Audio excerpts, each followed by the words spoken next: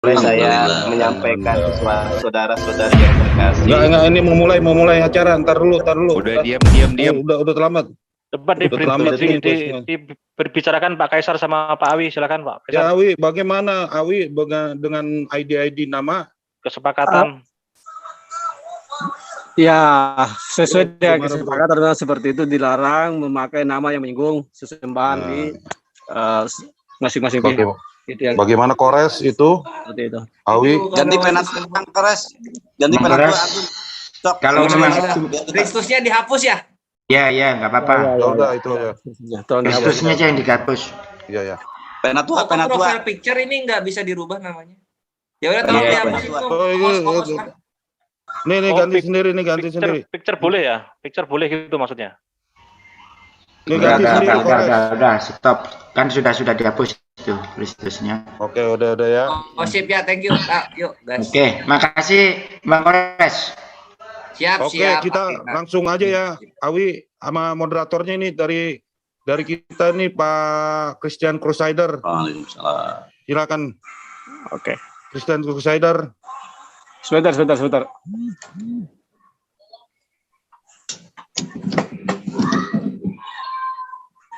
Oke, dari pihak Muslim Bang Juma, Ustadz Juma sudah siap. Coba dites mic-nya dulu.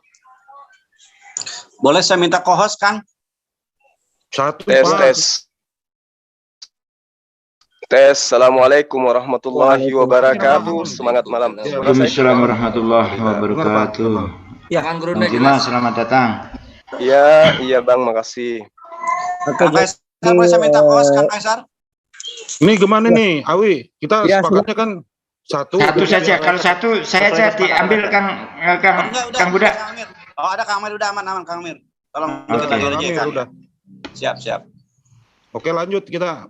Oke, sebelum masuk ke ke acara, saya kembali mengingatkan apa yang sudah saya sampaikan di grup kita, dan saya sudah japri ke Ade dan Bang Kaisar mengenai tema yang kita bahas malam ini. Itu adalah moralitas Al-Quran versus moralitas Alkitab ya. Artinya yang kita bahas di sini moralitas untuk kedua kitab suci itu.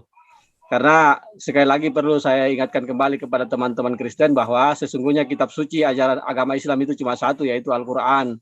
Adapun hadis itu bukanlah kitab suci bagi umat Islam. Silakan kalau ada di sini yang mau menanyakan masalah hadis apa kitab suci, saya rasa semua umat Islam di sini akan menjawab bahwa hadis itu bukanlah kitab suci.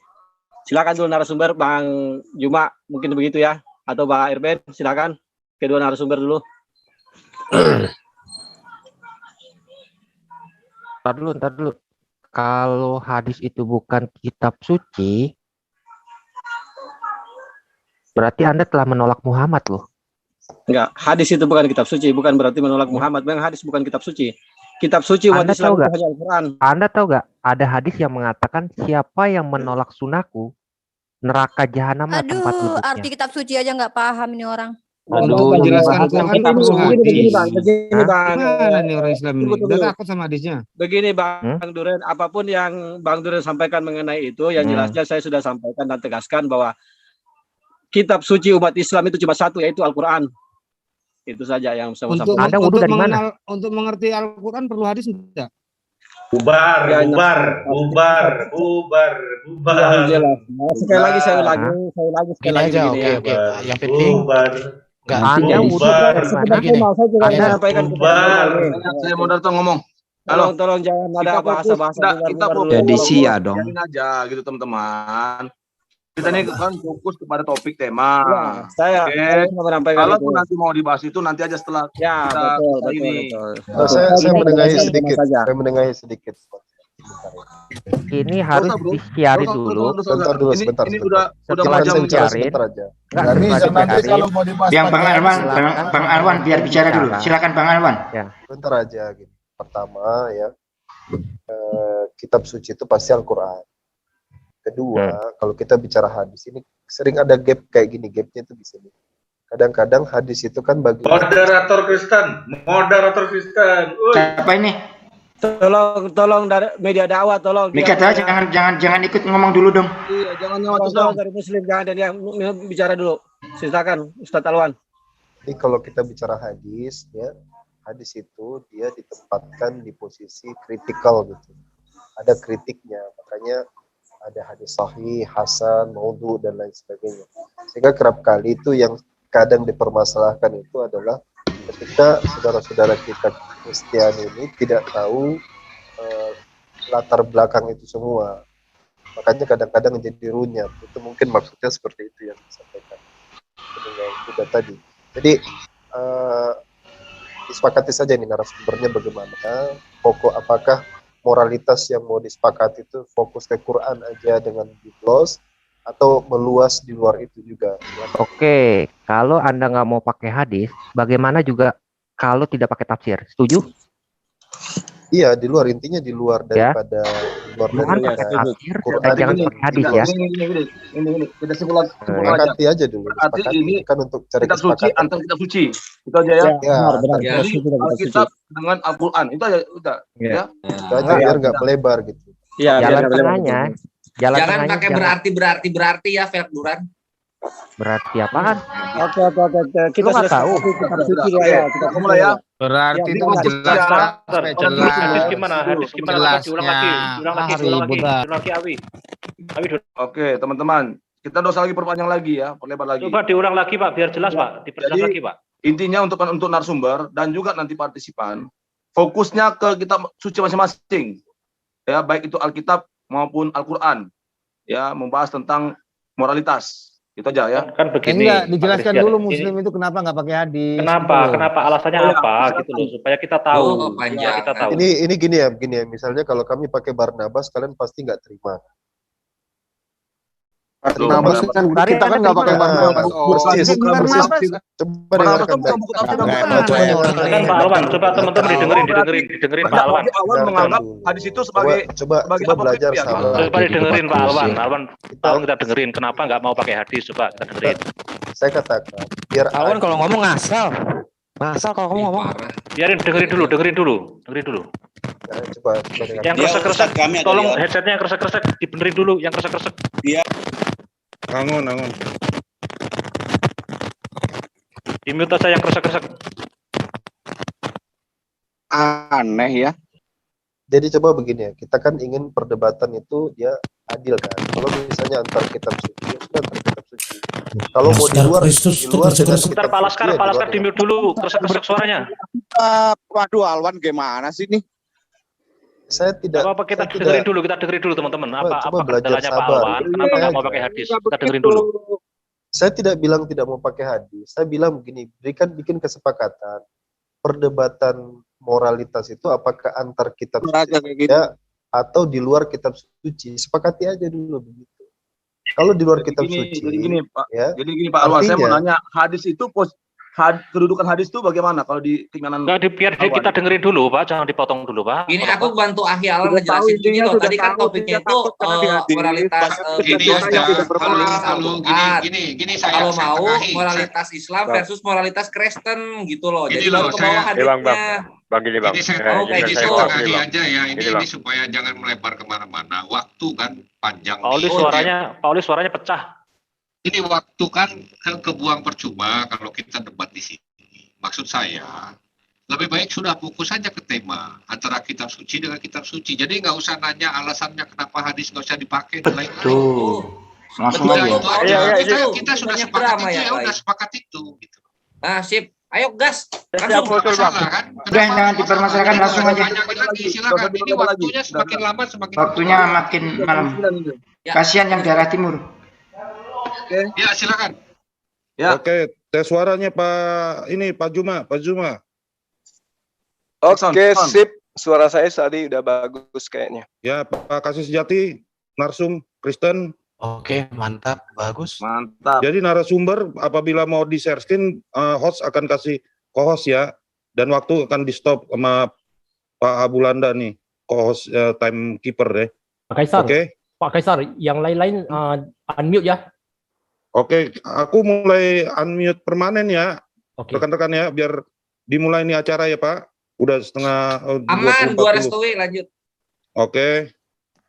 Silakan Pak Christian Kusada sebagai moderator nanti berikan waktu untuk Iya. berdoa bagi pihak Muslim. Oke, selamat malam. Shalom. Salam sejahtera untuk kita semua. Sebelum kita memulai dialog lintas iman atau lintas agama ataupun debat ya antara Erben dengan Juma dengan tema moralitas di masing-masing kitab suci, baik Alkitab maupun di dalam Al-Quran. Oke, sebelum kita memulai dialog lintas agama ini ataupun perdebatan ini, kita akan berdoa menurut agama masing-masing. Nanti pertama kali dari pihak Kristen, lalu nanti silakan saudara dari pihak Islam ditunjuk siapa yang akan memimpin doanya. Silakan. Dari pihak Kristen, doa. Ya, siapa yang mau berdoa nih? Pak Oli bersedia? Bro, unmute bro. Mereka di unmute. Harus suruh raise hand. Siapa yang mau? Dari Muslim nanti Pak Alip ya Pak ya. Dari Muslim Pak Alip aja. Ya, Pak dokter bisa doa, Pak dokter. Silakan Pak, dibuka Pak, mic-nya Pak. Pak dokter. Pak, ganti teman yang lain coba, silakan. Ini Pak Oli ya, saya udah buka. Pak Oli, silakan. Ya. Tolong di-unmute. Pak Oli.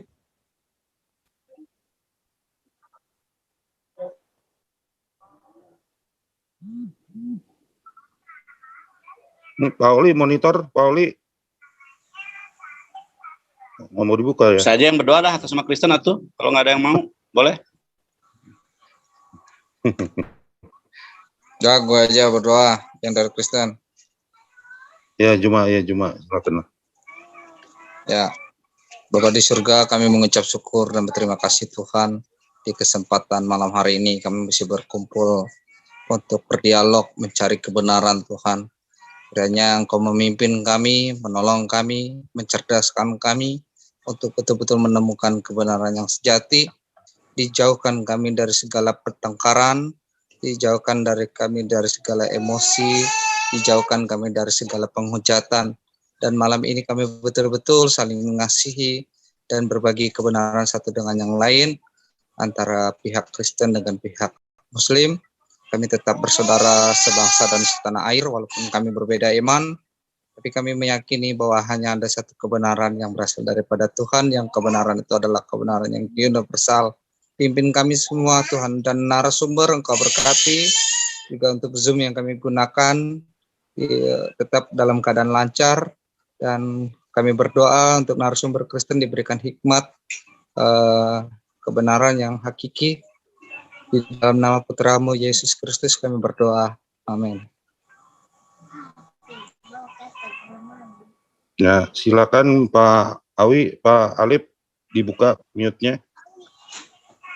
Oke, terima kasih. Silakan Bang Alip dan semua menarasiar Muslim, silakan di-live-kan on.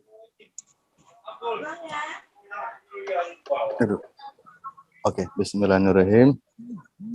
Terima kasih. Astagfirullahaladzim, wali jamil muslimin wal muslimat wal mu'minin wal mu'minat al ahya'i minhum wal amwat. Allahumma arhamna bil Qur'an, Allahumma arhamna bil Qur'an, Allahumma arhamna bil Qur'an, waj'alna hujjatan lil kafirin wal musyrikin wal yahudi wan nasraniyin. Ya azizul manul ghalib ala amri fala syai'an yu'adiluh. Bismillahirrahmanirrahim. Masmi syai'un fil ardi wala fis sama wa huwas samiul alim. Allahumma hasil maqasidana ya Allah fi adal makan, khususon Syekhuna Abang Zuma dan umumnya sahabat muslim di sini. Rabbana la tuzigh qulubana ba'da idh hadaitana wa hab lana min ladunka rahmah innaka antal wahhab. Rabbana afrigh alaina sabra wa sabit aqdamana wansurna ala qaumil kafirin wan nasraniyin wa yahudiyin wal musyrikin wa israiliyin. Ya Aziz ya Fatah ya Alim. Allahumma ya Allah. Allahumma layin kulubal alamina kama layin dal hari dari Daud alaihissalam. Allahumma layin kulubal alamina ala hidayatil Islam khususan bihadal makan min qaumin nasraniyin kama layin dal hari dari Daud alaihissalam. Ya Allah, tetapkanlah hidayah di dalam hati kami, lindungilah kami ya dalam melawan hujah-hujah dari sahabat-sahabat kami Berikanlah kami kemudahan dalam menjawab, lembutkanlah hati mereka dalam menerima cahaya Islam sebagaimana Engkau melembutkan besi kepada Nabi Daud alaihissalam. Rabbana atina fid dunya hasanah wa fil akhirati hasanah wa qina adzabannar walhamdulillahirabbil alamin. Amin ya rabbal alamin. Amin. Ya, oke, saudara, kita akan memulai debat kita malam hari ini dengan topik moralitas di dalam Alkitab dan di dalam Al-Quran.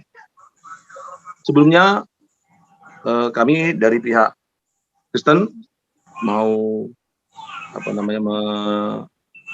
menampilkan ya channel-channel yang live acara debat malam hari ini, yaitu yang pertama FIC Official Channel, yang kedua Martir Channel, yang ketiga Kanuru, yang keempat Teolog Kontekstual, yang kelima Urban Channel, yang keenam Scott Orang Indonesia, yang ketujuh Friends Talking Channel, yang kedelapan Pavel 88 Channel, yang kesembilan Kaf Channel, yang ke-10 Plus Domba Kecil Channel, yang ke-11 Sang Apologet 12 Channel, yang ke-13 Apiang Channel.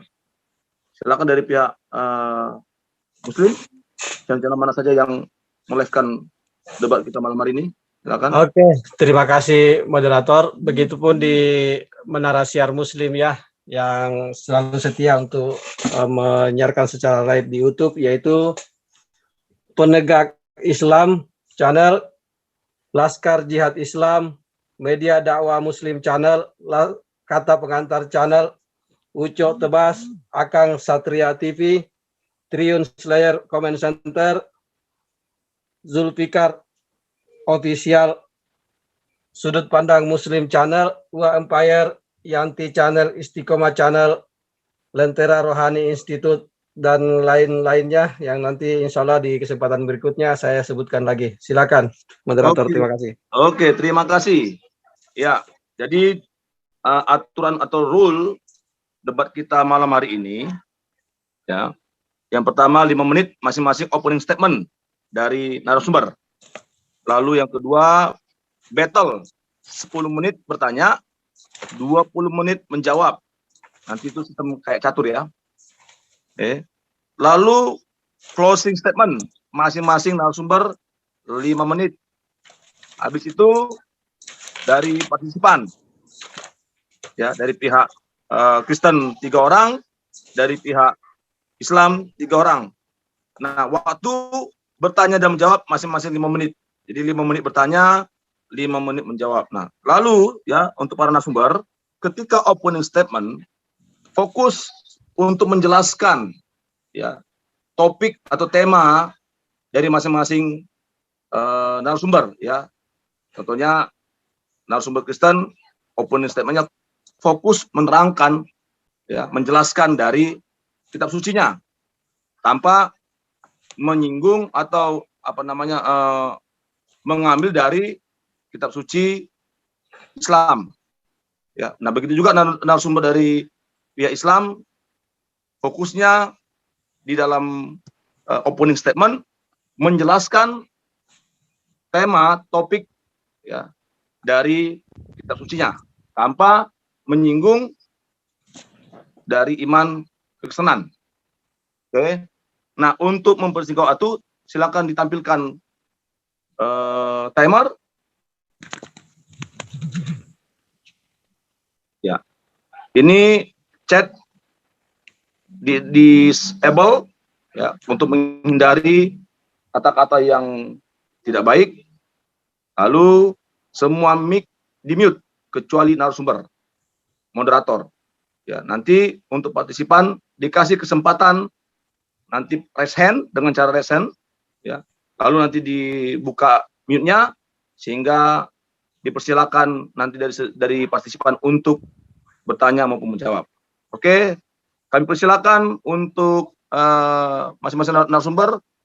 Saya mau bertanya dulu, ini opening statement yang pertama dari pihak Kristen atau dari pihak Islam? Dari pihak moderator Islam aja. aja dulu, Islam aja. Serah moderator aja bagaimana maunya kan. Ya, silakan. Dari pihak Islam, Juma, dipersilakan 5 menit opening statement. Waktu akan berjalan setelah Juma berbicara.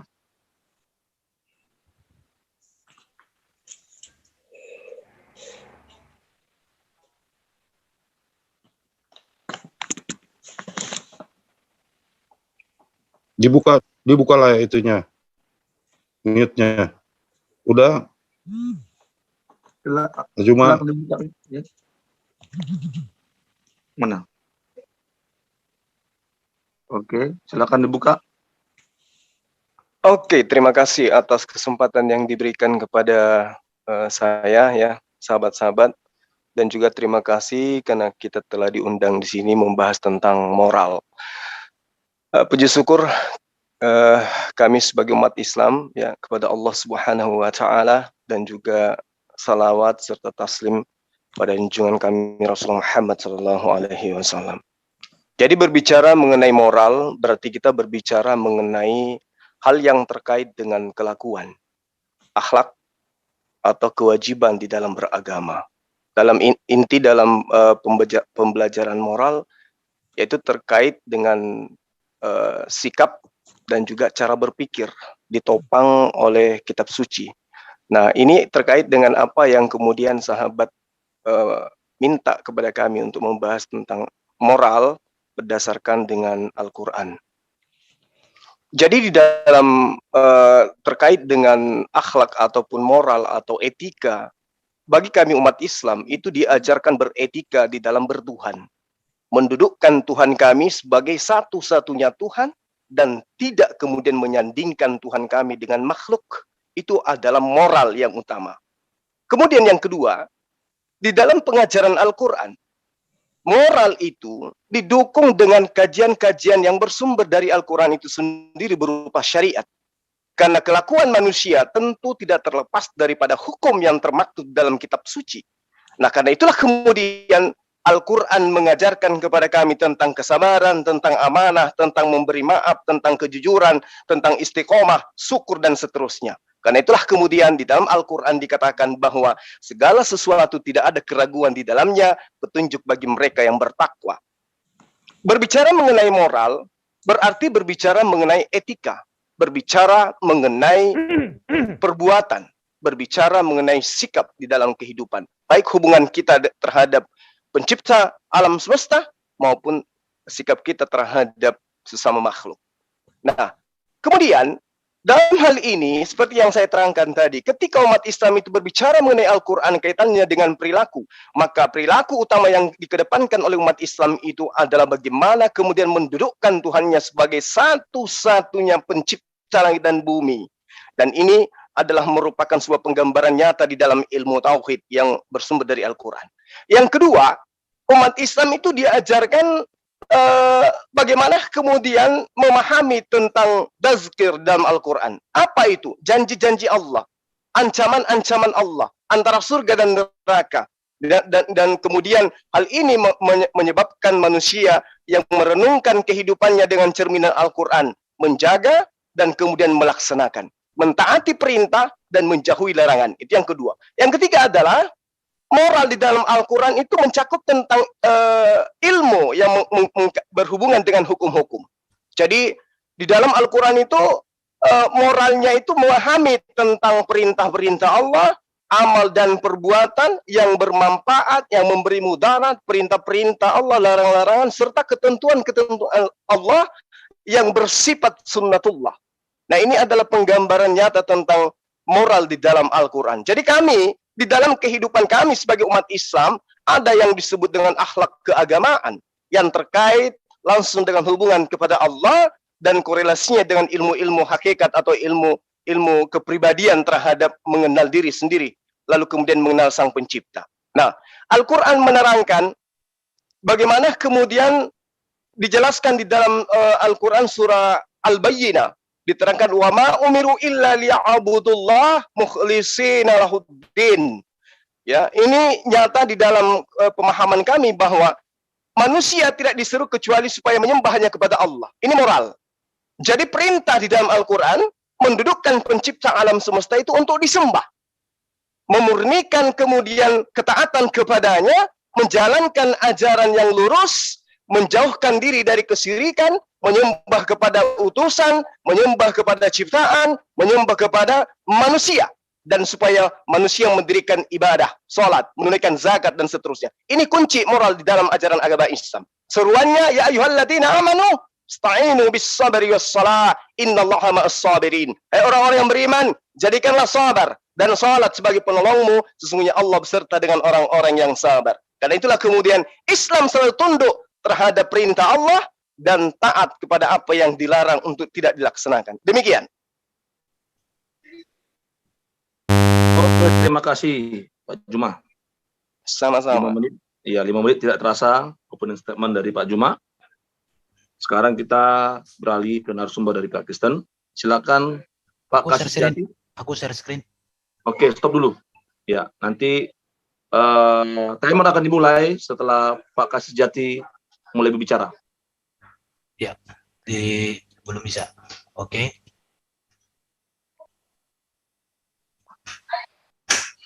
Ya. Oke, ajaran moral dalam Alkitab. Moral itu Latin mores. Itu berbicara tentang kesusilaan, kebiasaan baik. Jadi ini bukan berbicara tentang keesaan Allah. Kalau keesaan Allah itu dogmatika teologi, bukan kesusilaan, bukan kebiasaan baik. Patokan ajaran moralitas dalam ajaran Kristen adalah teladan dan ajaran Yesus. Seluruh ayat dalam Alkitab berpusat pada pribadi Yesus. Ajaran Yesus patokan hukum dalam menilai semua perilaku manusia. Segala perilaku yang tidak sesuai dengan ajaran Yesus, maka yang diperbaiki adalah manusianya dengan perilakunya, bukan ajaran Yesus. Ajaran Yesus sempurna. Ajaran moralitas Kristen berpusat kepada hati yang dibaharui oleh Yesus. Oke, saya tunjukkan ya. Standar moralitas yang diberikan Yesus. Yesus menerima seluruh hukum moral yang ada di dalam kitab Taurat. Tetapi hukum seremonial dan hukum sipil sudah disempurnakan. Ajaran Yesus tentang keluarga itu monogami, kesetiaan, dan kesucian. Tidak ada moral di luar daripada ini. Di luar daripada ini, dalam ajaran Yesus, itu amoral. Dalam pekerjaan, bekerja untuk Tuhan. Bekerja bukan hanya untuk dunia, ada ajarannya. Hubungan lawan jenis, memandang menginginkan perempuan sudah berzina, itu berdosa. Menginginkan di situ artinya itu standar moral yang sangat tinggi. Tentang pemerintah, moralitasnya, berikan kepada kaisar apa yang wajib beri kepada kaisar. Berikan kepada Allah apa yang wajib berikan kepada Allah. Jadi pusat ajaran moral dalam Alkitab adalah kasih kepada Tuhan dan kasih kepada sesama. Ini pusatnya. Maka dikatakan standar moralitas yang diberikan oleh Yesus adalah berbuat baik kepada yang baik, itu masih manusiawi.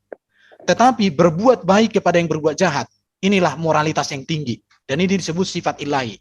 Ajaran Alkitab tidak mengenal berbuat jahat kepada yang berbuat jahat, berbuat jahat kepada yang berbuat baik. Tidak ada. Tetapi di ajaran Yesus adalah berbuat baik kepada yang berbuat jahat, berbuat baik kepada yang berbuat baik. Itu yang harus dikerjakan. Dan ini data-datanya ada. Baru sumber moralitas yang benar itu dari mana? Sumbernya adalah dari hati. Artinya kalau hati seseorang nggak beres, kelakuannya nggak beres. Jadi moral itu diawali dari hati yang dibereskan oleh Yesus.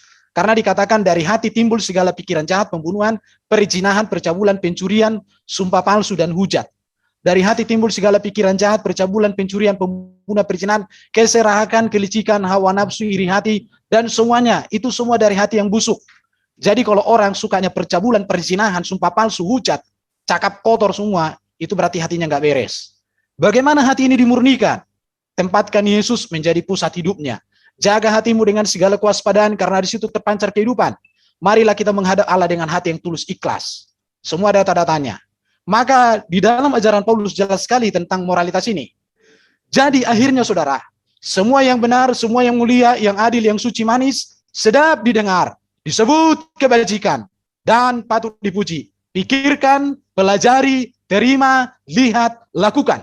Inilah dasar dari moralitas ajaran Kristen. Benar, mulia, adil, suci, manis, sedap didengar, disebut kebajikan, dipuji. Pikirkan, pelajari, terima, dengar, lihat, lakukan. Itu moralitas. Jadi nggak ada moralitas di luar daripada itu. Maka di sini jelas dikatakan percabulan, kecemaran, hawa nafsu, penyembahan berhala, ini semua perbuatan-perbuatan yang menyeleweng, yang tidak sesuai dengan kehendak Tuhan. Itu jelas sekali ya. Untuk apa orang memiliki moralitas yang bagus, sikap hidup, attitude, etika yang bagus? Buktinya adalah bahwa kita orang beriman. Tanda cinta kita kepada Tuhan. Bahwa kita mengasihi Allah kita mengasihi Kristus yang diutus oleh Allah kita. Supaya kita makin mengerti tentang kebenaran. Ketika kita melakukan kebaikan, ketika moral kita semakin bagus, maka kita akan semakin mengerti kebenaran. Supaya kita menjadi saksi Tuhan, saksi Kristus, yang menyebabkan nama Tuhan dipermuliakan. Maka disebut kita menjadi garam dan terang. Menjaga persekutuan dengan Tuhan, menjaga persekutuan kita dengan sesama, mendekatkan diri kita dengan Tuhan. Baru juga moralitas Kristen itu memberikan damai sejahtera. Baru supaya Tuhan memakai kita menjadi berkat, menjadi alat Tuhan untuk menyaksikannya. Baru agar kita dapat tempat yang tinggi, memiliki mahkota, nanti diberikan Tuhan. Ini yang harus dipahami tentang moralitas. Jadi moralitas itu dari pengertiannya jelas sekali, ini sangat jelas. Itu tentang kesusilaan. Bagaimana perilaku kita dengan istri, bagaimana perilaku kita dengan anak, bagaimana perilaku kita dengan tetangga, bagaimana perilaku kita dengan orang yang berbeda keyakinan. Itu berbicara kesusilaan. Itu berbicara tentang kebiasaan yang baik. Jadi bukan berbicara iman. Ya tentu di dalam Alkitab sangat banyak mengatakan tentang Allah itu Esa. Oke, sip, terima kasih. Oke, waktu habis. Terima kasih untuk Pak Kasih. Nah, saudara, saya mengingatkan ya rules Zoom kita atau debat kita malam hari ini ya, bahwa chat di close atau di disable ya. Nama setiap partisipan yang hadir di Zoom ini jangan artinya menghina sesembahan ya, jadi diganti ya, tolong menyinggung sesembahan tolong diganti. Nah, kata-kata mesra dihindari, pertanyaan jangan mengulang-ulang, oke, kecuali pihak narasumber yang akan menjawab meminta gitu, silakan diulang untuk penekanan, oke. Lalu host dan co-host cukup pemilik, moderator dan timer ya. Jadi itulah rule-nya. Lalu dilarang nanti partisipan ketika bertanya menyinggung ataupun istilahnya itu menghina ya atau merendahkan kitab suci maupun sesembahan masing-masing agama ya, dan menghujat. Kita pakai bahasa yang santun, bahasa yang sopan, sehingga diskusi ini boleh berjalan dengan baik. Oke, kita masuk termin yang kedua. Setelah open statement masing-masing narasumber 5 menit, kita masuk termin yang kedua adalah battle. Oh ya, saya ingatkan nanti bagi nanti pas partisipan ya, apabila nanti ada partisipan yang kurang sopan, 3 kali nanti diberikan peringatan, yang keempat saya akan taruh di waiting room. Ya, siapapun itu, baik dari pihak Kristen maupun dari pihak Islam. 3 kali ditegur, yang keempat saya akan taruh di waiting room atau saya kick. Oke, kita masuk ke battle. Bertanya 10 menit, menjawab 20 menit masing-masing narasumber. Oke, tadi karena sesi pertama sudah dimulai dari pihak Muslim, sesi battle kami persilakan dari pihak Kristen bertanya dulu selama 10 menit, lalu nanti Pak Juma menjawab selama 20 menit. Silakan Pak Kasih Sejati bertanya 10 menit. Timer. Ya, timer akan berjalan setelah Pak Kasih Sejati berbicara. Oke, saya share screen. Oke. Ini pertanyaan yang pertama ya. Bagaimana hukum moral dalam Al-Quran?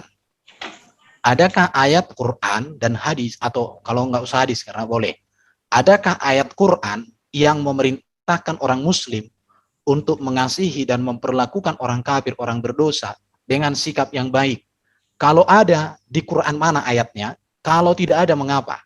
Sebab Allah dalam ajaran terdahulu, yaitu Yahudi dan Kristen, sama-sama menjadikan inti dan nilai seluruh ajaran adalah kasih kepada Tuhan dan kasih kepada sesama. Bahkan Yesus sempurnakan dengan mengasihi sesama seperti mengasihi Yesus sendiri. Pertanyaan saya, Ada nggak di Quran itu ajaran moral yang mengajarkan orang muslim bersikap kepada kaum kafir, kepada orang berdosa, bagaimana kalian memperlakukannya? Karena setahu saya di Quran itu cukup banyak saya temukan ayat-ayat untuk mau berperang, tapi untuk mengasihi saya belum ada. Barangkali Bro Juma, Gurunda, tolong bantu saya untuk mengerti kitab dan keyakinan Anda. Terima kasih. Oke, silakan stop. Pause waktu dulu. Pause timer, tampilkan timer. Tampilkan timer. Timer.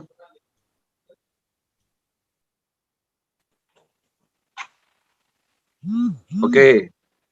Waktu menjawab 20 menit. Timer akan berjalan setelah Pak Juma berbicara. Silakan. Terima kasih atas pertanyaannya. Al-Quran mengatakan ya di dalam surah Ali Imran diterangkan bahwa fabima rahmatin minallahi lintalahum walau kunta fadzal ghalidha qalbi lam faddu min haulik. Di sini sangat jelas diterangkan bahwa maka berkat rahmat Allah engkau Muhammad berlaku lemah lembut terhadap mereka. Sekiranya engkau bersikap keras dan berhati kasar, tentulah mereka menjauhkan diri dari sekitarmu. Karena itu maafkanlah mereka dan mohonkanlah ampun untuk mereka dan bermusyawarahlah dengan mereka dalam urusan itu. Kemudian apabila engkau telah membulatkan tekad, maka bertakwalah kepada Allah. Sesungguhnya Allah mencintai orang-orang yang bertawakal. Kemudian di dalam surah Al-Maidah juga dianjurkan untuk memaafkan. Maka maafkanlah mereka dan biarkanlah mereka. Sungguh Allah menyukai orang-orang yang berbuat baik. Quran Al-Maidah ayat 13. Lalu juga di dalam Al-Quran surat Taha ayat 44 juga diterangkan, maka berbicara kamu berdua kepadanya dengan kata-kata yang lemah lembut. Mudah-mudahan dia sadar atau takut pada Allah. Nah ini sangat jelas di dalam surah Al-Qasas juga, dalam surah, ya benar, Al-Qasas ayat 77. Di situ juga diterangkan, dan berbuat baiklah kepada orang lain, sebagaimana Allah telah berbuat baik kepadamu. Itu beberapa ayat yang terkait dengan pertanyaan saudara. Silakan. Al-Maidah berapa tadi, Bro? Silakan stop timer. Al-Maidah berapa tadi? Ali Imran ayat 159. Yang Al-Maidah. Al-Maidah? Saya menyebutkan Al-Maidah ya. Iya, ada tadi Al-Maidah ayat 13. Apa yang Bro jelaskan menurut saya sangat berbeda dengan yang tertulis. Dikatakan karena mereka melanggar janjinya, kami kutuki mereka dan kami jadikan hati mereka keras membatu. Timer start ya. Oke. Ya. Nah, mengapa Bro ini? Saya percaya perkataan Bro atau percaya yang tertulis? Kan Quran ini kan, iya, Al-Maidah 13. Karena mereka melanggar janjinya, kami kutuki mereka dan kami jadikan hati mereka keras membatu. Mereka sukar berubah perkataan Allah dari tempat-tempat. Mereka sengaja melupakan sebagian dari apa yang mereka telah peringatkan dengannya. Dan kamu Muhammad senantiasa akan melihat kehianatan dari mereka kecuali sedikit di antara mereka yang tidak berkhianat. Maka maafkanlah mereka dan biarkan mereka, sesungguhnya Allah menyukai orang-orang yang berbuat baik. Tapi di sini dikatakan ada itu, melanggar janji, kami kutuki mereka. Ya, kami jadikan hati mereka keras. Yang mengutuki di situ siapa? Ya Allah. Ya Allah. Oke. Tetapi kepada umat Islam dianjurkan untuk memaafkan.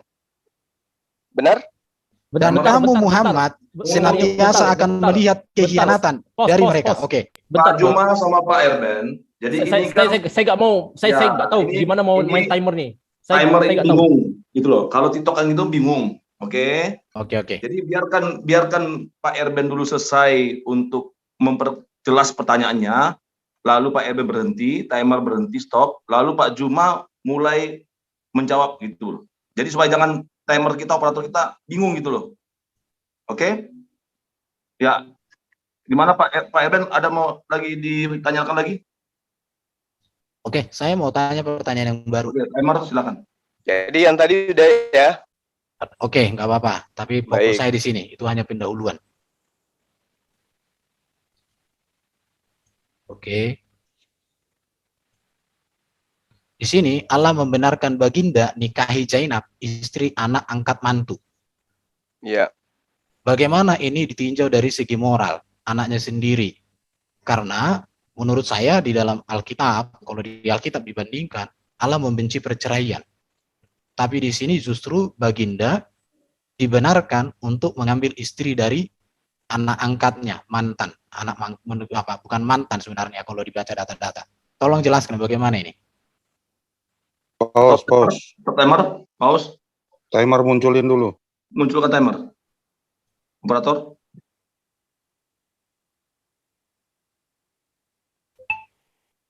Oke, timer akan berjalan setelah Pak Juma menjawab. Silakan.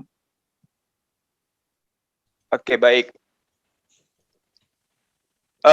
Ketika Anda mengatakan kemudian bahwa Rasulullah Muhammad Shallallahu Alaihi Wasallam itu menikahi Zainab, itu dia tidak menikahi istri dari anak, tapi dia menikahi seorang janda dari seorang umat Islam yang kemudian menjadi anak angkat beliau. Nah, ada hal yang Allah ingin sampaikan di sini. Bahwa kemudian berdasarkan Al-Quran surah Al-Ahzab ayat 36.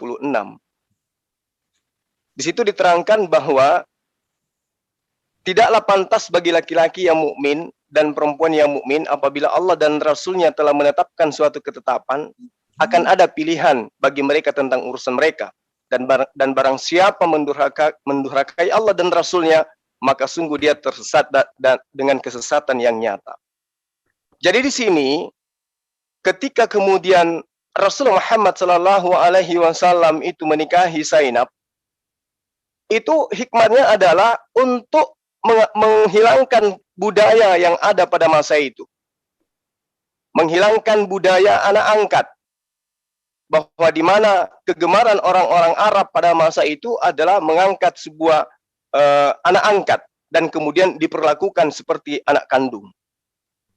Nah, lalu kemudian terkait dengan Said dan juga Zainab, itu jelas bagaimana kemudian Rasulullah Muhammad Sallallahu Alaihi Wasallam sesuai dengan yang pernah dituduhkan oleh orientalis Barat, bahwa Rasulullah berusaha untuk kemudian mengambil istri daripada anaknya, itu adalah salah. Karena yang menjadi masalah di sini adalah Rasulullah Muhammad Sallallahu Alaihi Wasallam itu menikahi Zainab, itu statusnya sebagai janda, bukan sebagai istri, dan juga bukan sebagai janda dari anak kandungnya. Ini yang perlu saya terangkan di sini. Jadi kemudian Rasulullah Muhammad Sallallahu Alaihi Wasallam itu menikahi Zainab, itu tidak ada hubungannya dengan melanggar moral, sama sekali tidak. Karena yang dinikahi beliau adalah mantan istri dari orang yang bukan dari anak kandungnya sendiri. Dan itu yang ingin diajarkan kepada bangsa jahiliyah, bahwa anak angkat itu kedudukannya tidak sama dengan anak kandung. Begitu juga dengan istrinya, tidaklah menjadi menantu dalam arti kata yang sesungguhnya. Demikian. Timer stop. Oke, silakan. Mungkin ini apa? Aku share screen lagi. Aku mau ini. Ini ada kata di sini. Maka tak kala Zaid, ya. Ini perlu diperhatikan ya. Maka tak kala Zaid telah mengakhiri keperluan terhadap istrinya, menceraikannya, kami nikahkan kamu dengan dia. Pertanyaannya, apakah waktu itu sudah cerai? Apakah cerai karena memang diinginkan, kemudian diizinkan? Maka dikatakan, maka tak kalah, maka ketika Zaid telah mengakhiri. Artinya, sebelumnya belum diakhiri. Karena yang kubaca ketika itu datang si baginda ke rumah, dilihat sedang sesuatu, akhirnya tertarik. Jadi di sini saya jadi bertanya ya, bagaimana seorang baginda bisa, seharusnya kan kalau ada persoalan di antara anaknya ini, dia harus tolong lah kan. Itu menurut saya, bukan malah diapakan. Tapi kalau penjelasannya bro seperti itu, ya apalagi mau aku bilang. Kami nikahkan kamu dengan dia Zainab, agar tidak ada keberatan bagi orang mukmin untuk menikahi istri-istri anak angkat mereka. Jadi ini menjadi patokan, tapi sebelumnya belum. Menurut saya, bagaimana Anda melihat ini? Sedangkan kalau di ajaran-ajaran sebelumnya perceraian pun nggak boleh. Coba dulu bro ini. Maka tak kala Zaid telah mengakhiri keperluan terhadap istrinya. Maka ketika, artinya sebelumnya belum. Itu gimana itu? Silakan. Oke, Di situ kan timer tunggu. Oke. Ya, Timer sip. tampilkan. Bentar ya. Baik. Ya. Bentar, oke. Oke, timer. Oke, timer berjalan setelah Pak Juma berbicara. Ya. Jadi yang Anda harus pahami kemudian adalah ketika Rasulullah Muhammad SAW itu memberikan nasihat-nasihat kepada istri daripada Said dan juga kepada Said sendiri. Bagaimana kemudian agar Said itu cinta dan sayang terhadap istrinya dan kemudian keduanya menjalankan tugasnya sesuai dengan fungsi masing-masing.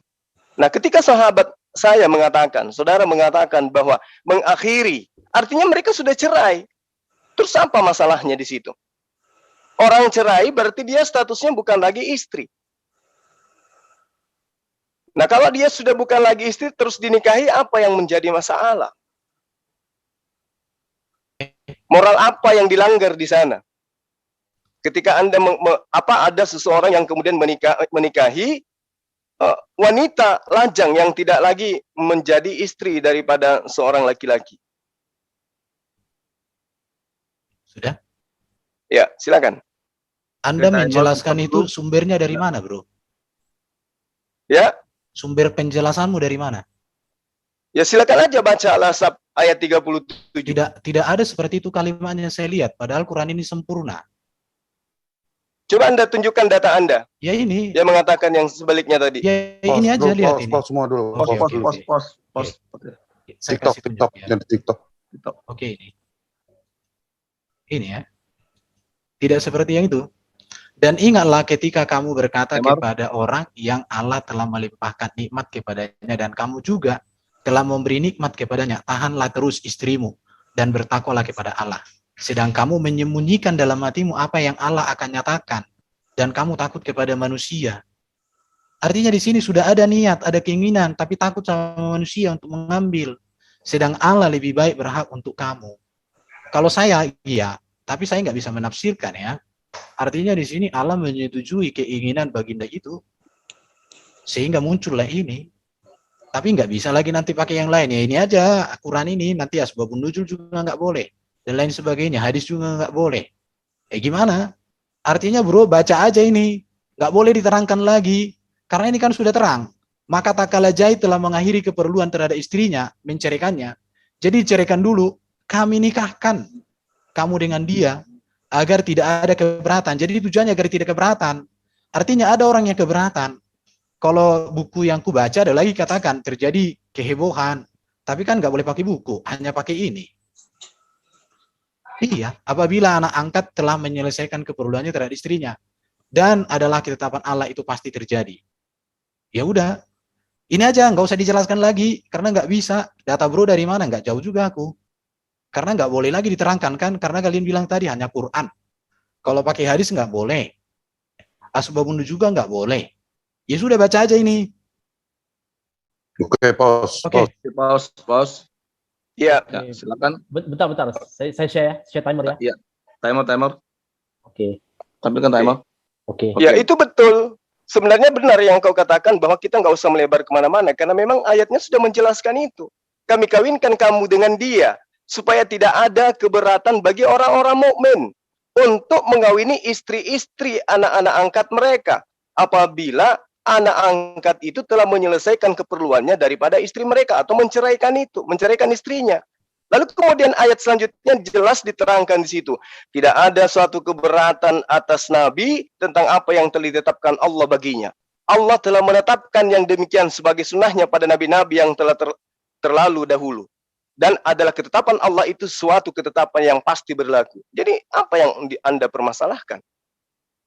Orang menikahi kemudian wanita yang sudah diceraikan oleh istrinya dan kemudian Rasulullah Muhammad SAW memberikan contoh itu sehingga orang-orang yang ada pada masa itu yang mau menikahi juga mantan istri dari anak angkatnya ya silakan saja. Di mana hal itu sebelumnya itu adalah hal tabu bagi orang-orang jahiliyah Arab pada masa itu. Oke. Iya. Aku Oke, tanya timer lagi yang pause. lain. Karena oke ya bentar ya. Ya, silakan. Oke, itu tentang Zaid ya. Timer jalan. Ya. Oh, ini nggak boleh nih kalau dengan Aisyah karena di hadis. Apa? Oke. Ini ya anak mantu. Baru kemudian Allah membenarkan baginda nikahi wanita lebih dari 4 orang. Kemudian Allah benarkan baginda menceraikan istri dan akan dapat ganti yang lebih baik. Ini semua ada. Baru ada di sini juga tentang hukum menggauli budak. Budak juga boleh digauli, anak mantu juga boleh, bahkan istri boleh lebih dari 4. Berdasarkan data-data ini ya, ini baru bisa juga ceraikan istri diganti dengan yang lebih bagus. Ini bagaimana bro menjelaskan ini tentang moralitas? Aku jadi bertanya-tanya aja ya. Kalau ini nggak boleh karena ini bukan ini ya. Nah ini hadis, nggak boleh hadis. Nah ini nggak boleh juga hadis ya. Oke itu aja dulu. Gimana itu bro? Ini. Ya, jadi begini saudara. Bentar, timer, bentar. Tunggu, timer. Tampilkan timer. Bentar ya, oke. Oke, jadi begini. Bentar. Artinya yang kutanya betul itu ayat-ayat itu ya, itu aja. Oke, saya mulai ya. Saya mulai ke timer ya. Udah? Oke. Silakan Pak Juma. Baik, terima kasih. Jadi ketika Anda kemudian mengambil dalil dalam Al-Quran mengatakan bahwa Rasulullah kemudian itu mengambil menikahi anak menantunya, Anda salah di situ ya. Tolong jangan dibangun paradigma berpikir yang akan meracuni otak Anda sendiri. Yang dinikahi itu adalah janda dan dia adalah bekas istri dari seorang Said, bukan anak kandungnya tapi anak angkatnya. Itu poinnya. Kemudian ketika Anda membawa menikah dari lebih dari 4, kemudian dibolehkan, dihalalkan menggauli budak dan seterusnya. Anda harus tahu bahwa satu-satunya nabi menjadi pelopor bagi umat manusia yang menikahi istri sedikit itu hanya Rasulullah Muhammad SAW. Ya, itu yang perlu Anda pahami. Karena kenapa? Di dalam kitab Anda juga diterangkan bagaimana kemudian Musa, bagaimana kemudian Salomo, bagaimana kemudian Daud. Lebih dari apa yang Anda kira terhadap Rasulullah Muhammad SAW.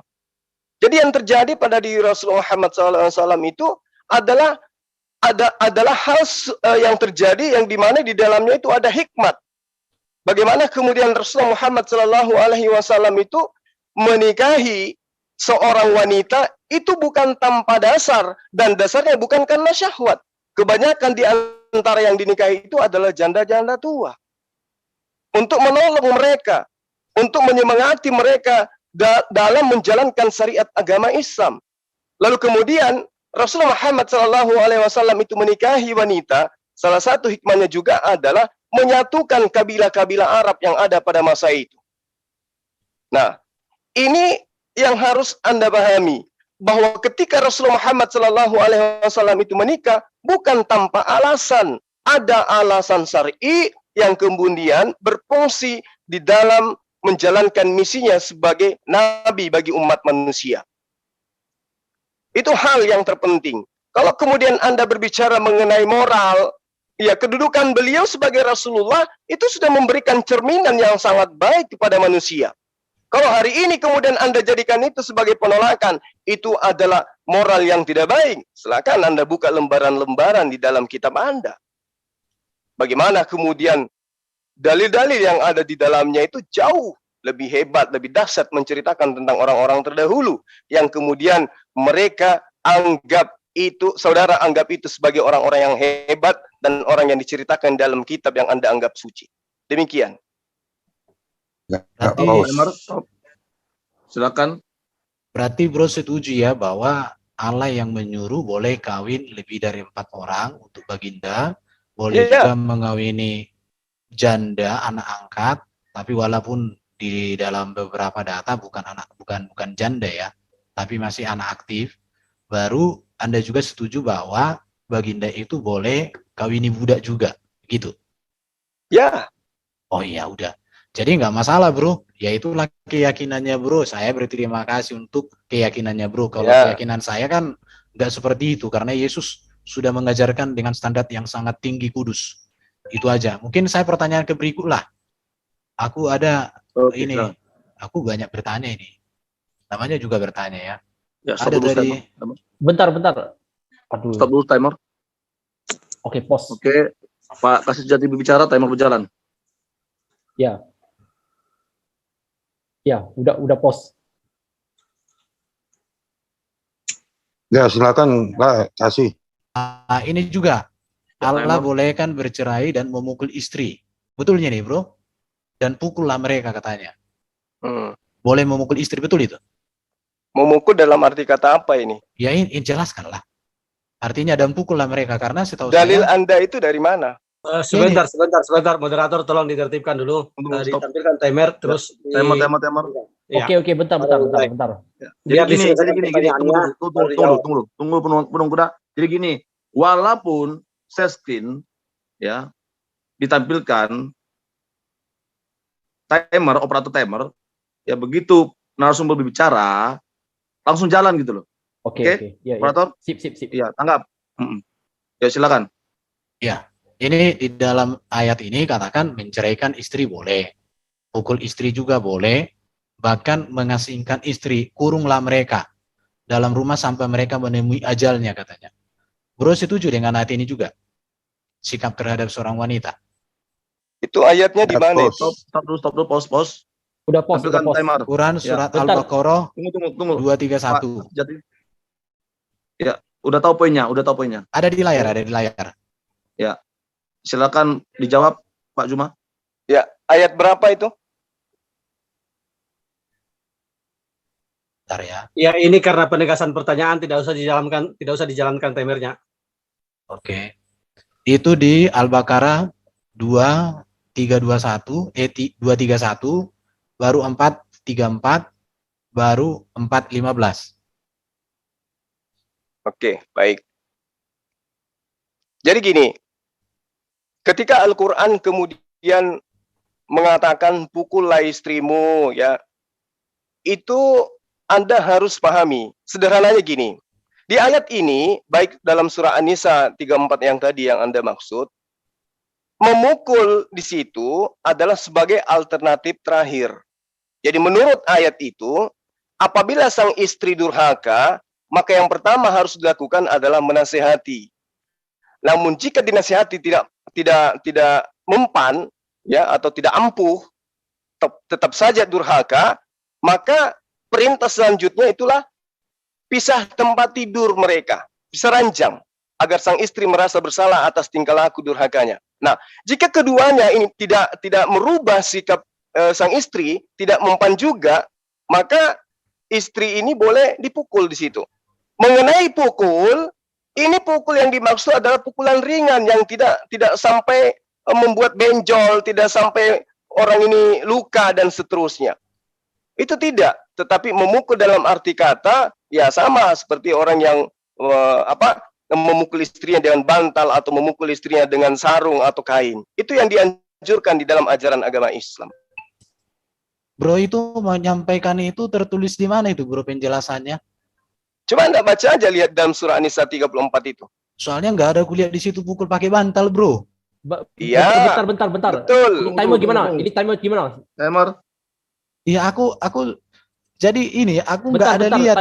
Timer start atau gimana? Pos dulu dua-duanya pos. Oke. Penegasan tidak apa-apa, kita kasih toleransi. Ini perlu dijelaskan secara jernih ini. Di pause saja dulu. Silakan Bang Erben. Iya, aku tidak menemukan di dalam ayat itu pukul ringan. Bahkan di sini dikatakan diasingkan loh sampai menemui ajal. Ya saya nggak ngerti itu gimana itu mengasingkan sampai mati. Di mana itu tertera? Ayat apa? Coba terangkan kepada saya. Al-Quran surah? Saya tidak menerangkan, saya bertanya. Enggak, surah apa kok sampai Anda katakan seperti An-Nisa itu? 4:15. Coba share screen dulu. Oke, saya share screen ya. Coba share screen biar dibaca. Ini sampai ajal itu, jadi menurut saya lebih dari memukul itu. Itu tekanan psikologi tinggi, tapi ya kalau bro katakan itu hanya mukul pakai bantal atau mungkin dipukul An-Nisa pakai... ayat berapa? Ini ada di layar. Saya pakai HP kecil, saya nggak bisa lihat. Sebut aja, Anda kan bisa membaca. Anissa 15. Berapa? Anissa 15. Kok ada ayat 400 Anissa gimana? 15. Anissa 15. Ya. Yang tadi Al-Baqarah ayat 231. Iya. Lalu jadi di sini 34. Oke, bentar ya, timer masih di pause ya kedua-duanya. Ya, jadi gini Pak Juma, ya. saya akan bantu. Yang pertama tadi Al-Baqarah ayat 231. Oke. Iya. Yang kedua Anissa ayat 34. Iya. Oke. Yang ketiga Anissa ayat 15. Oke, silakan. Timer berjalan. Oke, Timer set screen. Ya, oke. Set screen. Bentar ya. Oke. Oke. Sip. Ya. Jadi gini, saya ambil aja satu data ya di dalam surah An-Nisa ayat 15 ini. Di situ diterangkan dan para perempuan yang melakukan perbuatan keji. Ini perbuatan keji loh. Paham ya perbuatan keji itu kayak mana ya? Di antara perempuan kamu, maksudnya istri-istri kamu. Hendaklah terhadap mereka ada 4 saksi di antara kamu. Jadi harus ada 4 saksi yang menyaksikan perbuatan keji ini baru kemudian didudukkan sebagai perkara keji. Apabila telah diberi kesaksian, maka kurunglah mereka perempuan itu di dalam rumah sampai mereka menemui ajalnya atau sampai Allah memberi jalan yang lain kepadanya. Nah, apa yang Anda permasalahkan di sini? Silakan. Yang keji itu apa itu yang keji? Nah, itu dia. Seperti berzina, ya, itu adalah perbuatan keji. Tapi kalau berzina di Muslim itu kan dirajam, bro. Nah itu iya betul. Tapi kok diasingkan di situ? Nah ini kan ada saksi. Kalau misalnya ada sudah 4 saksi, ya sudah. Pos dulu. Oke. Kalau penekanan, ya, nggak usah jalan timer Pak kasih jati gitu. Kecuali beliau bertanya baru jalan. Oke? Oke. Ya, silakan Pak Juma. Iya. Jadi gini. Ini waktu siapa? Pak Juma. Oke. Ya, silakan Pak Juma. Oke. Jadi ayat yang sangat jelas di sini ya, perbuatan keji ini adalah perbuatan yang ingkar terhadap apa yang kemudian menjadi kewajiban sebagai seorang muslimah, baik itu terhadap Allah maupun terhadap suaminya yang melanggar syariat. Itu yang perlu saudara pahami. Lalu kemudian ketika diterangkan, dikurung ya perempuan ini dalam rumah sampai mereka menunggu ajal, ini tidak ada masalah. Apa masalahnya kemudian? Yang salah itu kalau dikurung di dalam penjara, ini di dalam rumah. Tapi tentu kemudian ketika istri ini di penjara atau dikurung di dalam rumah, kewajiban seorang suami harus tetap dijalankan. Karena ini adalah bagaimana kemudian menjadikan istri ini menjadi lebih baik. Nah, dalilnya menerangkan au yaj'alallahu lahunna sabila. Atau datang petunjuk Allah atau sampai Allah memberi jalan yang lain kepadanya, kepada seorang perempuan ini.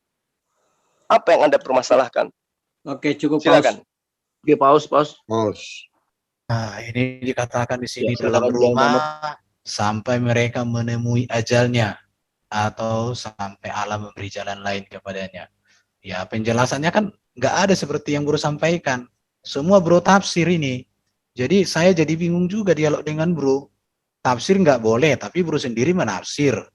Jadi ya, ini pemahaman saya terhadap Quran. Saya menafsirkan karena memang tafsirnya kayak begitu. Oh.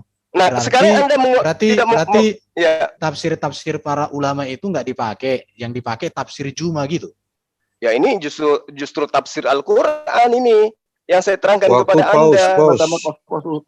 Tapi tadi nggak boleh pakai tafsir, nggak boleh pakai hadis.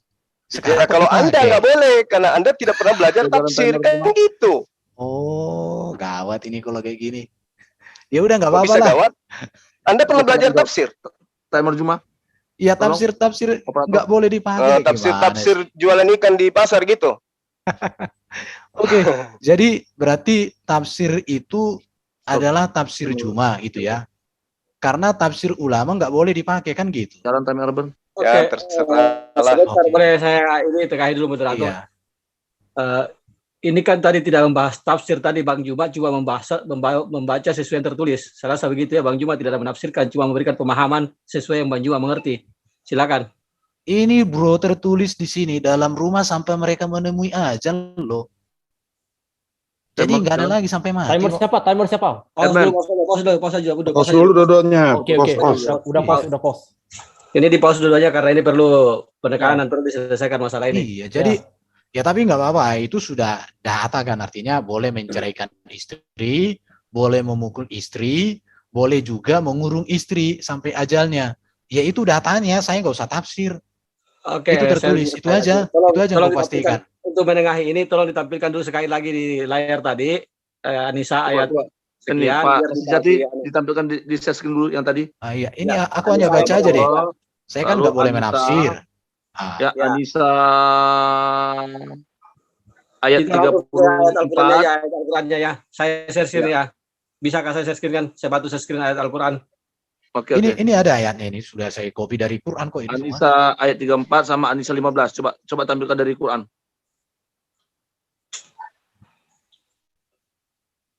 Coba diinikan dulu share screen dari Pak Kasijati. Ya silakan dari apa? Saya share screen ya. Anissa 34. Ini layar Anissa 15 dulu ya. Silakan Bang Juma dijelaskan ini, karena saya tadi menyimak Bang Juma memang menjelaskan sesuai dengan yang tertulis, bukan yang tertafsir. Silakan Bang. Silakan Anda. Iya. Layar. Timer jalan. Bentar, saya share screen dulu. Timer jalan. Ya, ketika Pak Juma bicara, timer jalan. Oke. Ya. Ini sama dengan dalil yang ada di dalam surah An-Nisa ayat 34 tadi kan. Saya jelaskan bahwa ini penekanan Al-Quran terkait dengan moral, wanita berzina itu seperti itu kedudukannya. Tidak sama seperti kitab agama lain, perempuan justru memanggil laki-laki untuk berzina sampai pagi ketika suaminya di dalam perjalanan. Kalau di Al-Quran jelas ini wanita dikurung sampai dia meninggal di dalam rumah. Saking tidak bolehnya berzina itu, terus apa yang dipermasalahkan tentang moral terhadap Al-Quran ini? Justru ini pelarangan untuk melakukan persinahan. Oke, kita ke Anissa 34. Tadi sudah Anissa 15. Kita ke Anissa 34. Timer saya pause ya. Ya, pause timer. Nanti ketika Pak Juma mulai bicara baru jalan timer. Oke. Ya, ini semua menyaksikan di layar ya, Anissa 34. Silakan Kanda dijelaskan. Ya. Oke. Ya, jadi kalau dalam surah An-Nisa ayat 34 di situ memang ada kata pukula. Tetapi kemudian diterangkan pukulan di sini itu bukan pukulan seperti memukul maling, tetapi ini dipukul dengan lembut, tidak keras. Ya. Dipukul dengan lembut, tidak keras, setelah diberi peringatan, setelah dinasehatin, kemudian dia tetap saja melakukan hal yang merupakan pelanggaran terhadap syariat Islam, maka wanita, laki-laki sebagai pemimpin itu bisa melakukan pemukulan dalam arti kata, bukan dipukul dalam perspektif pemikiran kita. Ya itu saya kira cukup ya jawaban saya. Oke, di pause waktunya ya. Silakan. Oke, sudah pause. Moderator ya.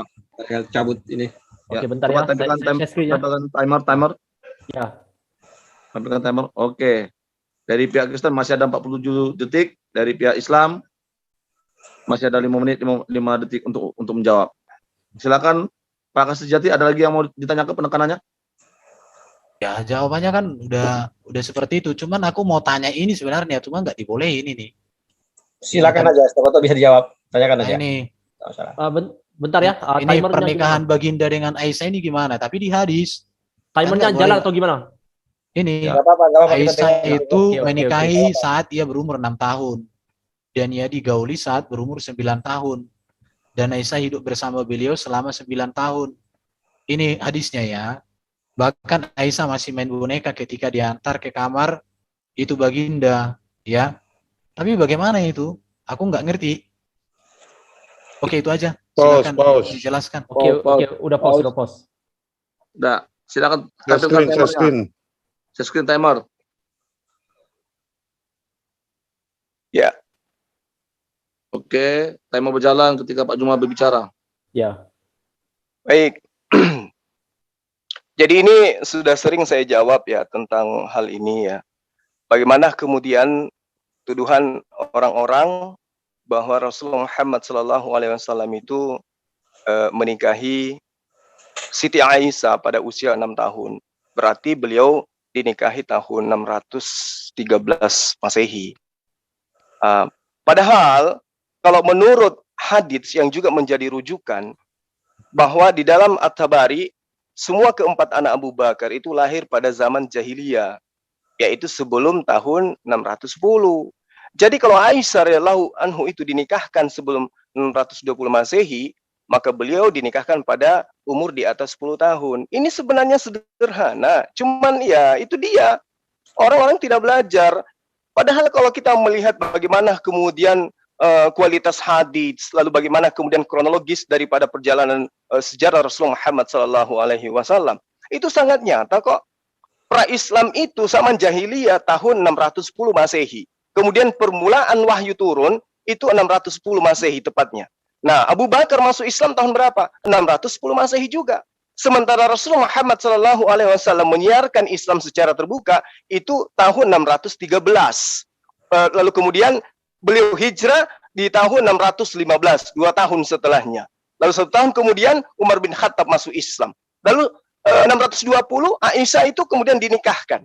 Nah, 622 hijrah ke Madinah. 623 atau 624 Aisyah berumah tangga, beristri dengan Rasulullah Muhammad SAW. Jadi usianya berapa? Coba dihitung sendiri. Di atas 10, di atas 14 tahun malah. Betul sekali. Oke, begitu jawabannya. Silakan di pause. Silakan. Pause. Ya, silakan. Pak Kasijati. Ya, karena artinya gini ya, Baginda Muhammad bercerai, Allah izinkan. Baginda Muhammad nambah istri, Allah izinkan. Baginda Muhammad dengan budaknya pun atau dengan apapun Allah izinkan. Ya berarti karena seperti itu Allahnya berujuma, ya saya harus menghargai, itulah Allahmu. Tapi Allahku nggak seperti itu aja bedanya. Itu ya yang mau saya tegaskan. Jadi yang mau saya tanya lagi, ada sebenarnya banyak ini pertanyaan-pertanyaan. Stop dulu waktunya itu. Stop dulu, pause. Ya, udah. Ini supaya tidak mengganggu ya. Waktu jalan? Nah ini. Jangan Ya. tunggu dulu. Oke. Biar aja diselesaikan ini pertanyaan. Dikatakan setan menyesatkan, Allah juga menyesatkan. Bagaimana ini, bro? Ya. Oke, diperjelas saja pertanyaannya sampai selesai. Nggak apa-apa, kita kasih toleransi waktu lebih karena tidak cukup lagi waktunya kayaknya. Kalau Silakan. Allah menyesatkan itu, moralitasnya itu seperti apa kira-kira? Karena aku kaget juga ketika baca ini, Allah kok bisa menyesatkan, setan menyesatkan, kok agak mirip sifatnya, aku pikir gitu. Jadi silakanlah terangkan, Bro Juma, silakan. Oke, bisa tunjukkan dalil. Tampilin. Ada share screen. Tampilkan Saya biar saya screenkan ayatnya. Ayat berapa saya pernah ada ini? Mau share screen aja. Silakan. Surah berapa itu? Surah berapa tadi? Surah saya pernah baca itu surah kalau tidak salah berapa ya? Biar di share screen. Bang Herbert, surah berapa itu? Pak Kasijati, dibacakan aja dari surah berapa? Biar Allah menyesatkan iblis itu 15:39. Surah 15 ayat 39.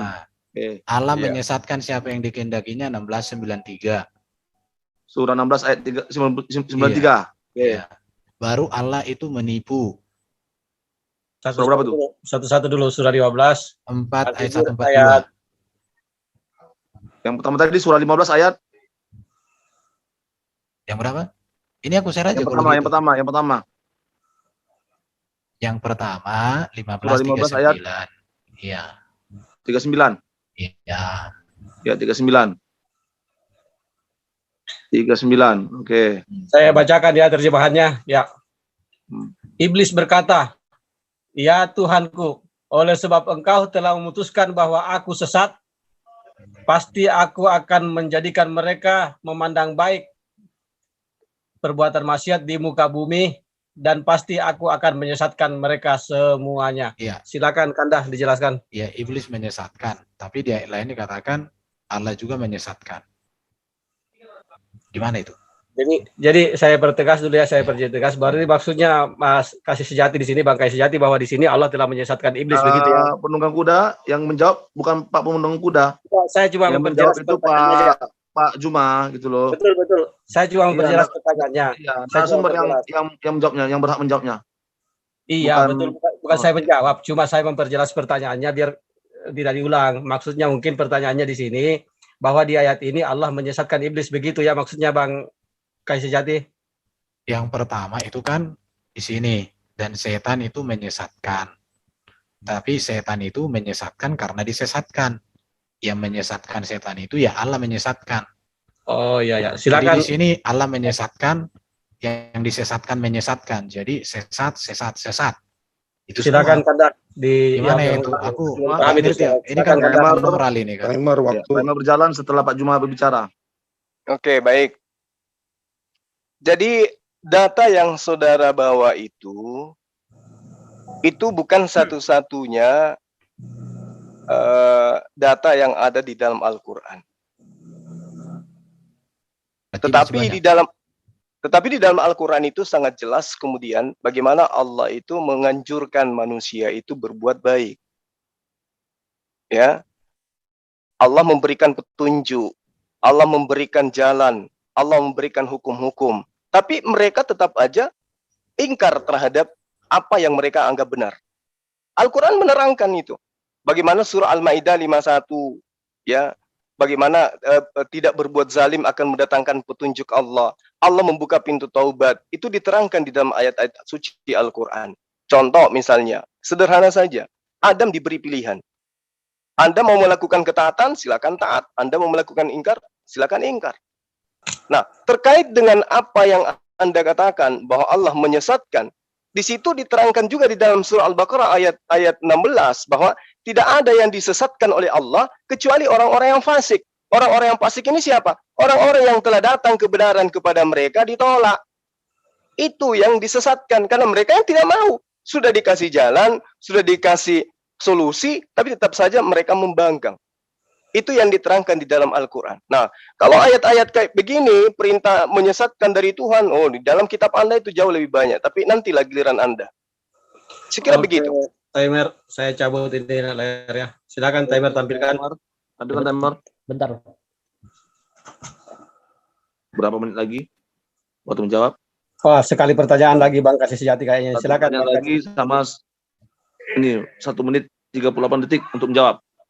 Silakan Pak Kasih Sejati. Pertanyaan lagi. Terakhir. Terakhir ya bertanya. Bentar aku lihat dulu.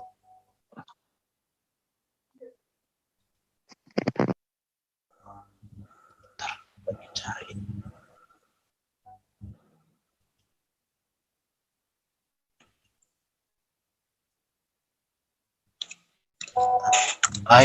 Ini, aku tanya dulu ini supaya aku jangan penasaran, bro. Ini aku ada data. Nah ini supaya ini kan tentang moralitas. Baginda dan Kirfah. Ini seorang pemimpin Arab. Dia dibunuh. Bentar. Timer jalannya. Timer jalan. Oke. Zaid disuruh untuk membunuh Kirfah. Dia mengikat kedua kakinya dengan tali dan mengikat tali-tali pada 2 unta. Dia lalu memacu unta-unta ke 2 arah yang berlawanan sehingga membelah tubuh Kirfah menjadi 2. Ini bagaimana bro ini dikaitkan dengan moralitas? Waktu habis. Iya, itu aja. Silakan. Waktu habis untuk pertanyaan 1 menit 38 detik.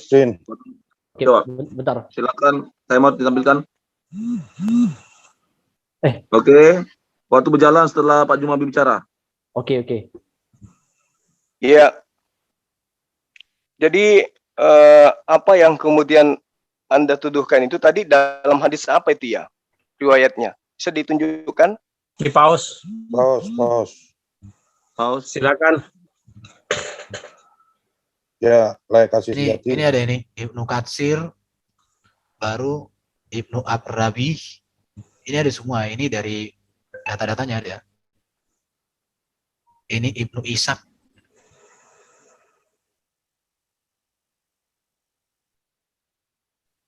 Ini data-datanya ada.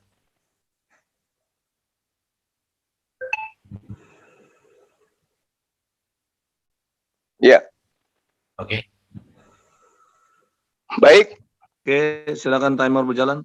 Ya. Teruskan dulu. Ya, bentar. Timer. Bentar. Oke. Oke, silakan Pak Juma. Baik. Jadi hadits yang Anda terangkan itu, ya coba Anda lihat di dalam Sirah Nabawiyah. Di situ lengkap tertulis. Maka tentu saja dalam hadits itu harus di Sirah Nabawiyah itu harus ada sanad periwayatan dalam Tarik Nabawi di atas daripada kemudian sejarah atau cerita yang Anda bawa hari ini. Nah, kalau kita memeriksa sanad periwayatan atau asli atau kesahihan daripada hadits ini, di dalam Sirah Ibnu Hisham ditelusuri bahwa kisah pertempuran yang Anda ceritakan, bagaimana kemudian Umi Kirfah itu diriwayatkan oleh Muhammad Umar bin Al-Waqdi, itu menurut para ulama, khususnya Ibnu Jauziyah, itu tertuduh sebagai pemalsu dari ulama hadis. Ya, mereka dituduh sebagai pemalsu dari ulama hadis itu sendiri. Dan dalam kisahnya tidak disebutkan dalam Al-Bidayah atau Nihaya Ibnu Katsir bahwa di situ jelas tidak dinyatakan bahwa sesuatu disebutkan oleh Ibnu Hisham dalam Sirah Nabawiyah dalam periwayatan cerita tersebut seperti yang Anda ceritakan. Itu tidak ditemukan cerita itu. Itu tidak ada. Jadi Ibnu Jauzi menganggap bahwa hadis itu tidak sah dijadikan sebagai dalil. Oke. Itu jelas itu di dalam kitab yang kami jadikan sebagai panduan di dalam belajar tentang Tarikatul Islam. Di Sirah Nabawiyah tidak habis waktu habis. Oke, intinya tadi itu hadis tidak bisa diterima kesahihannya. Ya, silakan. Ya, sesi pertama battle telah berakhir, kita masuk dari termin yang kedua battle. 10 menit dari pihak Islam yaitu Pak Juma bertanya, 20 menit dari pihak Kristen yaitu Pak Kasjati menjawab. Silakan. Timer akan berjalan setelah Pak Juma bertanya. Interupsi moderator. Sebelum itu boleh iklan dulu kah? Silakan. Oh, iya silakan. Iklan. Ya, ada sih teman-teman dulu. Oke, kembali kami sampaikannya bahwa luar biasa ini acara ini ya. 73 partisipan di Zoom dan disiarkan secara live di hampir mungkin 30 ya, 30 channel YouTube. Ya, dari Menara Siar Muslim yaitu Penegak Islam Channel, Laskar Jihad Islam, Media Dakwah Muslim Channel, Kata Pengantar Channel, Ucok Tebas, Triun Slayer Comment Center, Akang Satria TV, Rahasia Alif, Naja Media TV, Pendeta Abednego Penyampai Kebenaran, Sudut Pandang Muslim Channel, Istiqomah Channel, dan yang paling utama Zulkifli M. Abbas Official Channel. Silakan, moderator.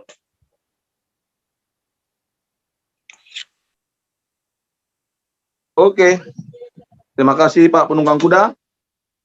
Ya, ini iklan juga dari pihak Kristen. Untuk channel-channel Kristen yang melive-kan debat malam hari ini, yang pertama yaitu FIC Official Channel, Martir Channel, Kanuru Teolog Kontekstual, Urban Channel, Scott Orang Indonesia, Friends Talking Channel, Pavel 88 Channel, Kaf Channel, Domba Kecil Channel, Sang Apologet 12 Channel, Apiang Channel, dan channel-channel yang lain. Dan jangan lupa, kita hari Jumat dan hari besok, Sabtu, kita ada dialog lintas agama, ya materinya hari Jumat, Islam bertanya, Kristen menjawab. Jadi selama 2 jam, waktunya, silakan Islam yang bertanya, Kristen yang menjawab. Dan pada hari Sabtu, materinya adalah Kristen bertanya dan dari pihak Islam menjawab. Jangan lewatkan. Betul diskusi sekali, mantap. Oke, terima kasih. Kita masuk ke sesi yang kedua battle. Silakan Pak Juma bertanya selama 10 menit. Waktu akan berjalan setelah Pak Juma berbicara. Baik, terima kasih. Ya, ini berbicara mengenai moral. Dan kitab yang Anda imani itu juga adalah kitab yang Anda sebut dengan Perjanjian Lama. Di dalam Kejadian 19, jelas di situ diterangkan ada 2 orang wanita, adik-beradik, adik kakak ya, itu boleh dikatakan memperkosa bapak kandungnya sendiri. Moral apa yang ingin Anda utarakan di sini? Silakan.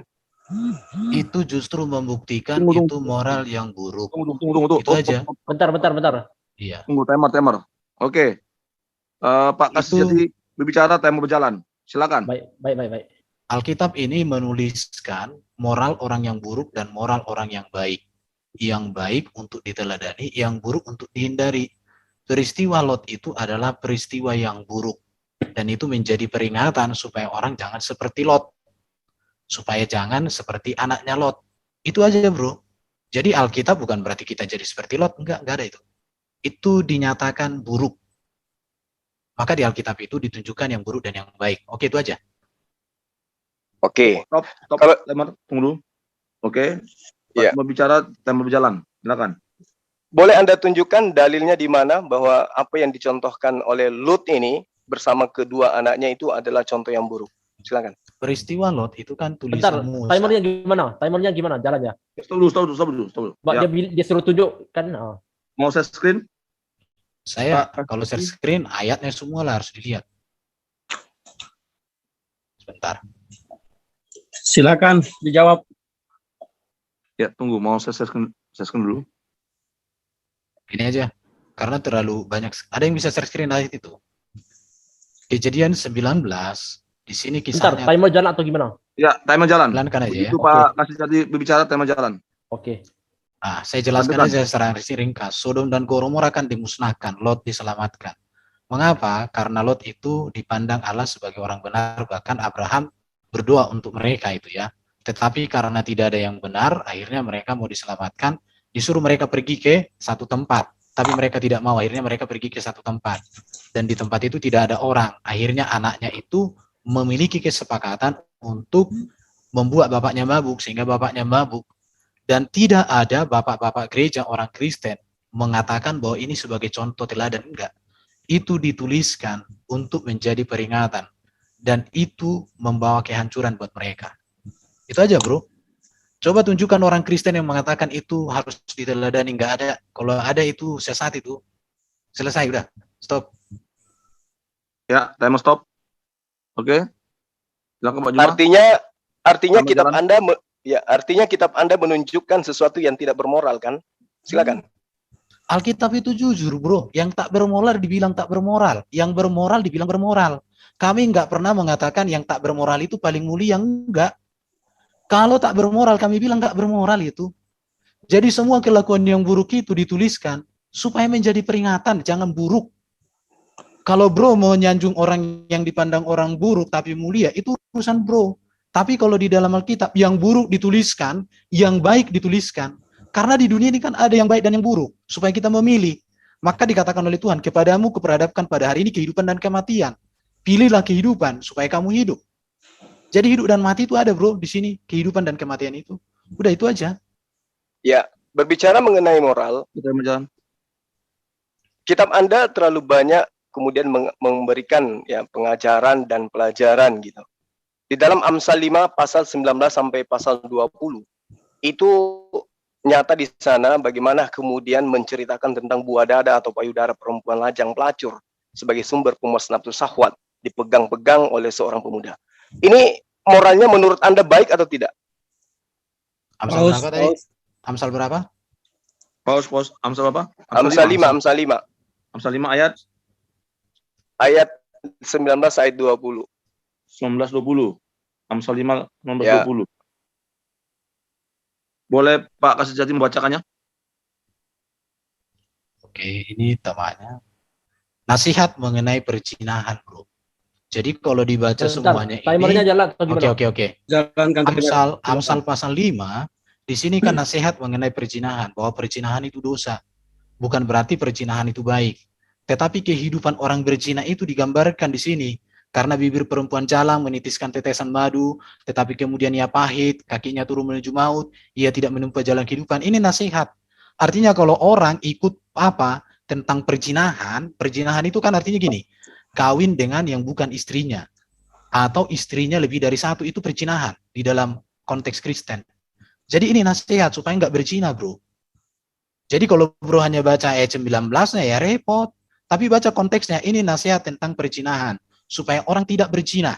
Berzina itu bisa menduakan Tuhan, bisa juga menduakan istri, atau bisa juga nikah sebelum kawin. Nah, di situ, itu aja, bro. Oke, ini kita berbicara mengenai kitab. Ya, silakan. Ini berbicara mengenai kitab yang Anda anggap suci. Dan ini terkait di dalam data-data yang ada dalam kitab Anda. Kalau kemudian Anda mengatakan ini persinahan, ini tidak boleh, ya itu urusan belakangan. Yang terpenting adalah muncul di dalam kitab Anda ayat-ayat seperti ini. Amsal 7 pasal 16 sampai pasal 19. Di sini diceritakan seorang istri berhubungan seks semalaman dengan seorang pria lain karena suaminya di dalam perjalanan. Betul ada ayat begini dalam kitab Anda kan? Moral apa yang ingin diajarkan seperti ini? Silakan. Amsal berapa tadi? Amsal 7. Ayat 16 sampai 19. Telah kubentangkan. Marilah kita memuaskan berahi hingga pagi hari bersama-sama menikmati asmara karena suamiku tidak di rumah, ia sedang dalam perjalanan. Oke ya. Silakan. Ya. Kalau dibaca dari ayat 1, hai anakku berpeganglah pada perkataanku dan simpanglah perintahku dalam hatimu. Berpeganglah pada perintahku dan kau akan hidup. Tetapi kalau orang tidak berpegang pada perintah Tuhan, maka dia akan tergoda dengan perilaku yang seperti ini. Karena suamiku tidak di rumah, tidak sedang. Akan tergoda orang. Jadi di sini perlu kita memiliki hikmat supaya tidak tergoda dengan rayuan-rayuan. Itu maksudnya di sini. Bukan berarti kita rayu-rayu. Jadi ini berbicara tentang ada godaan. Supaya kita tidak tergoda, maka kita harus memiliki hikmat. Jadi begini bro ya, baca Alkitab itu harus utuh. Nggak seperti bro. Kalau Quran kan 1 ayat 1, ayat 2, ayat 3, satu topik. 3, 4, 5, 6, beda topik. Atau ayat 1 ini. Nggak, Alkitab nggak seperti itu. Iya. Jadi di sini ya, lalu dipegangnya orang teruna itu. Wah, ini ayat 13. Jadi masalahnya di sini butuh kepekaan membaca, menganalisa data. Sehingga ini bukan berarti bahwa ini kebenaran yang harus dimaksud gini.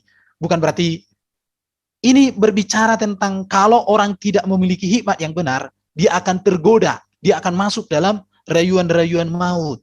Itu bro, udah. Sesederhana itu. Udah. Ya, time. Oke. Lalu kemudian, iya, silakan Anda dengan dalil Anda, ya, saya dengan data yang ada di kitab Anda. Di dalam Hakim-Hakim 19 pasal 24, ayat ini menceritakan tentang seorang bapak, seorang suami yang menyerahkan istri dan anak gadisnya untuk diperkosa orang lain.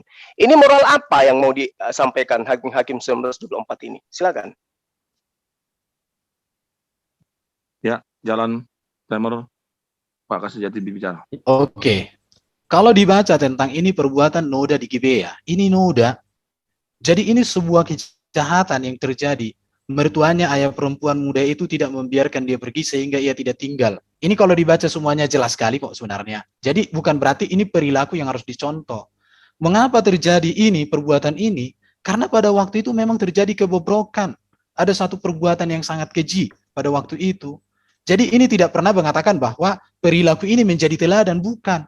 Mengapa perilaku ini terjadi? Karena ada satu persoalan moral yang sangat buruk. Jadi kalau orang sudah berpersoalan yang moralnya buruk, maka perlu untuk penanganan dan pelayanan khusus. Seperti itu, bro. Jadi bukan untuk dicontoh ini.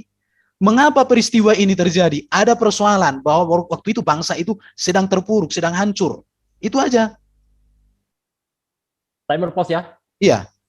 Ini kan, oke sebentar. Ini kisah. Maka di ayat 1 dikatakan, terjadilah pada zaman itu, ini ayat 1. Ketika ada raja di Israel, bahwa di balik pegunungan Efraim, ada seorang Lewi tinggal. Jadi ini kisah yang sudah terjadi. Kisah itu terjadi, maka dikatakan Roma 15:14, sebab segala sesuatu yang tertulis dahulu, telah ditulis untuk menjadi pelajaran bagi kita, supaya kita berpegang teguh pada pengharapan oleh ketekunan, dan penghiburan dari kitab suci. Jadi apa yang tertulis itu bukan berarti jadi kita ikuti, bukan begitu. Ini kisah yang sudah terjadi sebagai pelajaran supaya orang bisa mengambil hikmah, supaya orang tidak mengulangi sejarah yang buruk yang terjadi. Itu aja. Oke, pause. Udah. Ya, silakan Pak Juma. Oke. Tapi faktanya di luar sana banyak yang mengambil ini sebagai contoh pelajaran. Oke. Di dalam Ayub 31 pasal 10 ya, ini menceritakan seorang suami menyuruh istrinya untuk berhubungan seks dengan pria lain. Moral apa yang ingin disampaikan kitab Anda dengan menyertakan data-data seperti ini? Silakan. Stop. Ayub berapa tadi? Ayub 31 pasal 10, maka biarlah istriku menggiling bagi orang lain, dan biarlah orang lain meniduri istriku. Ya, Ayub 31 ayat 10. Ayat 10. Ya. Silakan Pak Kasus Jati. Oke ya, kalau kita lihat Silakan ini kan berjalan. Ayub ini kan kitab syair ya. Selagi-lagi Ayub mengaku tidak bersalah. Aku telah menetapkan syarat bagi mataku, masakan aku memperhatikan anak darah. Karena bagian apakah yang ditentukan Allah dari atas, milik usaha, apakah yang ditetapkan, ini berbicara tentang apa? Ayub di dalam menyampaikan semua keluh kesahnya ya, mengaku tidak bersalah di hadapan Tuhan. Jadi kalau mau baca ini, semuanya harus perhatikan. Jika hatiku tertarik kepada perempuan dan aku menghadang pintu sesamaku, maka biarlah istriku menggiling bagi orang lain. Ayat 9 jangan dilupakan, jika hatiku tertarik pada perempuan, artinya Ayub itu nggak pernah tertarik kepada perempuan. Justru itu, jadi kalau ayat 10 dilepaskan dari ayat 9, maka terjadi kesesatan. Tapi kalau ayat 9 dibaca, lihat ini ya, jika hatiku tertarik pada perempuan dan aku menghadang pintu sesamaku, maka biarlah. Jadi Ayub mengatakan aku tidak bersalah, aku nggak pernah menyeleweng. Itu yang mau disampaikan Ayub di sini. Jadi di sini Bro Juma teliti membaca, itu aja. Sudah. Oke, stop. Temor. Sudah. Ya. Silakan Pak Juma bicara. Oke. Jalan Oke, itu silakan Anda berdalil ya. Saya juga mengajukan dalil karena ini tertulis dalam kitab Anda. Di dalam 2 Samuel 13 pasal 11, ayat ini menceritakan tentang seorang laki-laki ya, seorang kakak, kemudian mengajak adik kandungnya untuk melakukan seks, dan di mana hal ini dicontohkan di dalam data yang ada. 2 Samuel 13 pasal 11. Ketika gadis itu menghidangkan kepadanya supaya ia makan, dipegangnyalah gadis itu dan berkata kepadanya, marilah tidur dengan aku adikku. Ini moral apa yang kitab Anda ingin jajakan dengan menyertakan data ini? Silakan. Justru ini kisah keburukan yang terjadi. Karena kenapa? Karena anak di sini kurang pengawasan ini. Bahkan si Amnon ini kan merencanakan disuruh orang keluar dari rumahnya supaya dia bisa bermain dengan adiknya itu. Ini kejahatan. Baru dari sini kalau dibaca semua ini sejarahnya ini, artinya di sini kita perlu belajar tentang pilihlah kawan yang betul. Karena dia melakukan ini kan ada saran dari orang lain. Buatlah begini, nanti kamu pura-pura sakit, suruhlah adikmu datang, suruhlah orang keluar. Makanya di sini kamu harus membaca utuh. Karena Alkitab itu bukan hanya satu-satu ayat kayak gitu, bro. Sekali lagi saya katakan, kamu jeli membaca. Jangan kayak anak-anak. Kalau seperti itu cara belajar Alkitab, saya suka mengatakan sama semua orang, kalau hanya mencomot satu ayat, tapi tidak melihat konteks, tidak ubahnya seperti iblis, bro. Karena iblis itu suka copot-copot dia.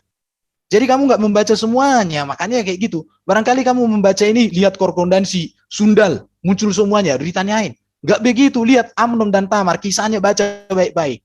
Di sini semua ada satu peristiwa, kalau ini dibahas, bro, dikokbahkan, artinya di sini peran orang tua harus ada supaya tidak terjadi ini. Dan seorang anak itu juga harus bisa memilih kawan dan lain sebagainya. Oke, itu aja. Jadi kamu nggak membaca semuanya, makanya ya kayak gitu. Udah. Oke, stop. Ya. Silakan ditanggapi. Oke, kolon kitab Anda itu dituliskan kurang lebih 1700 tahun. Bagaimana mungkin kemudian ya Tuhan menghabiskan waktunya hanya untuk memenuhi hasrat dengan memuliakan firman atau wahyu ke dalam sebuah buku yang merupakan koleksi cerita-cerita erotis. Kumpulan ayat-ayat tentang seks dunia dengan penuh kompleksitas dengan kekacauan. Ini yang dipertanyakan di sini, ini kita berbicara mengenai moral. Jadi kalau kemudian Anda berkata bahwa itu dulu dan sekarang tidak lagi, ini fakta tertulis dalam kitab Anda, dan kita temanya adalah bagaimana kitab Anda dan kitab saya bercerita tentang moral. Nah, sekarang yang ingin saya tanyakan kepada Anda, pelajaran hikmat apa yang kemudian yang berbias kepada kehidupan Kristen setelah menemukan data-data di dalam kehidupan mereka, di dalam kitab-kitab mereka, dan nyata dalam kehidupan mereka kita lihat bagaimana kemudian penyakit-penyakit kelamin itu bersumber dari negara-negara yang mayoritas beragama yang memegang kitab ini sebagai kitab suci. Silakan. Saya mau tegaskan sama Bro Juba, patokan etika dan moral tentang keluarga dan perkawinan ajaran Yesus. Di luar daripada itu adalah dosa salah.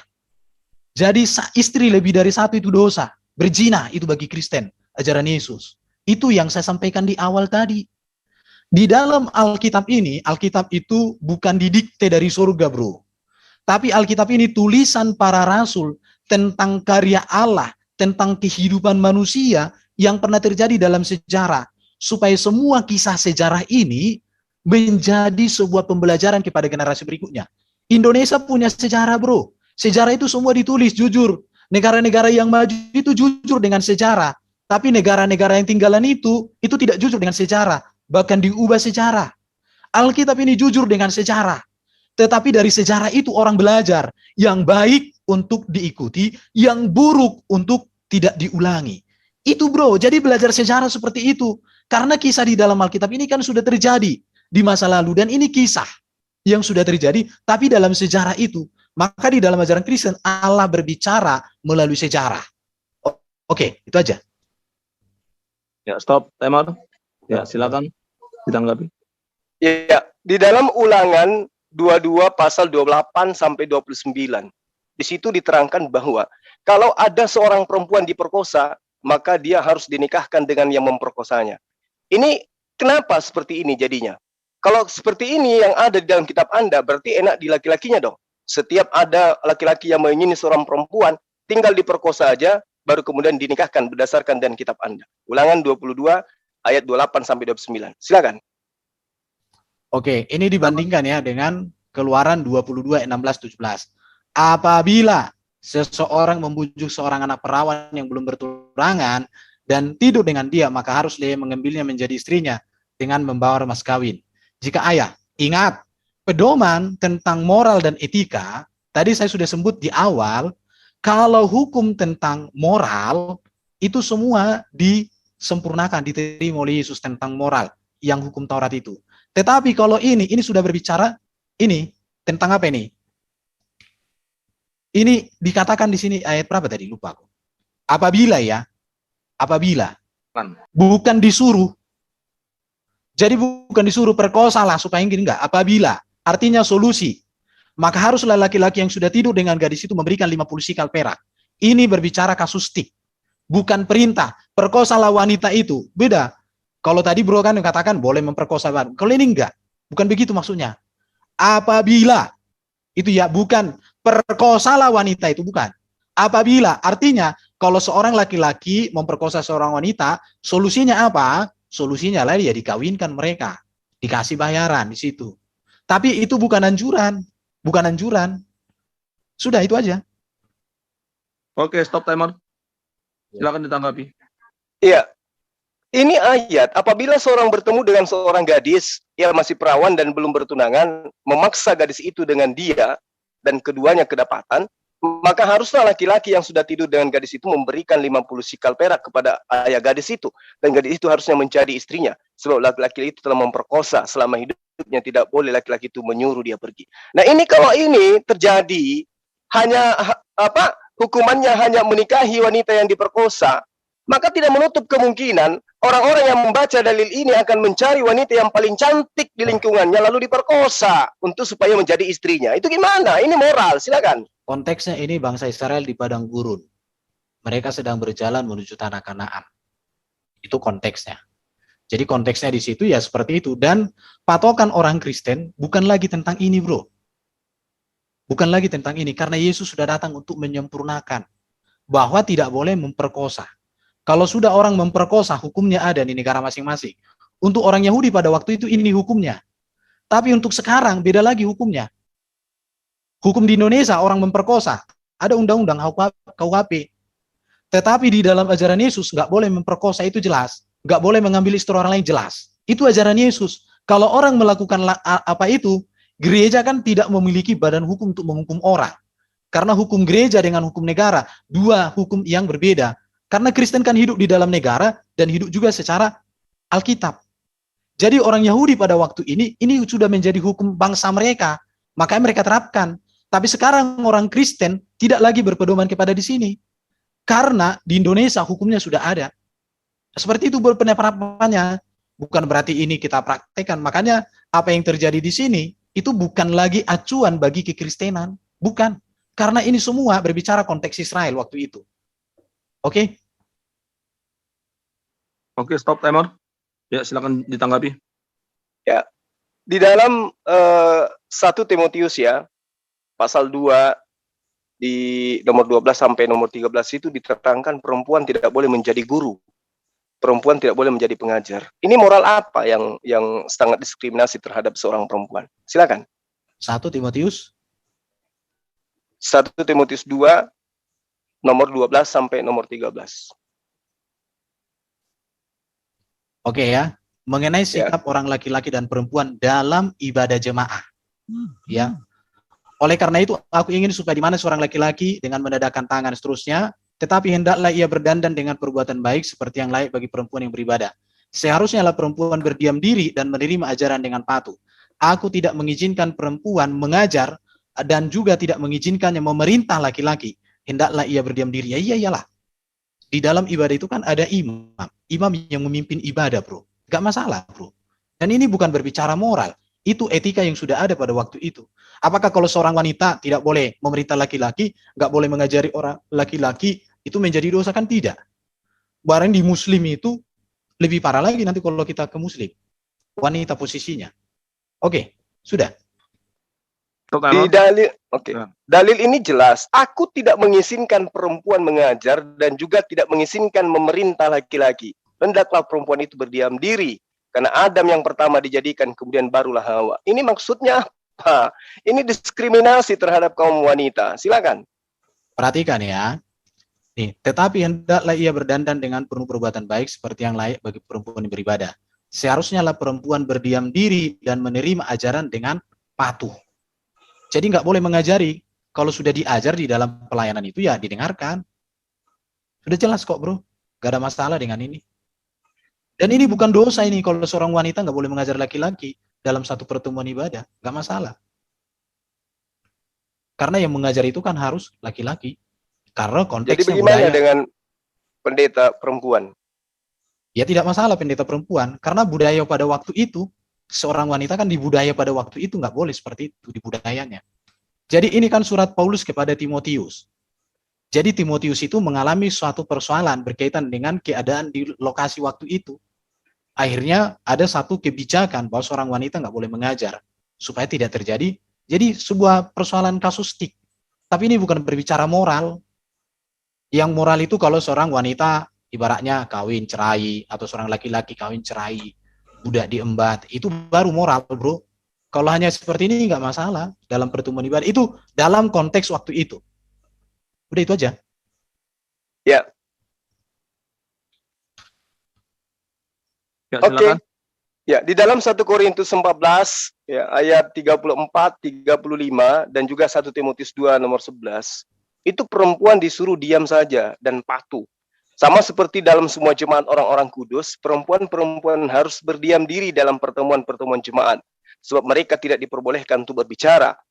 Ini kenapa perempuan begitu diskriminasi diperlakukan dalam kitab Anda? Jawab. Dalam konteks Yahudi, kan ini Paulus kan berbicara di kalangan orang Yahudi.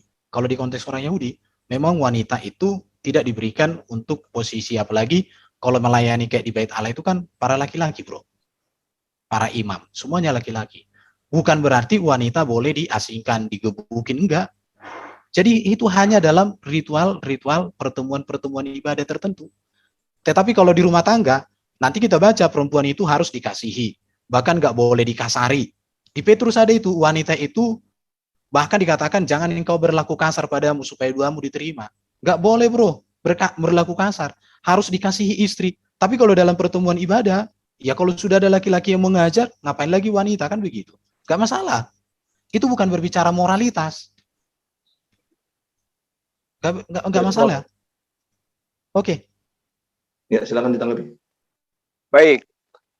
Kita pindah ya. Pertanyaan saya ini masih terkait dengan moral ya. Nah, di dalam kitab Anda itu jelas diterangkan bagaimana kemudian ada perintah membunuh anak bayi atau anak-anak atau anak yang masih menyusui. 1 Samuel 15 pasal 3. Aku Tuhan ingat pada yang dilakukan Amalek kepada orang Israel. Pergilah sekarang, kalahkanlah orang Amalek, tumpaslah segala apa yang ada padanya, dan jangan belas kasihan kepada mereka. Bunuhlah semuanya, laki-laki atau perempuan, karena anak atau anak-anak yang masih menyusui, lembu maupun domba, onta maupun kera. Ini kenapa? Kesalahan mereka anak-anak ini apa coba? Kenapa kemudian diperintahkan dibunuh semuanya, ditumpas semua yang bernapas di dalamnya? Silakan. Pada waktu itu, bangsa Amalek itu bangsa yang amoral. Bahkan bangsa Israel dipersiapkan oleh Tuhan untuk menjadi berkat sekaligus menjadi kutuk untuk bangsa-bangsa tanah Kanaan. Maka panggilan Tuhan kepada Abraham kan jelas. Oleh keturunanmu semua bangsa di bumi, tetapi mereka juga dipakai Tuhan sampai genap kejahatan orang-orang Kanaan. Makanya bangsa Israel itu dibentuk Tuhan 400-an tahun di Mesir. Jadi orang Amalek itu kenapa ditumpas? Ini bisa dikaitkan dengan peristiwa Lot. Kenapa Sodom dan Gomora itu dihancurkan Tuhan? Karena memang di sana sudah terjadi amoral. Kenapa peristiwa Nuh yang selamat hanya 8 orang? Karena peristiwa amoral yang sangat luar biasa. Jadi bangsa Amalek itu memang sudah benar-benar jahat. Dan ingat ya, bangsa Israel dipakai Tuhan menjadi berkat, tapi juga dipakai menjadi alat penghukuman untuk bangsa-bangsa Kanaan. Itu jelas, jadi kronologi peristiwanya jelas. Dan itu terjadi, sudah terjadi. Tetapi kalau konteks sekarang, Yesus sudah datang membawa hukum kasih, mengasihi orang berdosa dikatakan, mengampuni, berbuat baik kepada mereka. Itu konteks pada waktu itu, bro. Jadi orang Kristen melihat ini sebagai sebuah peristiwa yang terjadi di masa lalu, tetapi tidak menjadi acuan untuk kita bersikap lagi kepada orang di masa kini. Tetapi kita melihat kekudusan Tuhan terhadap bangsa-bangsa yang amoral melalui bangsa Israel. Karena mereka menolak bangsa Israel waktu itu. Jelas itu. Silakan. Oke, saya mau stop. Silakan. Oke. Di dalam kitab Anda ya, jelas diterangkan di dalam Yohanes 13 pasal 23. Ini berbicara mengenai moral ya.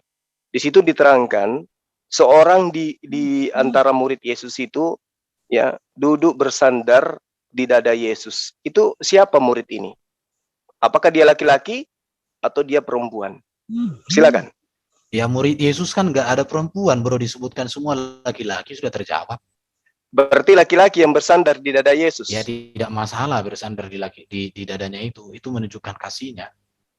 Oh, jadi boleh kalau laki-laki bersandar di dada laki-laki gitu. Coba kita lihat ayatnya. Silakan. Yes, Yohanes berapa tadi? 13? Yohanes 13 nomor 23. Yohanes 13 ayat 23. Iya. Bersandar dekat kepadanya. Ah, bro, ini salah membaca ini. Itu terjemahan baru. Ya sudah, kan di situ bersandar dekat kepadanya. Oke, sekarang saya cek bahasa Yunani sebentar, stop dulu. Saya mau stop. Yohanes 13 ayat 23. Iya. Yohanes 13 ayat 23. Bersandar satu dari muridnya pada dada Yesus dan dia mengasihi Yesus. Mengangguk sebagai isyarat maka kepadanya Simon Petrus. Dia tidak masalah, bro. Iya. Bersandar di dada Yesus itu menunjukkan bahwa Yesus sangat dekat dengan murid-murid. Kemudian murid itu Simon Petrus memberi syarat dan berkata, tanyalah siapa yang dimaksudnya. Murid yang duduk dekat Yesus itu berpaling dan berkata kepadanya, Tuhan siapakah itu? Tidak masalah, bro.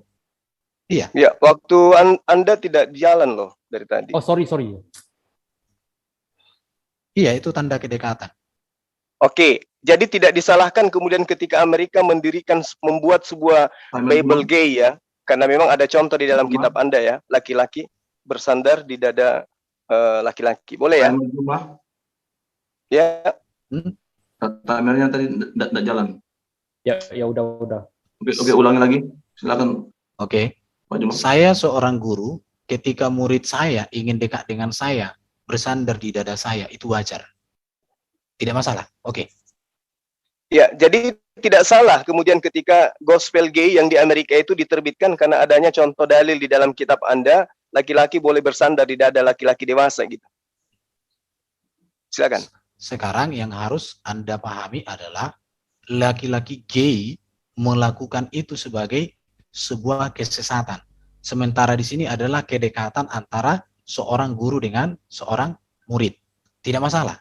Oke, tidak masalah. Baik. Nah, di dalam kitab Anda, Sebentar, di situ, silakan. Tapi kalau gay udah jelas salah ya, karena Yesus tidak membenarkan, jangankan gay, poligami aja udah dosa, apalagi gay. Bahkan dikatakan juga, bahkan Paulus katakan, pemburit tidak masuk surga loh ya, pemburit itu bagian dari gay itu, nggak masuk surga, jelas itu. Jadi kalau kamu memakai acuannya gay, jangan-jangan kamu sama dengan itu. Masa kamu samakan gay dengan Yesus? Kan namanya kurang ajar itu. Iya, memang kurang ajar itu gospel gay, kawan. Nah, Ya, gini. jelas, kurang ajar. Iya. Dan kitab Anda yang mencontohkan soalnya. Di dalam Matius 17 nomor 20, dia di situ berkata kalau kamu punya iman sebesar biji sawi, maka kamu bisa memindahkan gunung. Apakah ini perbuatan benar ini? Karena tidak ada orang Kristen yang bisa memindahkan tai lalat, apalagi gunung. Silakan. Peristiwa Gunung Mohattam di Mesir, dan itu dicatat dalam sejarah Mesir, dipindahkan sejauh 3 km berdasarkan ayat itu. Kalau kamu pengen tahu, silakan cek. Ada itu di Google, ada bukti sejarahnya, dan itu diakui di Mesir. Gunung itu pindah. Oke, terbukti ayat itu. Oke, sekarang di sini saya minta pembuktian dari Kristen Indonesia. Adakah di antara kalian yang bisa membuktikan memindahkan gunung? Silakan. Hanya iblis yang menantang orang Kristen untuk melakukan seperti itu. Malam hari ini kamu membuktikan kamu iblis. Karena seperti itulah iblis menggoda Yesus ketika Yesus berpuasa. Baik, jadi inilah cara tipuanmu ya. Di dalam Matius 17 pasal 20 ayatmu yang menerangkan seperti itu. Ia berkata kepada mereka, karena kamu kurang percaya sebab aku berkata kepadamu, sesungguhnya sekiranya kamu mempunyai iman besar sebiji sawi, kamu dapat berkata kepada gunung ini, pindah dari tempat ini ke sana, maka gunung ini akan pindah dan takkan ada yang mustahil bagimu. Ini di dalam kitab Anda. Anda orang percaya kan, dan Anda meyakini Yesus itu adalah Tuhan. Kenapa tidak ada orang Kristen yang bisa memindahkan gunung? Apakah ini moral yang benar? Atau ini adalah kedustaan yang nyata? Silakan. Masalah memindahkan gunung menurut saya tidak berkaitan dengan moral. Karena moral itu berbicara kesusilaan, etika. Etika itu artinya kawin, cerai, bunuh, perang, itu. Tapi kalau memindahkan gunung menurut saya bukan etika. Jadi ini sudah lari dari topik. Tapi nggak apa-apa. Itu berbicara iman. Oke. Ini etika. Jelas etika ini berbicara mengenai moral. Ini adalah kedustaan karena ini tidak bisa dibuktikan. Sesuatu yang dusta itu melanggar moral yang benar. Ini katanya kalau kamu memiliki iman besar sebesar biji sawi pun kau bisa memindahkan gunung. Nah, orang Kristen itu imannya sebesar dunia katanya. Coba Anda pindahkan gunung, bisa nggak? Silakan. Peristiwa ini kan sudah pernah terjadi. Baru Yesus katakan, jangan engkau mencobai Tuhan. Ingat itu, jangan mencobai Tuhan. Oke, udah. Ya, Anda Tuhan. Kami tidak bisa mencobai Tuhan. Kami hanya untuk memenuhi hasratmu. Ini udah lari dari topik ini. Ya, kembali ke topik aja. Iya. Ya, ini berbicara mengenai moral. Kalau data ini kalian tidak bisa buktikan, berarti kitab Anda menunjukkan suatu kebohongan. Dan ini mengajarkan pembohongan. Silakan. Tunggu. Saya post. Ya, saya post. Ya, ini kita kembali ke topik ke moral. Ya, tadi Pak Erben sudah jelaskan itu berhubungan dengan iman. Ya, tidak ada berhubungan dengan moral. Untuk memindahkan gunung itu kan iman itu. Apabila kamu memiliki iman sebesar biji sawi itu. Oke, kita maksudnya saja moralitas itu. Oke, maksudnya Bang Juma begini. Apakah yang menulis kata-kata itu memiliki moral jika itu suatu kebohongan? Silakan. Kan saya sudah mengatakan ada timer jalannya. Sejarah di Mesir membuktikan ada Gunung Mohattam itu pindah 3 km. Itu sejarah diakui kok, tertulis di Mesir itu sejarah diakui. Udah itu aja. Artinya ayat itu betul. Ya, kalian yang memiliki iman sebesar gunung ini nggak bisa memindahkan gunung gitu. Ayat itu sudah terbukti. Nggak, kamunya. Ya, saya tidak mau memenuhi hasratmu. Loh, kalau memang bukan hasrat saya, ini hasrat kitabmu. Bentar, itu ayat itu gimana? Timernya gimana? Ayat itu sudah terbukti kok. Sudah terbukti ayat itu. Gunung Mohattam itu dipindahkan. Waktu itu ada seorang. Jadi gini. Oke, mau bicara pos. Jadi Pak Juma. Ya, tadi kan Pak Jumaka meminta bukti, oke, tentang ayat itu, ya. Nah, Pak Erben sudah menunjukkan, ya, di Mesir itu sudah terjadi gitu loh, ya. Kecuali kalau ayat itu bicara seperti itu tidak pernah terbukti di sepanjang sejarah dunia ini gitu, oke. Oke, kembali saya ini lagi. tinggal dijawab aja bahwa karena mungkin maksudnya Bang Juma mau menyatakan apakah yang menulis itu berbohong atau tidak. Jika dikatakan tidak, bilang tidak berbohong dan pernah terjadi, begitu saja mungkin. Tadi Silakan. gini, ya tadi kan sudah dijawab oleh Pak Irben, ya bahwa tidak berbohong, sudah terbukti, ada sejarahnya gitu loh. Ya, saya rasa itu udah menjawab gitu loh. Terkecuali tidak pernah ada sejarahnya bahwa tidak pernah ada gunung pindah sejauh 3 km gitu loh. Oke? Oke, silakan. Saya pikir lanjut ke pertanyaan berikutnya saja. Oke. Oke. Di dalam pengajaran praktis Yudaism, ketetapan Tuhan itu adalah merupakan sebuah wahyu kepada mereka. Lalu kenapa di dalam kitab Anda, di dalam agama Anda, ketetapan Tuhan yang datang kepada mereka berupa hukum Taurat itu dianggap sebagai kutukan kepada manusia. Ketetapan Tuhan dianggap sebagai kutukan. Lalu kemudian, Nabi yang diutus kepada Bani Israel di dalam agama Anda mati terkutuk di atas tiang salib. Itu moral apa yang ingin Anda ajarkan? Membunuh Tuhan, membunuh manusia untuk menghapuskan dosa kalian. Silakan. Oke, stop timer. Ya, silakan jawab. Pak Kasih Jati. Bukan orang Kristen yang membunuh Tuhan Yesus, tapi orang Yahudi. Dan dibuktikan bahwa Yesus bukan ada karena dosanya dia dibunuh, tapi karena kebencian dan ketidakadilan. Jadi justru kematian Yesus itu membuktikan moral Yesus yang sempurna. Beda dengan orang kalau ada nabi mati diracun karena ada dendam. Itu baru karena moral yang kacau. Tapi kalau Yesus mati itu dengan cara terkutuk ya. Bukan dia dikutuk, bukan. Jadi di sini butuh kejelian membaca, itu aja. Bukan karena dikutuk Yesus, tapi dia mati dengan cara seperti orang terkutuk. Banyak membaca aja, itu aja, oke. Diterangkan di kitab Anda, terkutuklah dia yang mati di atas tiang salib. Siapa yang terkutuk? Yesus, Tuhan Anda. Ajaran apa ini? Kok Tuhannya terkutuk? Ini siapa yang ngajarin gitu loh? Moral apa yang disampaikan? Ada Tuhan mati terkutuk di atas tiang salib. Silakan. Jadi, Yesus mati di salib itu kan dikatakan mati dengan cara orang terkutuk, maka dia terkutuk, terhukum dia di sana. Dengan cara itu artinya di situ. Jadi, butuh kejelian membaca. Kalau kamu baca hanya ayat itu, nggak kamu lihat penjelasan berikutnya, ya repot bro. Waktu menjelaskan itu saya bisa jelaskan, cuman ini waktunya udah banyak. Tapi saya mau katakan, bicara moral itu bukan masalah mati Yesus. Justru waktu kematian. Sudah habis. Oke, timer habis. Silakan ditanggapi Pak Juma. Ya, yang saya tahu, agama Anda mengajarkan Tuhan Anda mati terkutuk di atas tiang salib. Dan itu adalah ajaran yang sangat tidak bermoral. Tuhan dinyatakan datang, dilahirkan oleh manusia, kemudian dibunuh oleh manusia, lalu kemudian dikutuk oleh manusia untuk menebus dosa-dosa manusia. Ini ajaran yang sangat tidak bermoral. Kenapa? Karena ada Tuhan dikutuk oleh makhluk. Harusnya makhluk yang Tuhan yang mengutuk makhluk. Ini justru Anda yang mengutuk Yesus ini di atas tiang salib. Terima kasih. Oke, habis timer. Oke, terima kasih kepada narasumber yang bertanya Pak Juma dan yang menjawab Pak Kasih Sejati. 2 termin sesi battle sudah kita lewati. Oke, silakan iklan penunggang kuda. Ini mau ke toilet bentar ya. Ya, ya silakan ke toilet. Ya, silakan penunggang kuda iklan. Oke, terima kasih moderator. Luar biasa ya, sampai juga kita di closing statement nanti setelah ini. Wah, masih 70 partisipan ya. Kepada pemirsa di YouTube sekedar info bahwa di Zoom ini ada 70 partisipan yang tadinya 73 sekarang sampai 75, luar biasa sekali.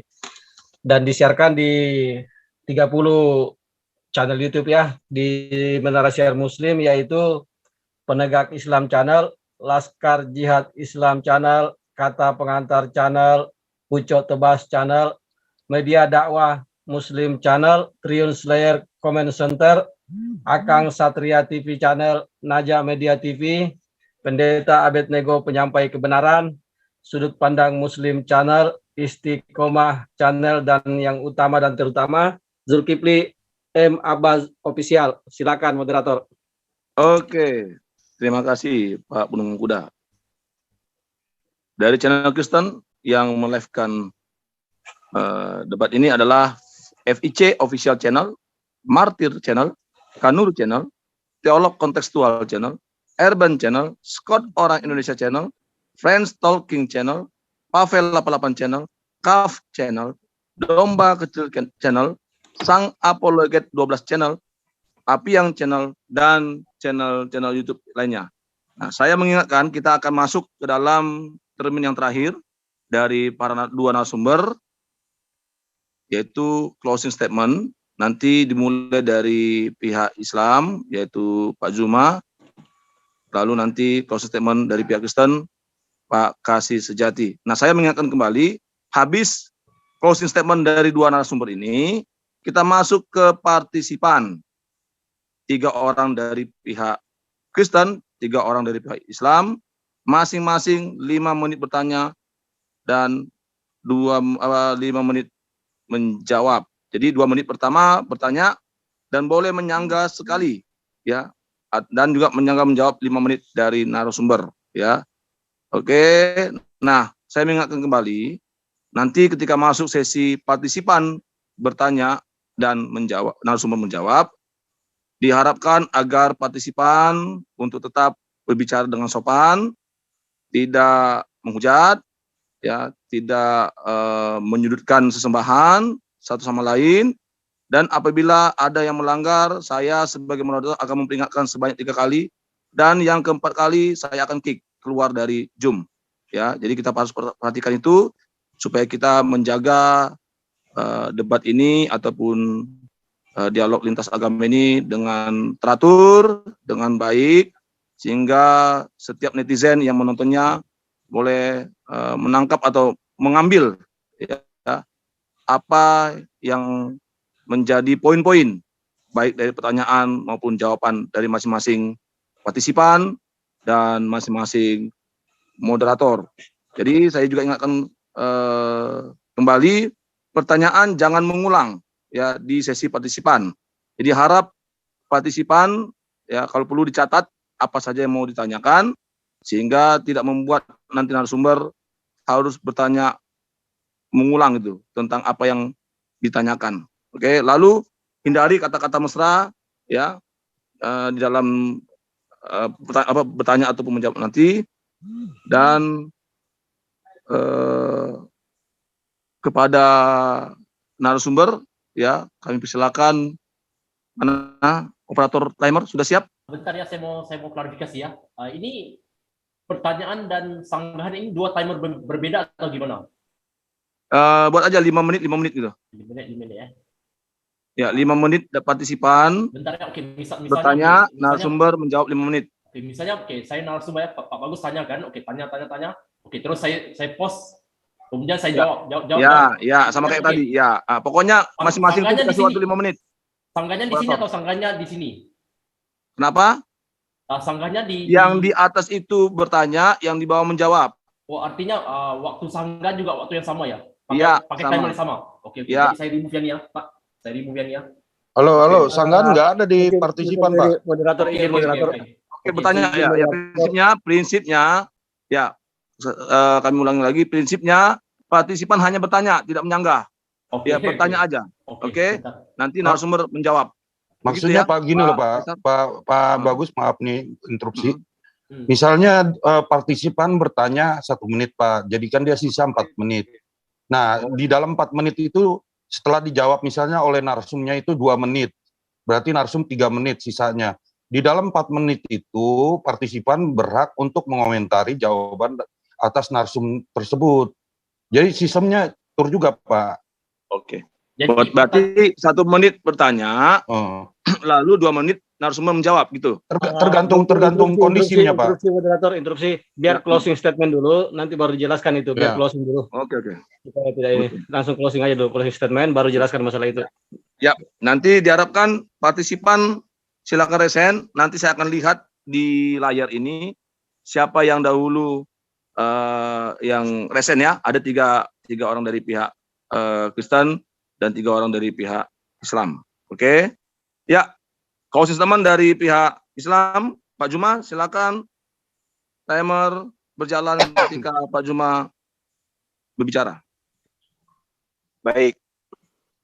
Jadi sahabat-sahabat sekalian ya, di dalam Al-Qur'anul Karim itu diterangkan ud'u ila sabili rabbika bil hikmah wal mau'izatil hasanah wajadilhum billati hiya ahsan inna rabbaka huwa a'lamu biman dalla an sabilih wa huwa a'lamu bil muhtadin.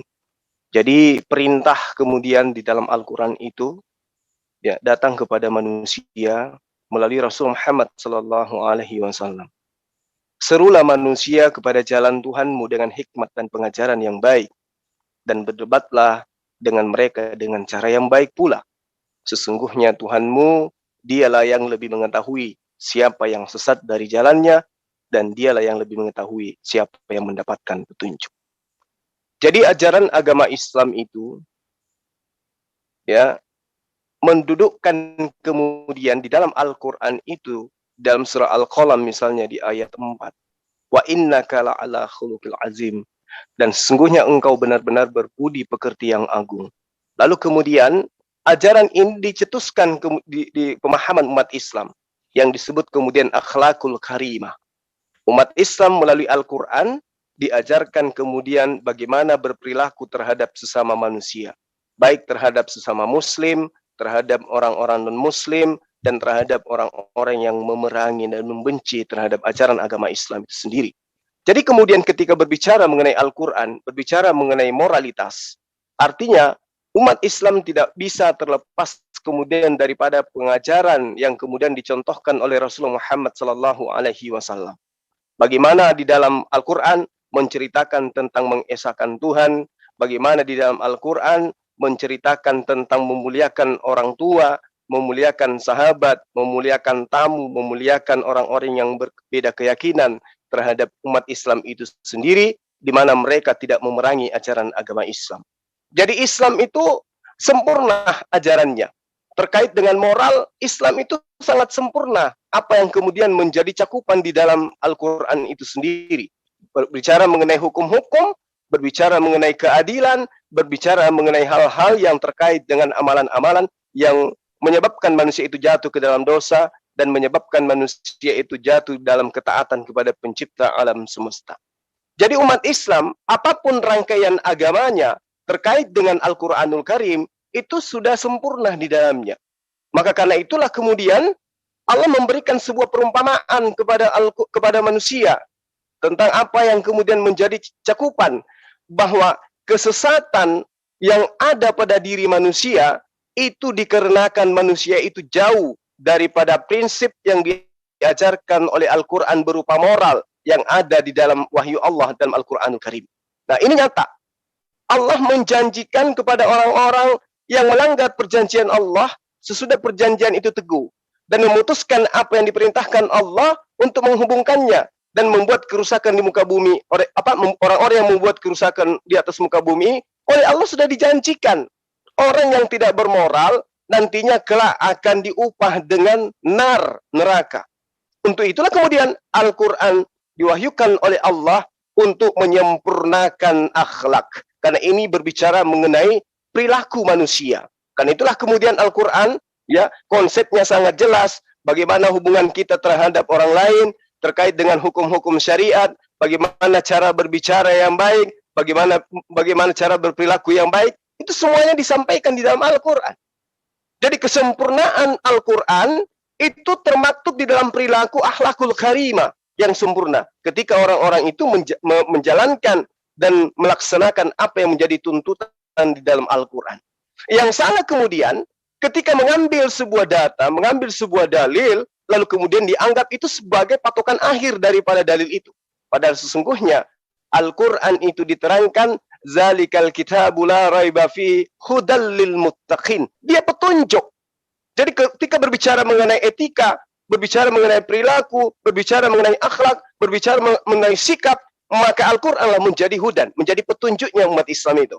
Bagaimana kemudian mereka melakukan perilaku-perilaku yang terpuji, perilaku yang disenangi oleh Tuhan dan disenangi oleh manusia, itu semuanya terkumpul di dalam Al-Quranul Karim. Sehingga Allah menjelaskan dalam surah Ar-Ra'd ayat 27, sesungguhnya Allah memberikan kesesatan siapa yang mereka kehendaki dan menunjuki orang-orang yang bertobat kepadanya. Jadi kesesatan yang datang kepada manusia itu dikarenakan manusia itu ingkar terhadap Tuhannya sendiri. Demikian.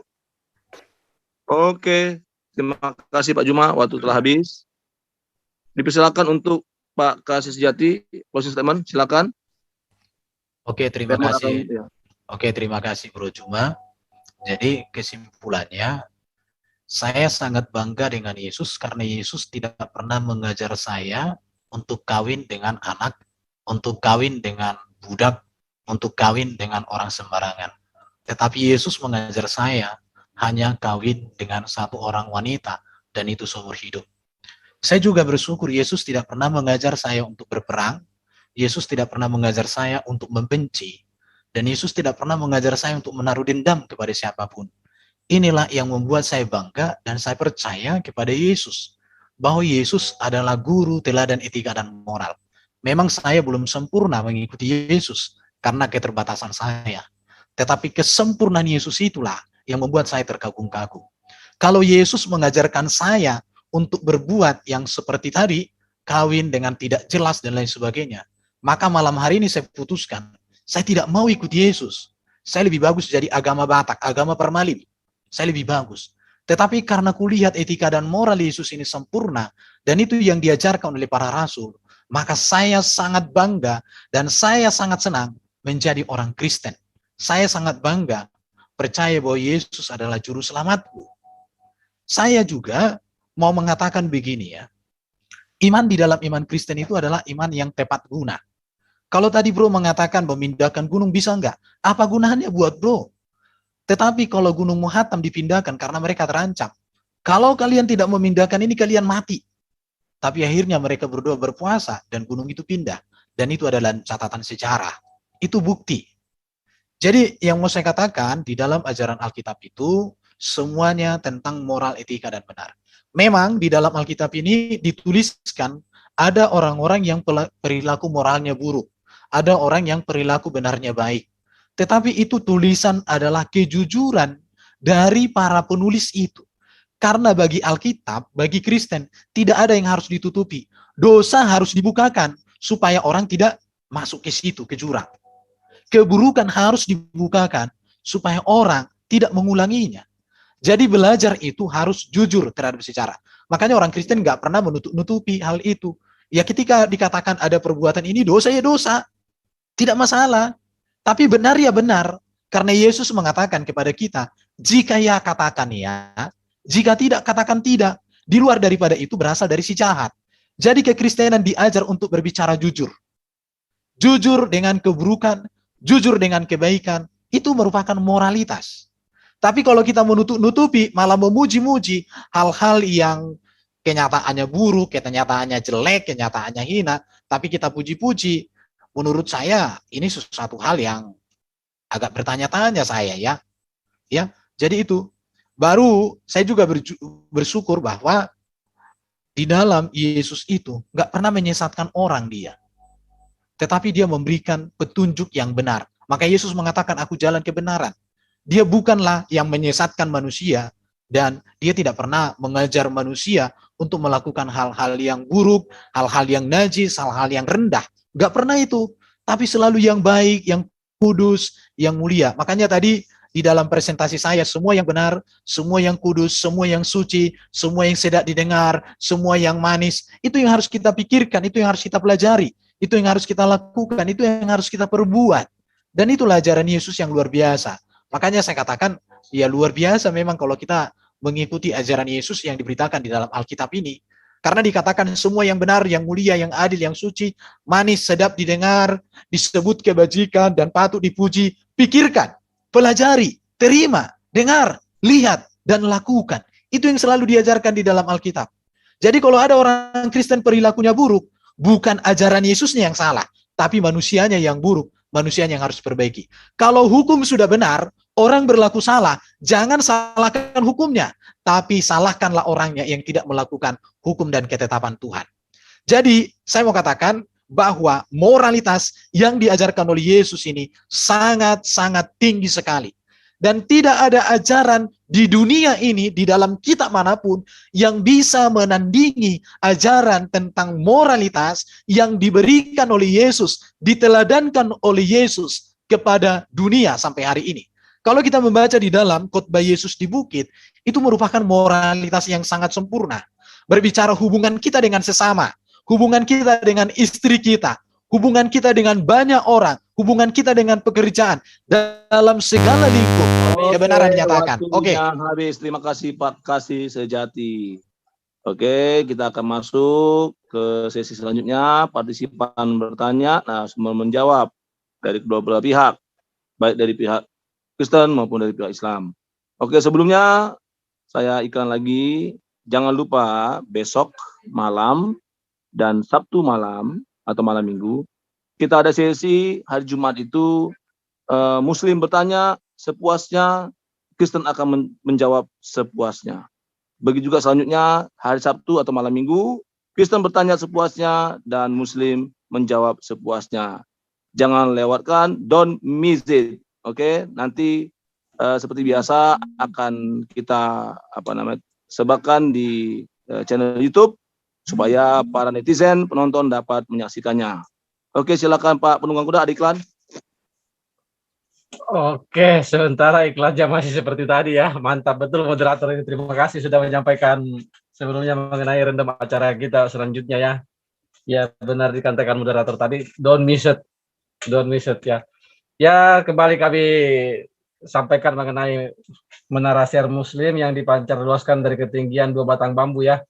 Yaitu Penegak Islam Channel, Laskar Jihad Islam Channel, Kata Pengantar Channel, Ucok Tebas Channel, Media Dakwah Muslim Channel, Triun Slayer Comment Center, Akang Satria TV, Naja Media TV, Pendeta Abednego Penyampai Kebenaran, Sudut Pandang Muslim Channel, Istiqomah Channel, dan yang terutama dan utama Zulkifli M. Abbas Official. Silakan moderator. Oke, kita masuk ke sesi berikutnya. Partisipan bertanya dan narasumber menjawab. Nah, tadi closing statement sudah dari pihak Muslim. Jadi ini kami berikan untuk kesempatan bagi pihak Muslim bertanya, lalu narasumber Kristen. Biar saya yang bukakan mic-nya ya. Saya bukakan mic-nya untuk Muslim pertama. Bang, boleh nggak yang ditanya saya dulu, Bang? Tunggu. Boleh nggak yang Kristen aja dulu bertanya? Biar saya yang duluan. Oh gitu. Oke, ada Nanti saya ngantuk dari narasumber. Oke, ada permintaan dari narasumber. Dari pihak Kristen dulu bertanya, nanti Pak Juma sebagai narasumber menjawab. Oke, saya akan bacakan ya yang sudah dituliskan oleh co-host kita, baik dari pihak Kristen maupun dari pihak Muslim. Yang pertama, nanti yang bertanya dari pihak Kristen adalah Fek Duran, lalu yang kedua Adirion, yang ketiga Kaipas, sesuai dengan apa yang ditulis oleh Pak Kaisar.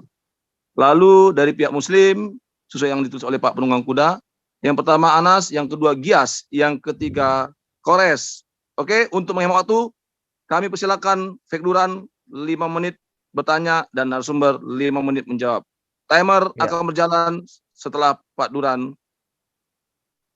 Ya, saya mau melanjutkan yang tadi Pak Erben ini ya, bawain tentang Aisyah. Nah, saya mau tanya ke Zulkifli nih, bisa gak kasih saya data yang menunjukkan Aisyah itu lahir pada masa jahiliyah? Pos.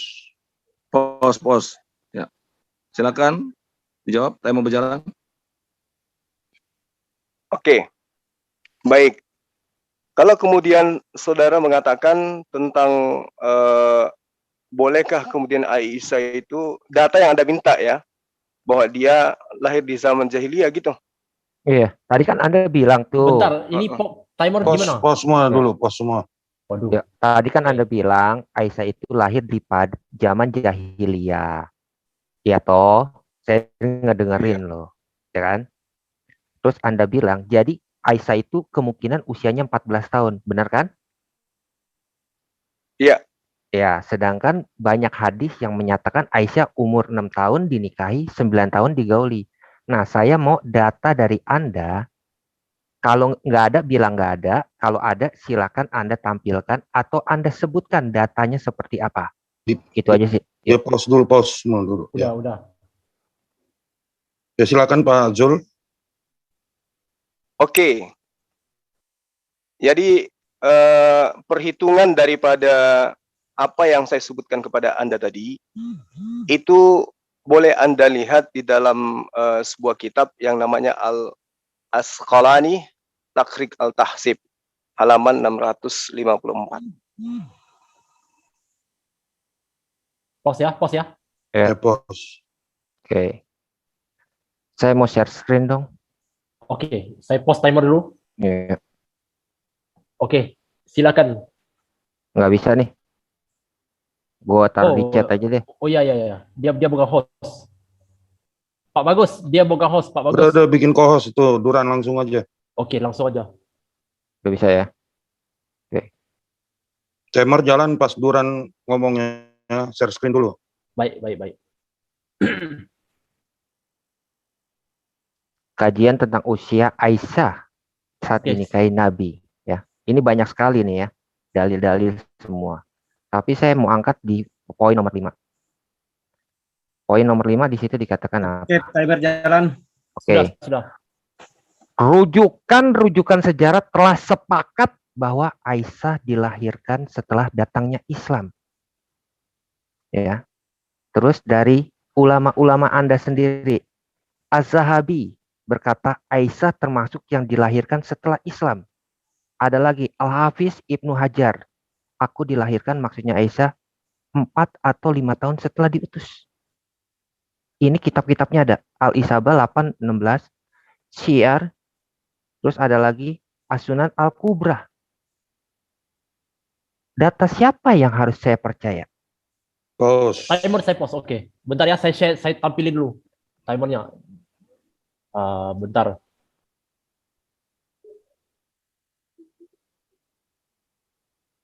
Oke. Ya, silakan Pak Jul. 422.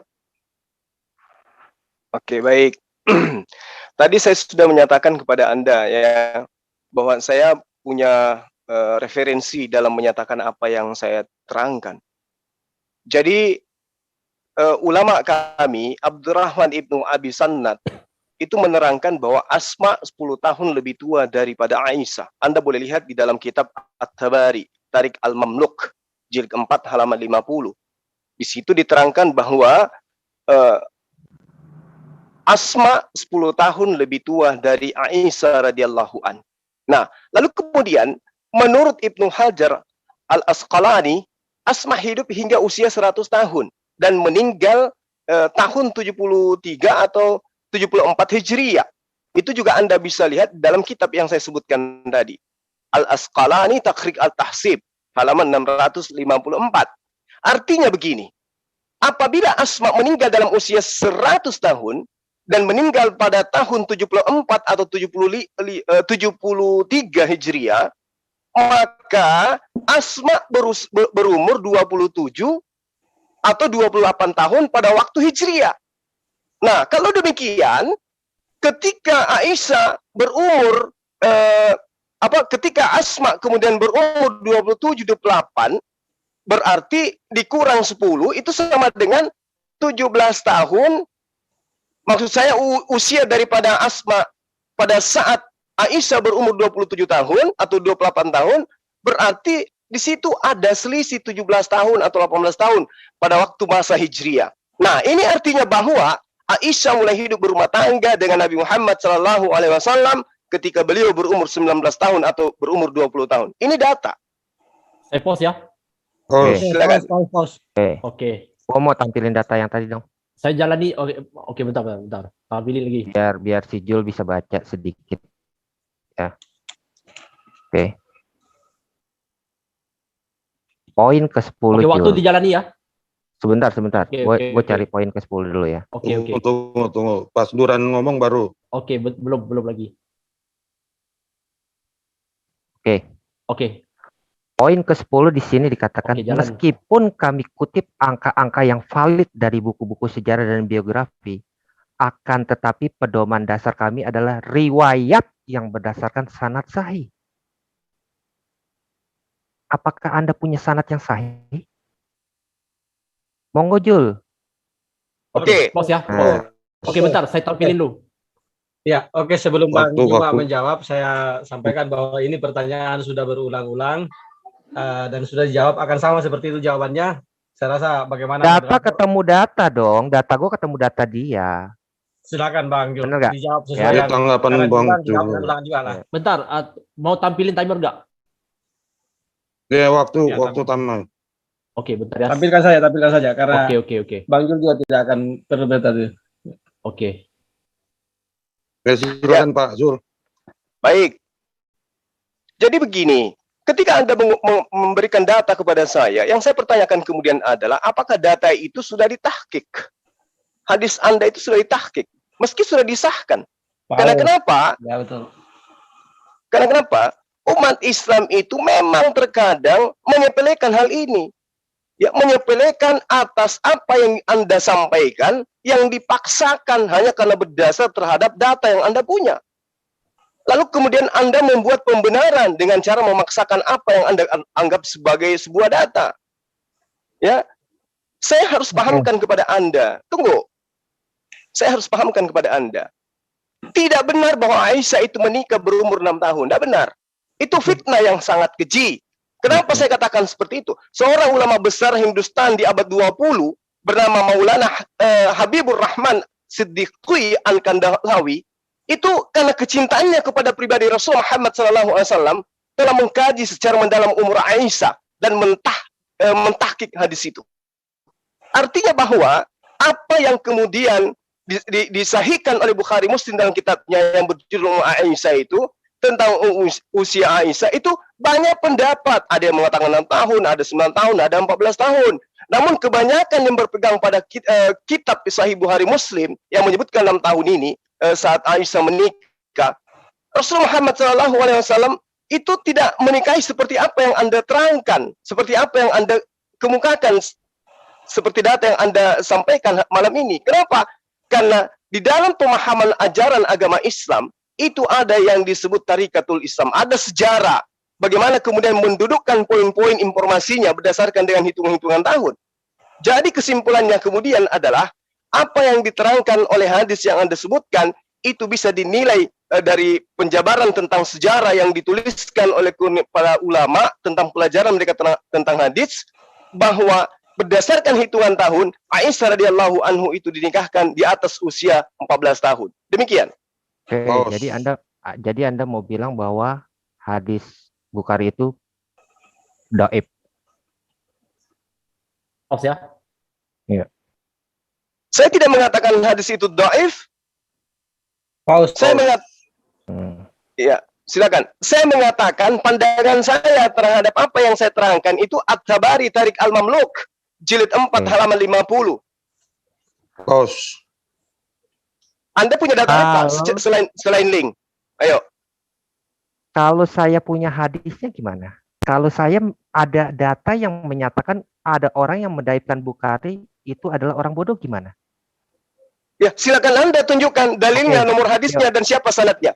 Orang sekarang, asal Anda tahu, tiada kemilau senda sangsil hadis Bukhari Muslim. Orang yang tidak memahami ilmu ulumul hadis itu mengatakan itu juga bisa jadi hadis. Oke? Oke. Silakan. Tolong dong dibuka. Gue mau share screen lagi biar baca. Masih kos, langsung aja. Oke. Ya. Ini gue ambil dari NU ya. Siapa Anda berani-beraninya mengatakan bahwa hadis yang dicatat oleh Bukhari itu tidak benar? Ya. Anda jangan berkelok. Anda jangan berkelok ya. Jalankan timernya. Bentar. Aduh. Jalankan timernya. Oke. Ya. Screen-nya mana, Duran? Belum. Ini udah. Jalankan timernya. Jadi kalau sebelum share screen bicara, jalankan aja timernya. Udah, nanti kita kasih kebijakan Pak Juma nanti, Pak. Kasih kebijakan walaupun. Bolehkah mendoibkan hadis Sahih Al-Bukhari sebagaimana Albani? Albani sering mendoibkan ya Bukhari. NU jelas menyatakan Albani itu kontroversi. Karena kitab yang sahih selain daripada Al-Quran itu adalah Bukhari. Lalu Anda mau menyangkal hadis yang telah dicatat oleh Bukhari. Anda mau tahu hadisnya berapa? Saya kasih, Jul. Gue paling demen kalau ditanya tentang hadis ya. Sebentar, saya pause ya. Pause. Oke. Ada yang bisa itu gak bantu dibukain? Oh, di Ente kayak kirim link ke chat aja biar dibuka Mas Syabulanda. Oke, bentar. Gue lagi cari yang Bukhari ya tentang usia Aisyah. Banyak. Semua Buka sendiri Duran bisa. Kan co-host ente. Oh, gue bisa ya? Iya. Oke. Gue buka dari Muslim dulu. Nanti pas sudah berbicara Duran langsung on lagi waktu. Iya. 2 menit 3 detik ya. 2 menit 3 detik lagi Duran, efisien. Bentar.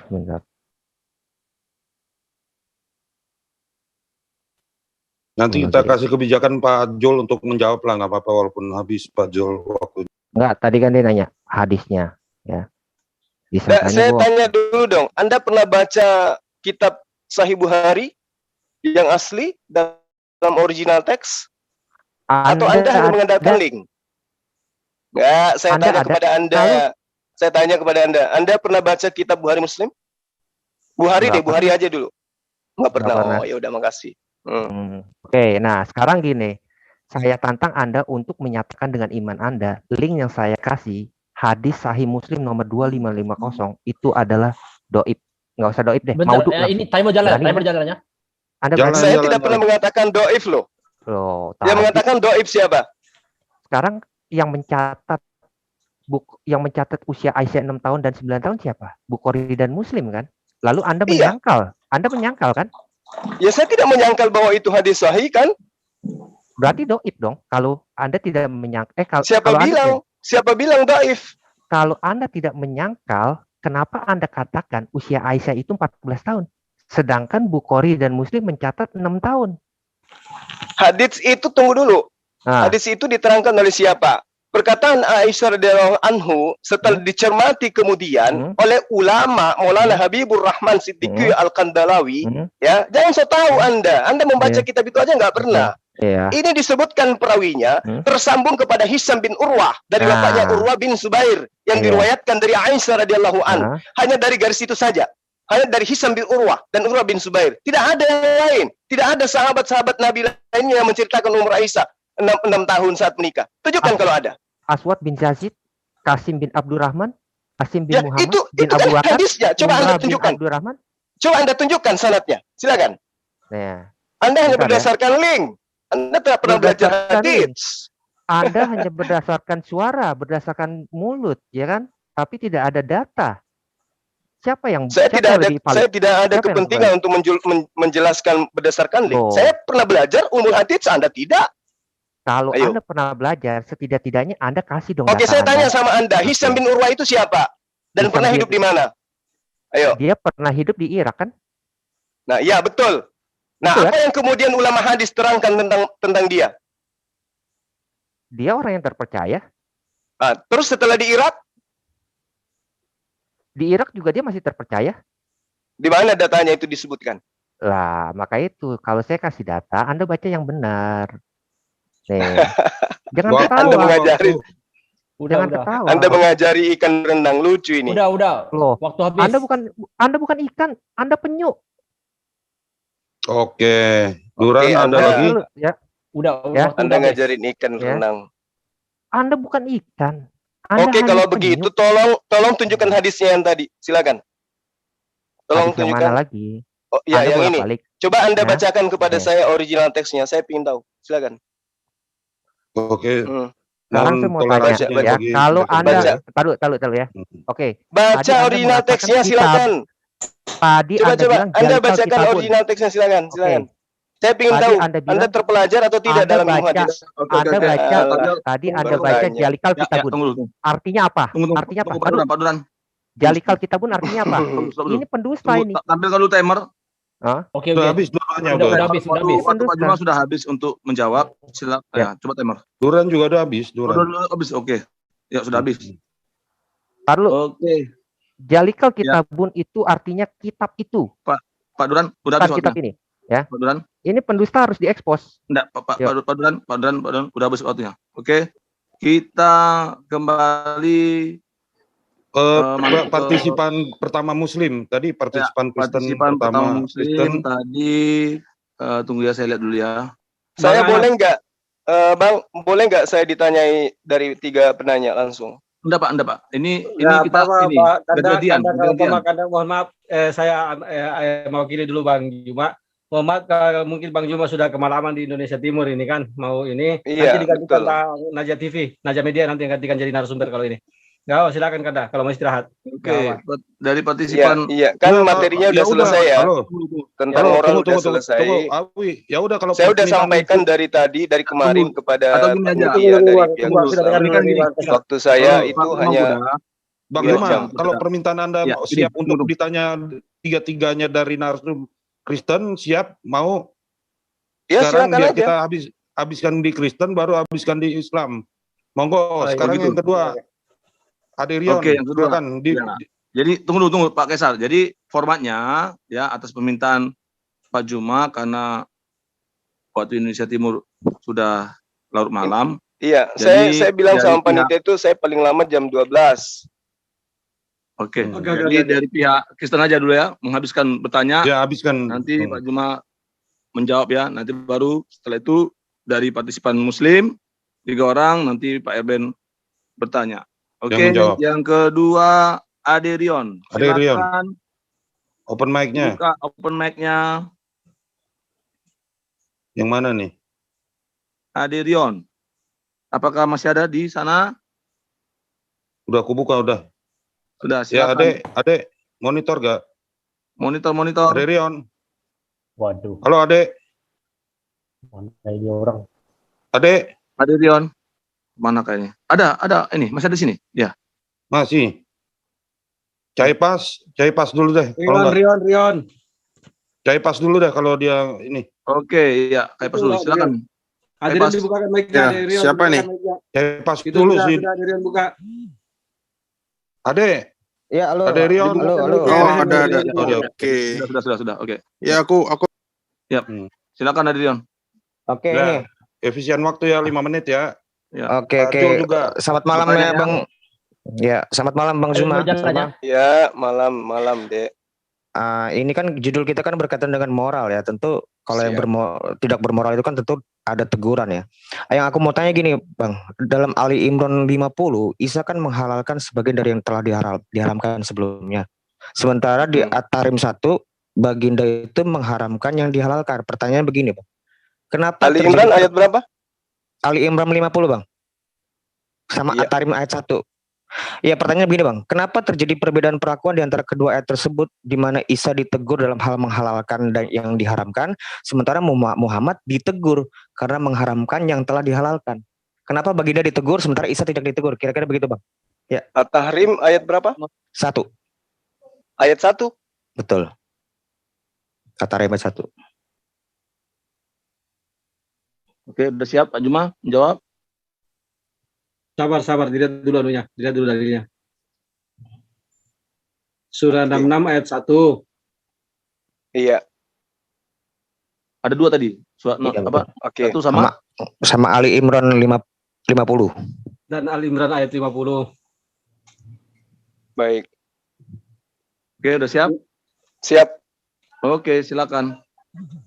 Oke, jadi syariat yang datang kemudian kepada Nabi Isa alaihissalam itu adalah syariat yang sudah diajarkan kepada Nabi Musa alaihissalam. Diterangkan wa musaddiqal lima baina yadayya minat taurata wa liuhilla lakum ba'dal ladina khurrima alaikum wa ji'tukum bi ayatin mir rabbikum fattaqullaha wa ati'un. Di sini diterangkan bahwa dan sebagai seorang yang membenarkan Taurat yang datang sebelumku, dan agar aku menghalalkan bagi kamu sebagian yang telah diharamkan untukmu, dan aku datang kepadamu membawa suatu tanda mukjizat dari Tuhanmu, karena itu bertakwalah kepada Allah dan taatlah kepadaku. Jadi syariatnya Nabi Isa alaihissalam itu, pengajarannya Nabi Isa alaihissalam itu masih terkait terhadap hukum Musa. Ya. Sedangkan apa yang diterangkan kemudian di dalam At-Tahrim ayat 1 ini terkait dengan syariat yang datang kepada Rasulullah Muhammad sallallahu alaihi wasallam. Ya ayuhan nabiyyu lima tuharrimu ma ahallallahu laka tabtaghi mardata azwajika Wallahu ghafurur rahim. Nah, apa yang Anda permasalahkan? Oke, berarti abang mau mendikotomikan kalau di zaman Muhammad itu bukan nggak berkaitan dengan syariat sebelumnya, gitu? Gimana? Di At-Tahrim itu baginda itu mengharamkan sesuatu yang sebelumnya belum diatur. Apakah begitu maksud abang? At-Tahrim. Udah. Bukan berbicara mengenai syariat Torah ini, bukan. Ini berbicara mengenai apa yang kemudian terjadi di antara Rasulullah Muhammad SAW dengan istrinya. Emangnya itu mengharamkan apa sih, Bang?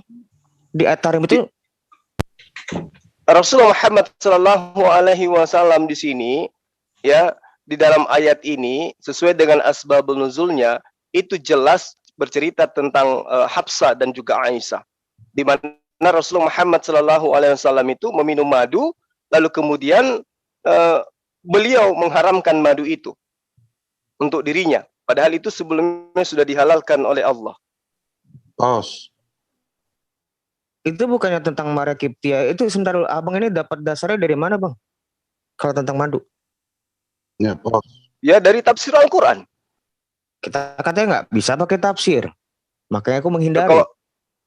Kok nggak bisa? Kalau Anda tidak memahami ilmu tafsir, ya memang nggak bisa kalau asal tafsir. Nggak bisa gitu dong, Mbak. Kan aku kan lagi bertanya nih. Kalau tahu kayak gitu, aku tadi sebutin semua tentang hadis yang berkaitan tentang At-Tahrim. Justru saya menghindar nih. Makanya saya nanya, ini mengharamkan tentang apa? Kalau madu nggak nyambung, Bang. Kalau madu nggak nyambung kayak tiganya, pasti nggak nyambung. Coba jadi di sini diterangkan, ya, di ayat sebelumnya Allah menyapa Nabi tentang hukum dan etika menceraikan istri. Lalu kemudian pada awal surah daripada At-Tahrim ini Allah menyapa, wahai Nabi, mengapa engkau mengharamkan apa yang dihalalkan bagimu dengan bersumpah tidak akan pernah minum madu setelah minum madu di rumah Zainab binti Jazzi? Itu maksudnya. Itu ayat 3 nggak nyambung. Ayat 3 nggak nyambung, Bang. Ini terkait tentang abang bilang meminum madu, itu ayat 3 jadi nggak nyambung. Karena ayat 3 itu secara rahasia. Disebutnya ayat 3 itu secara rahasia antara salah satu istrinya. Sementara kalau misalnya aku melihat dari riwayat tentang madu, itu antara Hafsah dan Aisyah itu nggak rahasia. Mereka bahkan sepakat. Bagaimana bisa dibilang rahasia? Di mana diceritakan mereka sepakat tentang madu?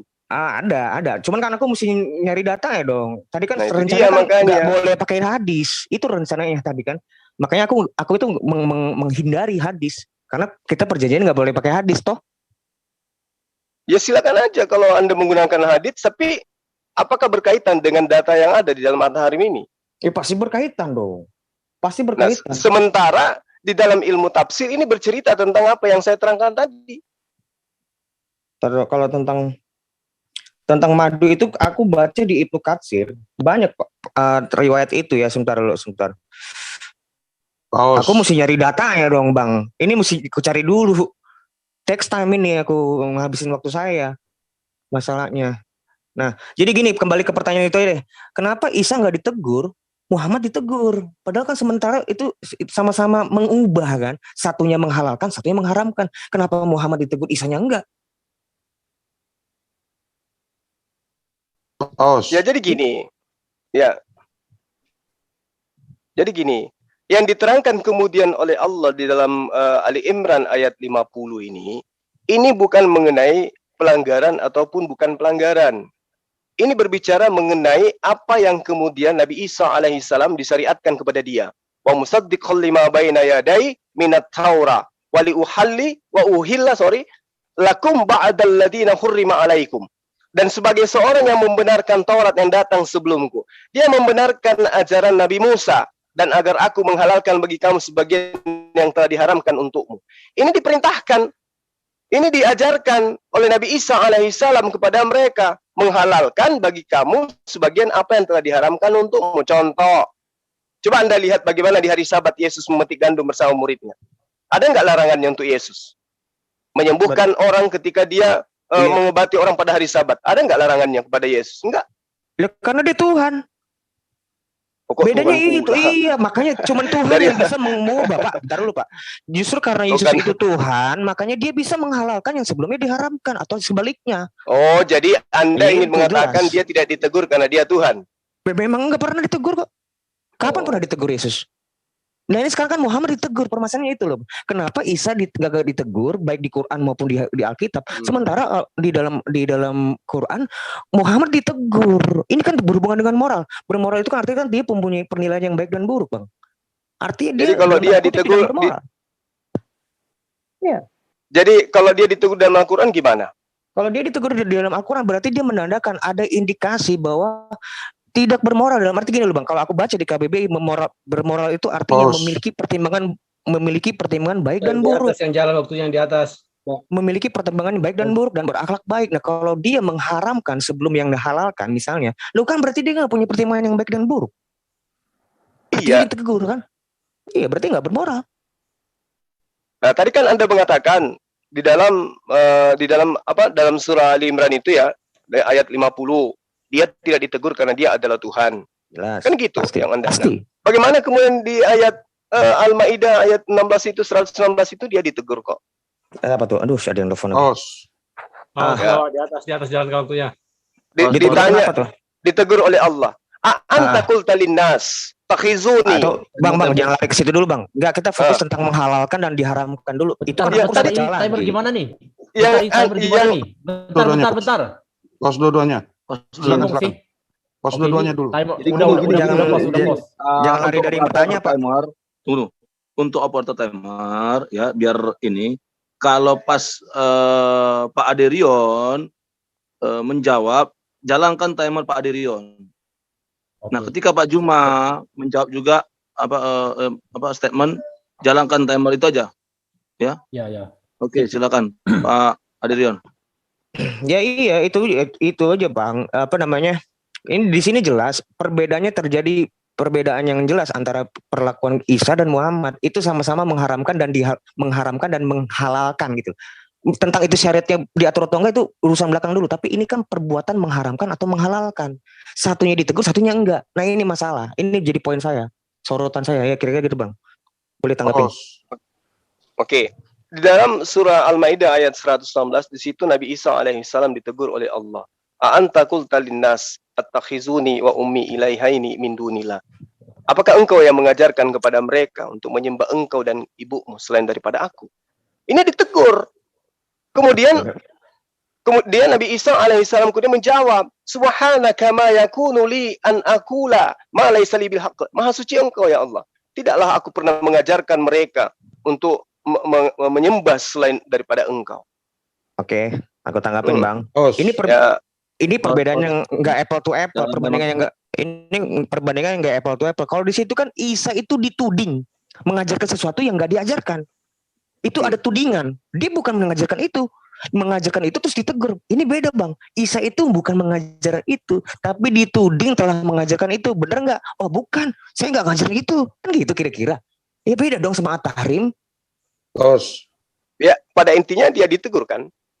Ya, ditegur dengan bukan kesalahannya. Itu justru pada intinya bagi Allah Subhanahu wa taala menegur sesuatu yang nggak dia lakukan. Itu loh. Itu pada intinya. Ya, artinya bahwa Ali Imran ayat 50 yang kemudian adik saya ini katakan sebagai dasar untuk menuhankan Yesus itu gugur karena dia ternyata ditegur di ayat 116 itu. Sorry Bang, maaf aku nggak bilangin Ali Imran ini dasar saya menuhankan Yesus, bukan. Saya kan tadi kan Babang menanti tentang hari Sabat yang ada di kitab saya. Karena dia Tuhan. Saya nggak bilangin ini adalah Tuhan loh. Saya nggak menyebut Ali Imran ini dasar saya menyebut Isa itu Tuhan, enggak sama sekali. Nah berarti waktu saya habis ya. Habis. Artinya bahwa apa yang diterangkan oleh habis waktu Bang Kandaya. Lanjut aja nggak apa-apa. Terakhir ya. Berarti aku bilang di sini kelihatan biar audiens yang menilai. Kalau di sini kelihatan perbedaan antara Ali Imran dengan At-Tahrim itu dibedakan. Kalau Isa itu tidak ditegur, padahal dia menghalalkan yang haram loh. Nah, Muhammad sebaliknya, dia menghalalkan yang haram, ditegur. Nah, itu tergantung audiens lah menilai. Aku nggak mau menjudge ini salah atau itu salah. Begitu nanti biar audiensnya aja yang menilai. Kira-kira begitu ya, Bang. Terima kasih, Bang. Betul sekali. Oke, masih ada 15 detik. Udah cukup. Aku Udah, cukup kok. Oke, riset. Ya, terima Betul kasih sekali. untuk Pak Adirion. Biarkan Pak audiens Juma. yang menilai. Betul itu. Oke. Lanjut. Saya reset timer ya, reset timer ya. Yang terakhir Riset. dari partisipan Kristen. Caipas. Kaipas. Mana sudah open mic? Kaipas. Ya, nih, saya buka nih. Sudah? Siap? Ya, makasih. Timer berjalan Udah bisa. ketika Pak Kaipas Efisien waktu ya. bertanya. Pak Zul sama Iya. Kaipas biar efisiensi waktu. Oke. Silakan. Ya, makasih. Ya, selamat malam, Shalom. Saya Kayafas. Mengikuti perdebatan ini saya terus terang gemetaran. Hampir mualaf, cuman setelah mendengar closing statement dari Pak Kasih Sejati tadi nggak jadi. Ya, dari judulnya ini tentang moral ini sangat bagus ya. Moral itu kan standar perilaku. Sebenarnya cukup menjawab, nggak perlu panjang-panjang. Kita bisa ngelihat dari sisi kita sendiri. Kalau kita ada dalam pesawat, tiba-tiba ada orang di kiri kita teriak haleluya, di sebelah kanan kita teriak Allahu Akbar, kita kaget sama yang mana? Itu kita udah bisa ngejawab sendiri. Pasti kita udah bisa jawab, bayangkan. Nah ini saya mau menyikapi dari sisi lainnya ya. Tadi tentang pertanyaan statement tadi dari teman-teman Muslim, ini saya mau nanya tentang standar perilaku, yaitu sunat dan sholat 5 waktu. Itu kan kata kalian kitab sucinya adalah Al-Quran. Nah, saya minta dalilnya dari Al-Quran tentang sunat ini di ayat mana dan sholat 5 waktu ini dari mana? Oke, monggo. Ya, silakan Pak Aus. Sudah siap Pak Juma menjawab? Iya. Oke, timer berjalan ketika Pak Juma menjawab. Silakan. Baik. Jadi saya hanya ingin katakan begini. Di dalam Al-Quran itu memang tidak ada perintah yang kemudian tertulis dengan nyata bahwa sunatkanlah dirimu. Ya. Tetapi perintahnya kemudian adalah mengikuti milah atau jalan Abraham atau Ibrahim. Nah, sahabat juga harus tahu bahwa Al-Quran itu kemudian ketika datang kepada Rasulullah Muhammad SAW, maka perintahnya kemudian itu jelas bahwa Rasulullah Muhammad SAW menjelaskan dan menjabarkan apa yang menjadi perintah Allah di dalam Al-Quran.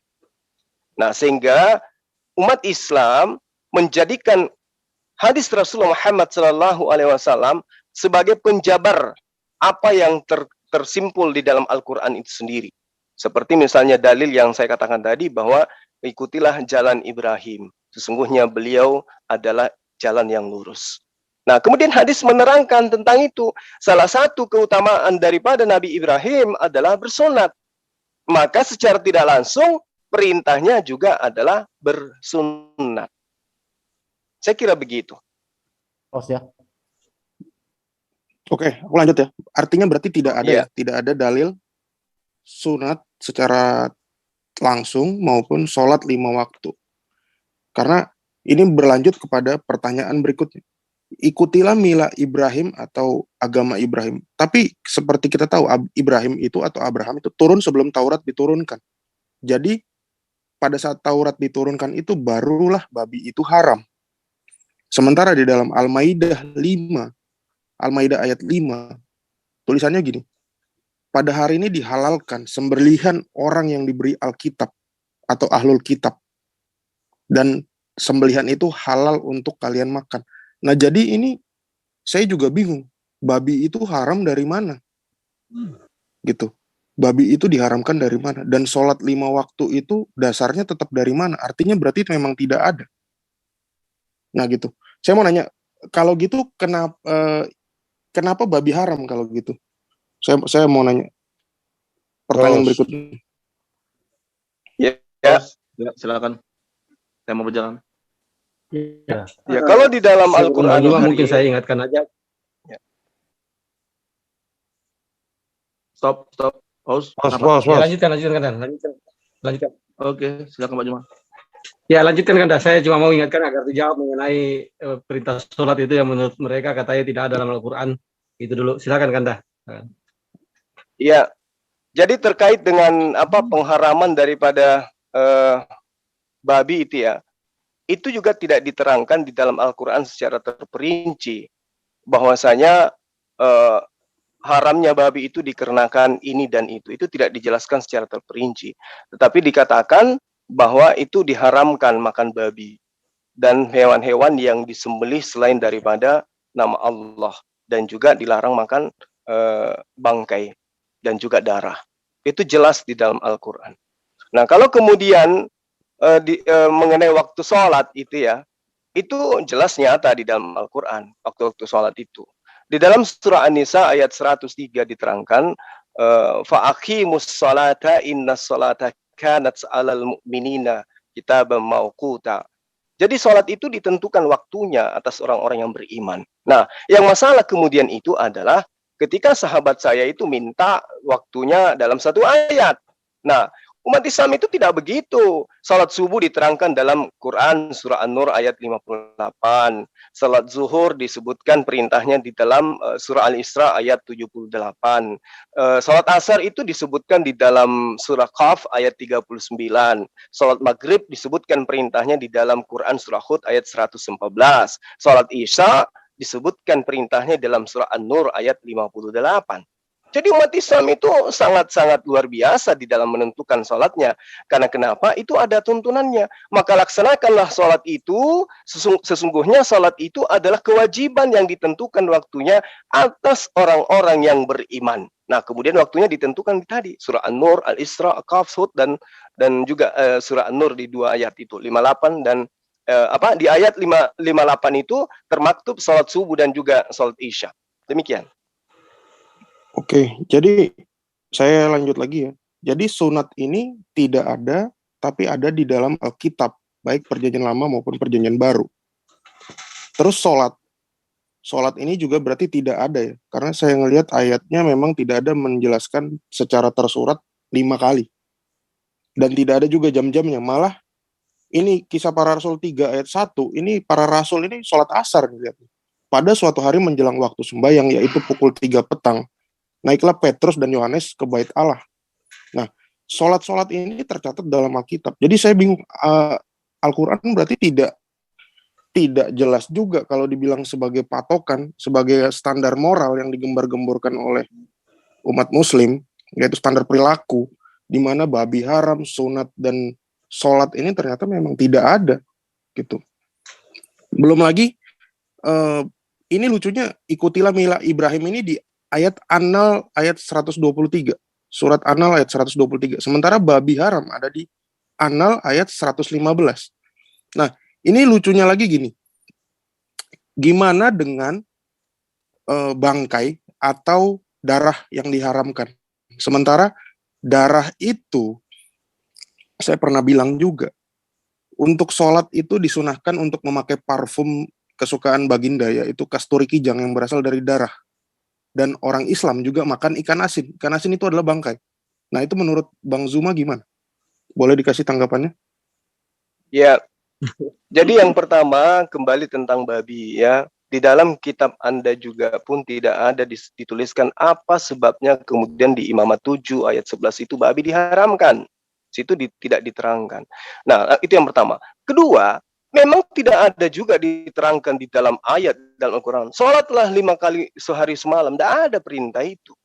Yang ada adalah laksanakanlah sholat. Sesungguhnya sholat itu adalah kewajiban yang ditentukan waktunya atas orang-orang yang beriman. Kalau mengenai 5 waktu ada perintahnya Anda minta, saya minta ibadah hari Minggu, ada nggak? Nyembah Yesus ada nggak? Nggak akan ada. Ini berbicara mengenai moral kan? Nah, artinya kita berbicara mengenai kitab kita secara menyeluruh. Kalau tadi ada mengatakan Yesus luar biasa, tunggu dulu. Ajaran Yesus selama 3 tahun itu ajaran apa saja yang diajarkan? Ada dia mengajarkan nyembah dirinya? Nggak ada. Data-datanya jelas kalau kita mau terperinci lagi tentang apa yang Yesus ajarkan sebenarnya. Nah, terkait dengan yang sahabat saya katakan, dalam surah An-Nahl itu tidak ada perintahnya kemudian untuk bersunat. Tapi kan perintahnya jelas, mengikuti apa yang diajarkan oleh Ibrahim. Lalu kemudian yang diajarkan oleh Ibrahim itu oleh Rasulullah Muhammad SAW diterangkan bahwa Ibrahim berkhitan setelah mencapai usia 80 tahun. Itu ada hadisnya. berarti kami umat Islam harus bersunat karena diperintahkan untuk mengikuti itu. Dalilnya saya, dalil kitab kami ada. Yang celaka itu dalilnya ada di kitabnya tapi malah tidak bersunat. Demikian. Tadi tentang yang ikan asin dan kasturi kijang belum dijelaskan. Oh, saya tidak punya data untuk kasturi kijang ini ya. Yang saya pahami bahwa yang dimaksud dengan bangkai itu adalah oke, makasih. Waduh, sayang sekali tidak terjawab semua.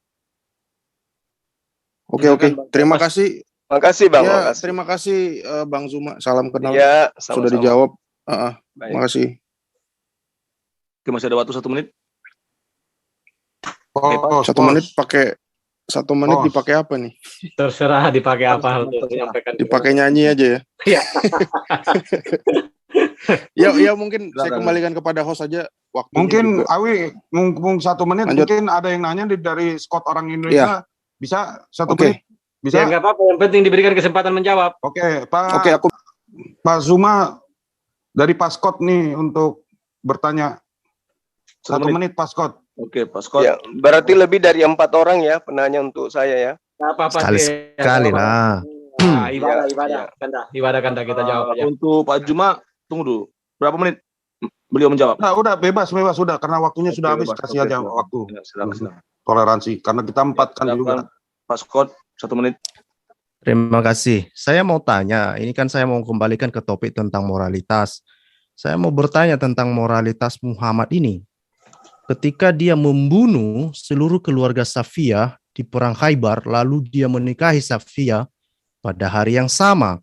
Moralitas apa itu dia membunuh suaminya, dia masih pengantin yang baru, lalu dia mengawini Safiyah pada hari yang sama. Itu moralitas Nabi apa itu? Silakan. Oke. Saudara saya ini membawa data 1400 tahun silam. Boleh enggak saya dikasih bukti referensi yang akurat dari apa yang Anda pertanyakan? Silakan. Ada data yang sudah dinyatakan sahih dalam pengajaran Islam? Ya Pak Scott, jangan di mute lagi ya. Oke. Sorry. Itu silakan dibuka di dalam Sahih Bukhari 3889. Atau perlu saya bacakan? Iya, dibacakan aja, Pak. Oke, saya bacakan ya.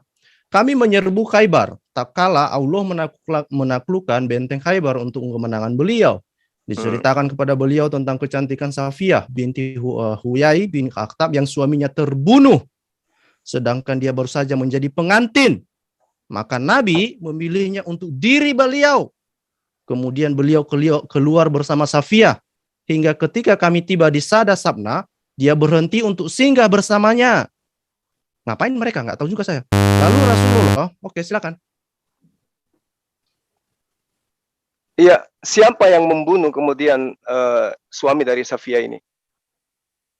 Apa perlu saya ulangi lagi membacanya itu?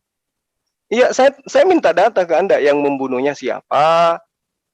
Kan Anda tadi tuduhannya Rasulullah Muhammad SAW membunuh suaminya lalu menikah istrinya, bukan Kan begitu? atas perintahnya lah itu perang di Khaybar itu. Kan Muhammad juga ikut perang di dalam Khaybar itu. Ya, Setiap namanya pagi-pagi datang perang. Muhammad.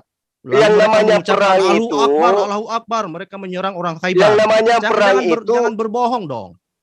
lah Anda yang berbohong tadi mengatakan berbohong Muhammad lah. yang membunuh. Jangan begitu, Pak Scott. Anda yang menuduh tadi Rasulullah Muhammad SAW membunuh Kamu menolak dengan bahwa perang Khaybar itu benar-benar. Pak Scott. Ya, kita ini kan prinsipnya bertanya Pak Scott. Oke, kita cukup dulu Pak Scott karena kayaknya mohon maaf ya karena mengatakan tadi narasi Muhammad membunuh dan tidak bisa dibuktikan. Kalau perang itu kan ya namanya perang, kita tahu sendiri lah. Silakan dilanjut aja moderator.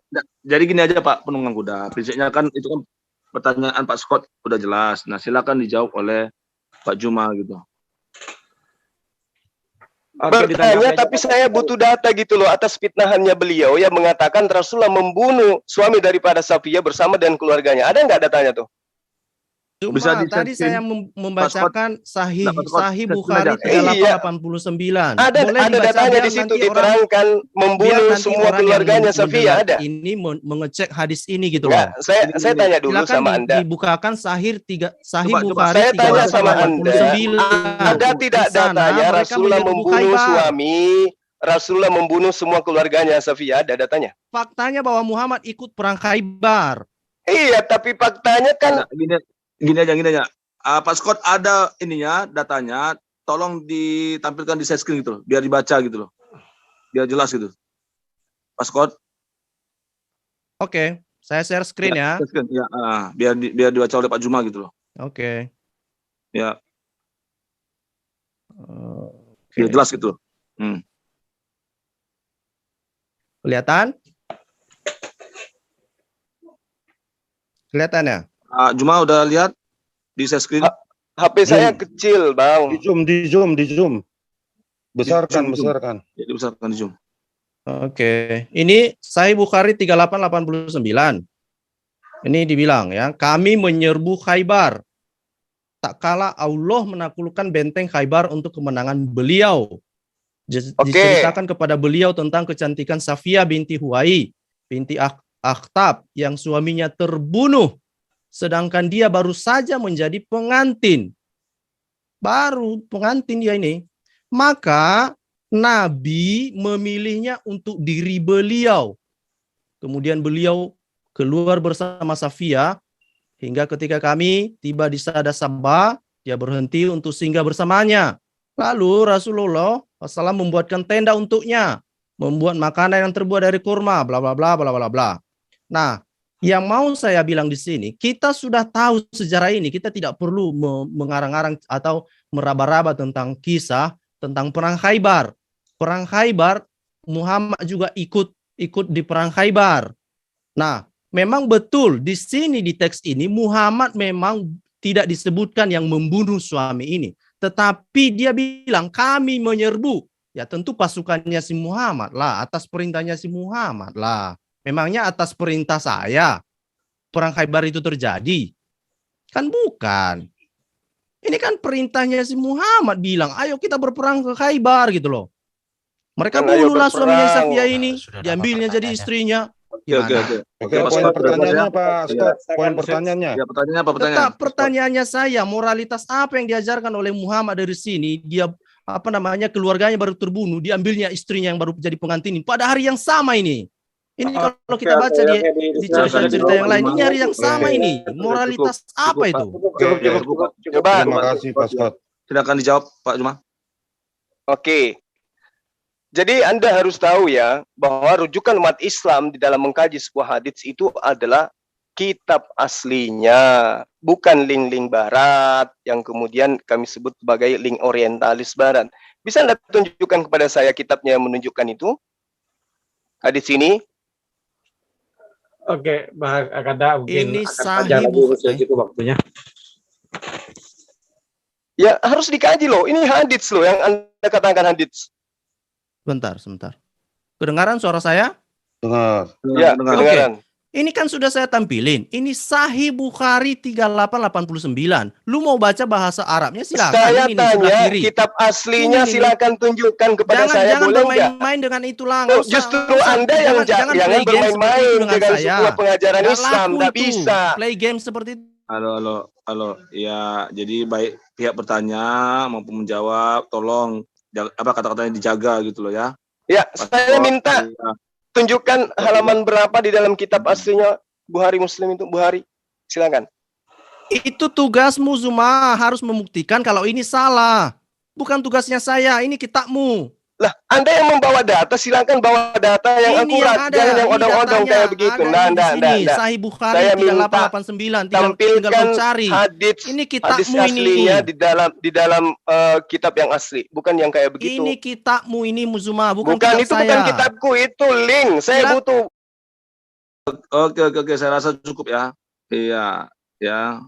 Jadi yang penting tadi Pak Scott sudah bertanya.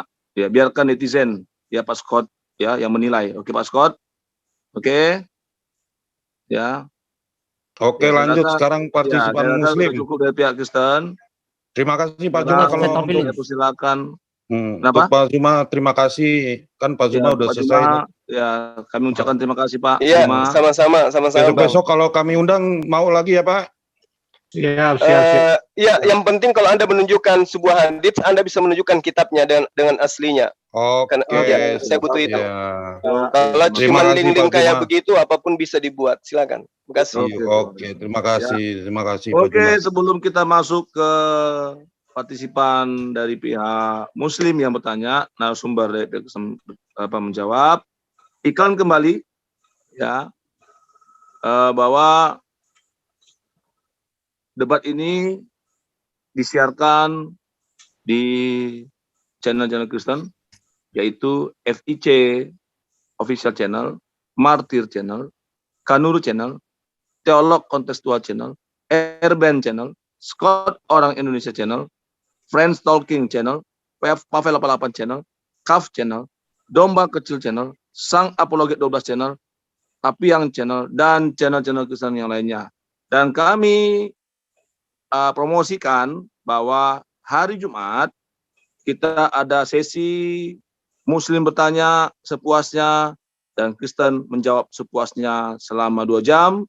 Dan hari Sabtu malam Minggu dari pihak Kristen bertanya sepuasnya dan dari pihak Muslim menjawab sepuasnya selama 2 jam. Don't miss it. Jangan sampai terlewatkan acara Jumat dan Sabtu yang seru juga, yang tidak kalah serunya seperti malam hari ini.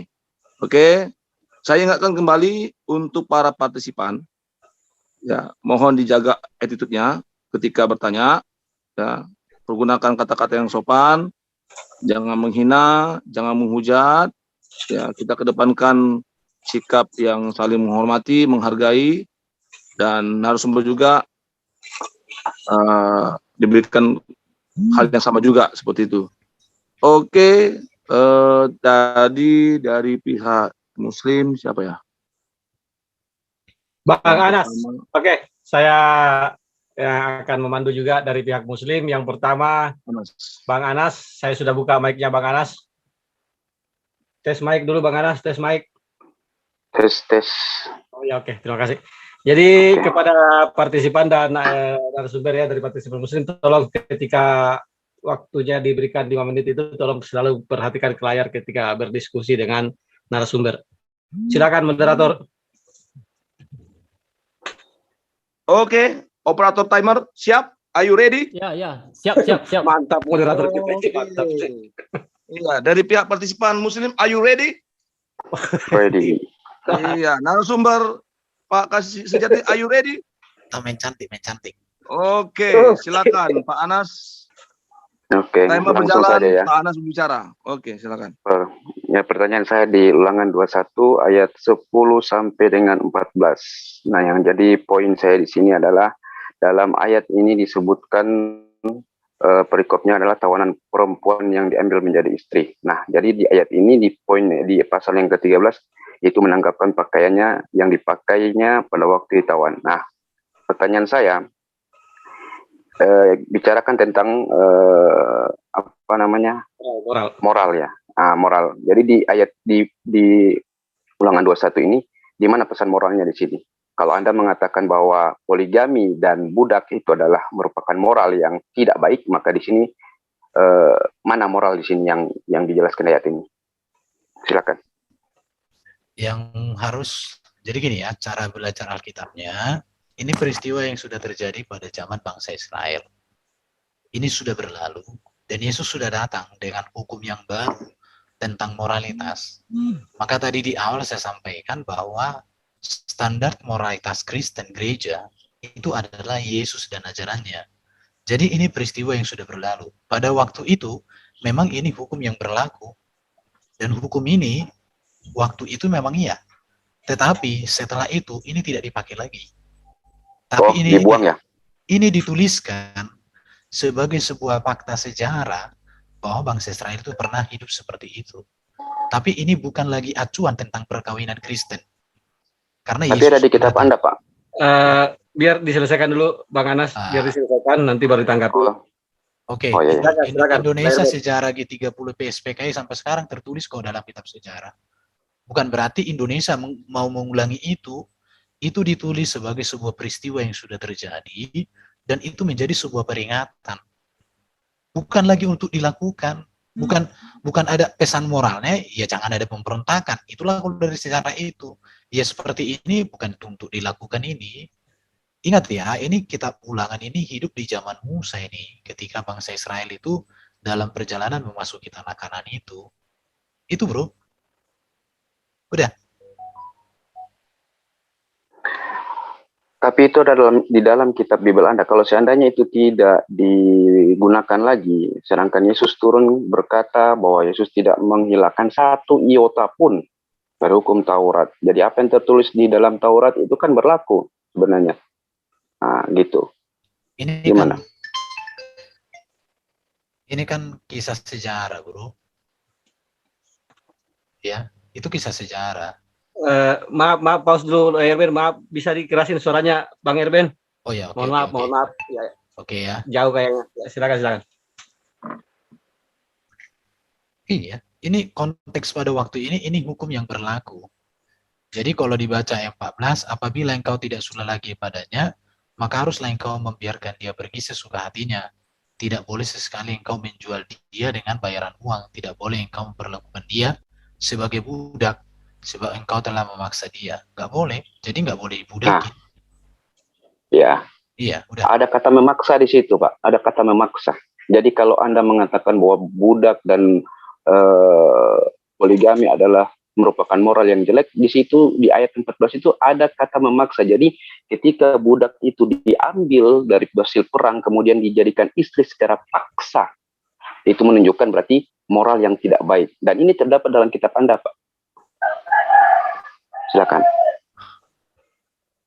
Ini tertulis di dalam Alkitab, bukan lagi sebagai patokan hukum. Saya sudah katakan tadi bahwa patokan hukum gereja itu ajaran Yesus. Ini sebagai catatan sejarah yang pernah terjadi. Sama seperti peristiwa G30 SPKI dalam sejarah dicatat itu, tapi bukan lagi untuk jadi dilakukan lagi seperti itu, bukan. Itu catatan sejarah. Dari catatan sejarah itu kita belajar. Kita diperingatkan bahwa perang pun Yesus nggak pernah mengajarkan lagi. Perbudakan Yesus tidak pernah mengajarkan lagi. Kan jelas di situ. Baik. Kalau Anda mencontohkan dengan gerakan G30 SPKI, itu contoh yang jelek, Pak. Dan itu bukan dari Tuhan. Tapi ini terdapat di dalam Bible. Dan ini adalah menurut keyakinan Kristen itu merupakan firman Tuhan. Kok disamakan dengan kejelekan yang terjadi di G30 SPKI? Apakah ayat ini Ulangan 21 ini adalah kejelekan? Budak yang diambil dari rampasan perangnya adalah kejelekan di Ulangan 21 ini? Silakan, Pak. Kalau saya coba mengikuti pola pikir Bapak ya, ayat 13 dikatakan, sesudah demikian bolehlah engkau menghampiri dia dan menjadi suaminya, sehingga ia menjadi istrimu. Jadi nggak budak, Pak. Dijadikan jadi tawanan perang dijadikan istri di sini. Tawanan perempuan diambil menjadi istri. Di situ, tetapi ini sebuah kisah yang sudah terjadi. Dan ini tidak lagi menjadi acuan orang Kristen di masa kini. Karena Yesus sendiri sudah tidak membenarkan perang, tidak membenarkan pembunuhan, tidak membenarkan poligami, tidak membenarkan perbudakan, semua enggak ada lagi. Yesus itu mendasarkan semuanya itu dengan kasih. Itu, Pak. Jadi ini catatan peristiwa yang sudah terjadi, bukan berarti kita harus lakukan lagi, enggak. Udah. Jadi ayat ini merupakan sesuatu yang tidak moral atau bagaimana? Konteks pada waktu itu, ya ini sudah peristiwa yang terjadi. Dan tidak ada yang salah dengan konteks waktu itu di sini. Bedanya kalau dengan baginda Muhammad, Yesus sudah datang, tapi kembali lagi dia ke belakang. Jadi Yesus sudah membuat standar yang baru, hukum yang baru dibuat oleh Yesus. Itu patokannya. Jadi kalau kalian mau ini, orang Kristen nggak lagi mendasarkan tentang hukum perkawinan dengan peristiwa ini, nggak lagi. Udah, itu aja. Yang saya tanyakan, Pak, apakah Ulangan 21 ini adalah pesan moral yang jelek atau baik, Pak? Jadi gini, pada konteks waktu itu, memang tawanan perempuan itu diambil jadi istri. Pada waktu itu boleh. Kenapa? Karena pada waktu itu memang hukumnya seperti itu. Tetapi kalau gereja tidak lagi berpedoman ke sini, sudah datang Yesus membawa hukum yang baru,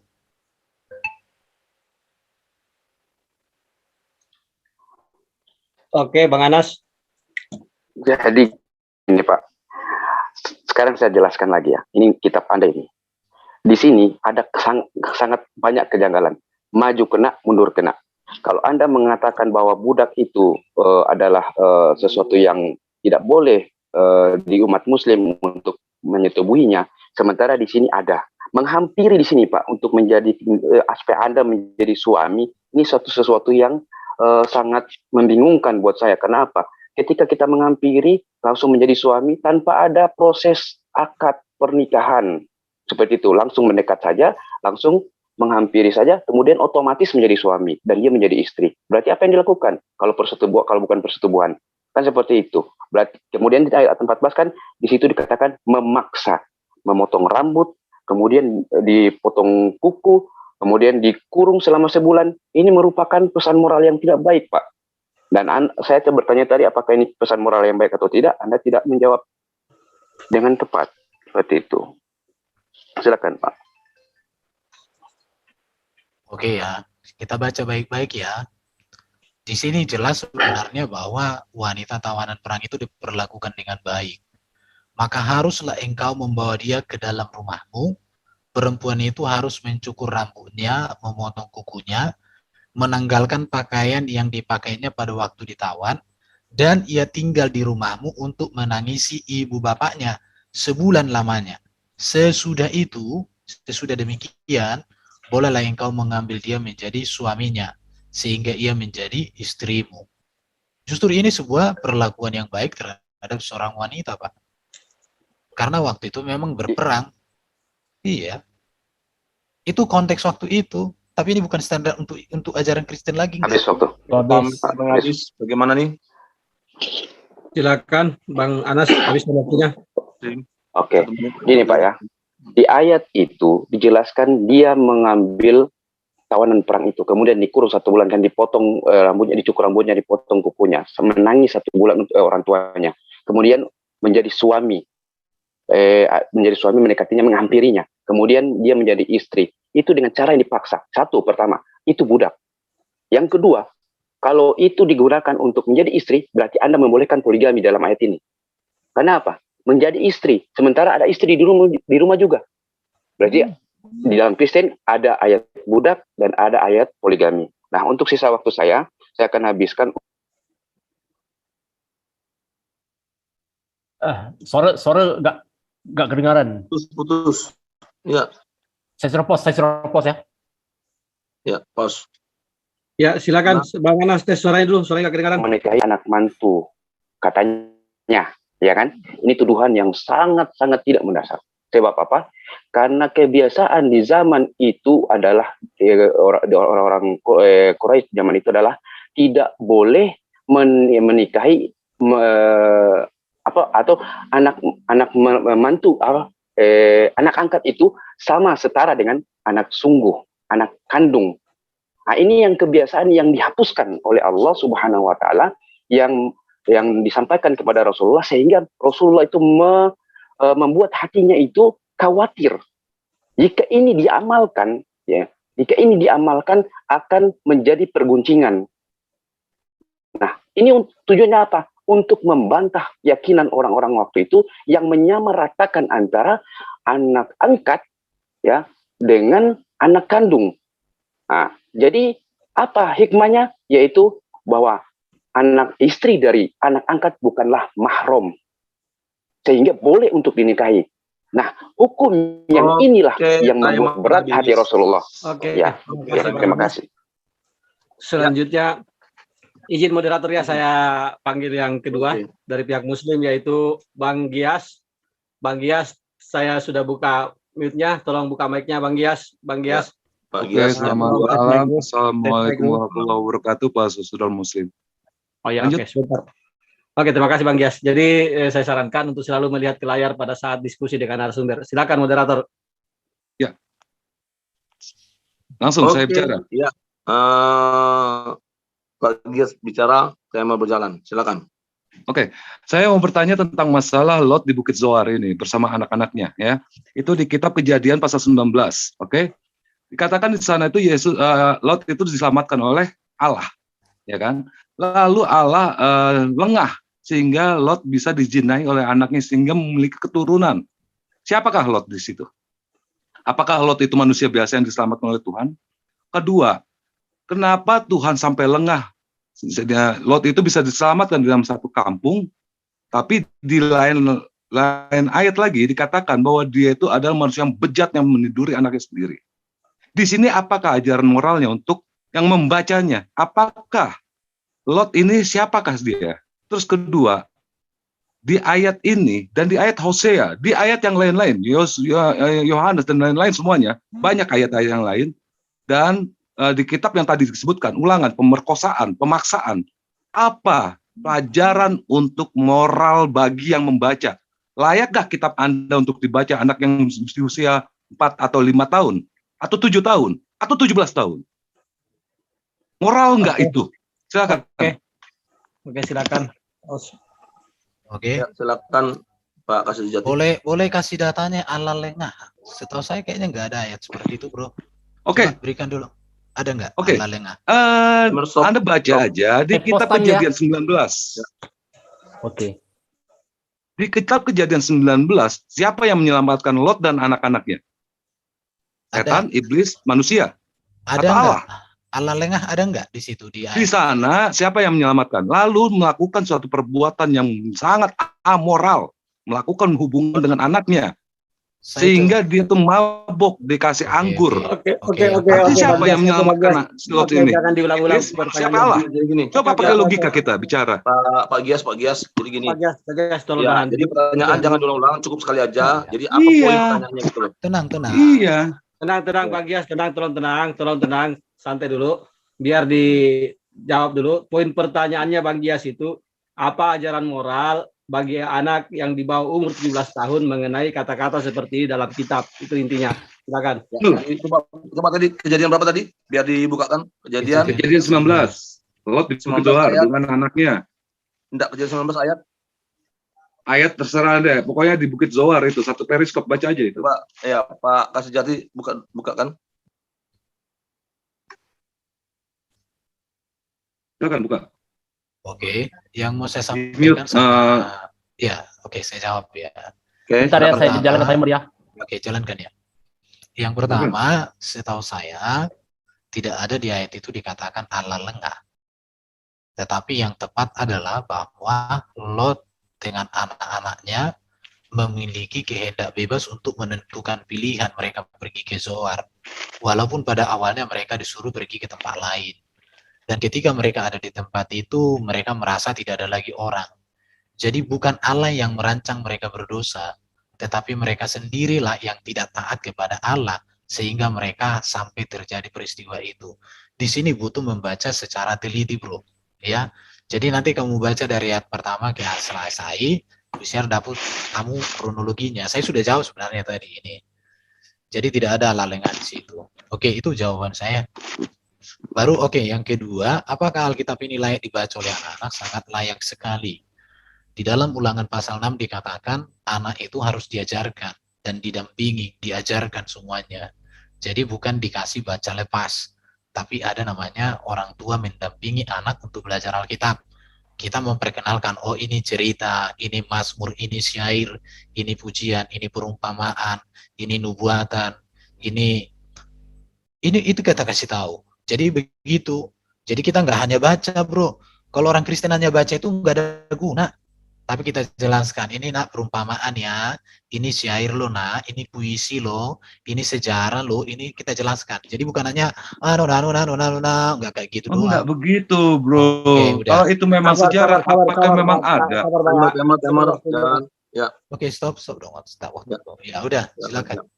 Ya, silakan. Kalau memang itu adalah sejarah, apakah di Alkitab Anda itu nggak ada sejarah semuanya? Itu adalah sejarah semua. Pikirkan nggak? Semua itu adalah sejarah yang ada di kitab Anda itu. Tidak ada yang menyatakan kejadian yang akan datang. Cuma nubuatan tentang ketuhanan. Yesaya 53, ya itu semuanya. Dan ingat, Aisyah dinikahkan oleh Rasulullah itu bukan karena pemerkosaan seperti Ulangan tadi yang Anda sebutkan. Itu karena dia antara bapaknya untuk dinikahkan oleh Rasulullah. Kenapa Anda yang sibuk? Sedangkan di ayat Anda, orang tua menjinai anaknya, terus melakukan persundalan sebebas-bebasnya di Hosea 4:13-14 dibolehkan. Kenapa Anda mengutik-ngutik masalah kitab kami? Aisyah nikah kepada Rasulullah itu bapaknya nganterin. Kenapa Anda yang sibuk? Pertanyaannya pertanyaan selanjutnya. Pertanyaan saya tadi, layakkah Alkitab Anda dibaca dan diartikan, dimaknai oleh anak-anak yang di bawah usia dewasa? Ingat, Al-Quran dibaca oleh anak 4 tahun, berikut hafalannya, berikut artinya, layak dan menambahkan IQ-nya. Tapi Alkitab, ada nggak yang menghafalnya? No. 1% pun nggak ada. Silakan. 2 Timotius 3 ayat 16 mengatakan segala tulisan yang diilhamkan Allah memang bermanfaat untuk mengajar, menyatakan kesalahan, memperbaiki dan seterusnya. Alkitab ini buku etika dan moral yang sempurna. Maka di sini diberitakan yang buruk untuk dihindari, yang baik untuk diteladani. Begitu cara kami belajar. Jadi bukan hanya dibaca tapi mengerti, bro. Kalau tadi katakan Aisyah itu 69 tahun itu bukan pemerkosaan. Ya saya nggak berani aja mengungkapkannya, bro. Kalau di Indonesia itu masuk penjara, bro, hukumnya. Itu aja, bro, pikirkan. Jadi Bro, kalau oke, lanjut ke saya ya. Oke, itu Bro. jadi itu masuk penjara itu kalau seperti itu usianya di Indonesia. Itu aja. Oke, udah. Oke, pause. Oke, lanjut saya. Bro, dan namanya orang nikah itu, apalagi di perawan itu dinikahin, diantaranya itu sama bapaknya nganterin ke Rasulullah SAW. Kenapa Anda yang sibuk? Iya, Anda itu apa urusannya? Satu, kedua, satu ini, biar kamu tahu ini tentang masalah pernikahan. Nggak ada di dalam Al-Quran itu menyatakan untuk memerkosa budak-budak seperti ulangan tadi yang disebutkan. Terus dikatakan lagi, bersundalah keluarga kita, menantu-menantu kamu tuh di Hosea 14, ya. Masa sih ada ajaran seperti gitu? Ingat ya, kalau seandainya Anda mengatakan itu adalah sejarah dan sudah terjadi, artinya Alkitab Anda ini bukan Alkitab dari firman Tuhan. Ini ada firman manusia, karena tidak berlaku untuk selamanya, tidak abadi. Sedangkan Alkitab yang menurut Anda yang suci, itu harusnya berlaku untuk selama zaman ini berjalan. Pakailah kita logika di dalam masalah memahami Alkitab ini. Alkitab Al-Quran itu selalu terpakai untuk seluruh zaman. Alkitab Anda, oh tidak, itu sudah terjadi, nggak kepake lagi. Apa kok gitu? Itu firman Tuhan, bukan. Lanjut. Oke, pertanyaannya Pak, tolong fokus. Fokusnya, intinya gini, Alkitab Anda itu suci atau tidak? Apakah itu firman Tuhan atau tidak? Kalau seandainya firman Tuhan, berlakukah untuk segala zaman? Kalau tidak berlaku segala zaman, arti Tuhan Anda itu tidak mengetahui zaman yang akan datang. Silakan. Oke, stop. Oke, silakan. Kalau tentang perempuan tadi di kitab ya ulangan ya tadi itu kan ada waktu dia untuk menangisi, nggak langsung dimainkan. Dan itu pun bukan lagi menjadi standar bagi orang Kristen kan. Itu yang harus perlu pahami. Baru kalau tentang berzina atau bercabul, di dalam Alkitab Allah nggak pernah menyetujui itu, justru dimarahi kok. Cuma kalian aja yang sudah salah memahami. Tetapi peristiwa orang bercabul itu dituliskan, tapi bukan untuk jadi contoh, untuk diteladani, bukan. Tapi itu sebagai sebuah peringatan untuk dijauhi, dihindari. Itu yang saya sudah jawab dari tadi, bro. Udah ya jawaban saya? Bro. Segiliran saya yang ngomong sebentar nih. Bro, ente artinya nggak memahami kitab Anda yang perjanjian baru itu ya.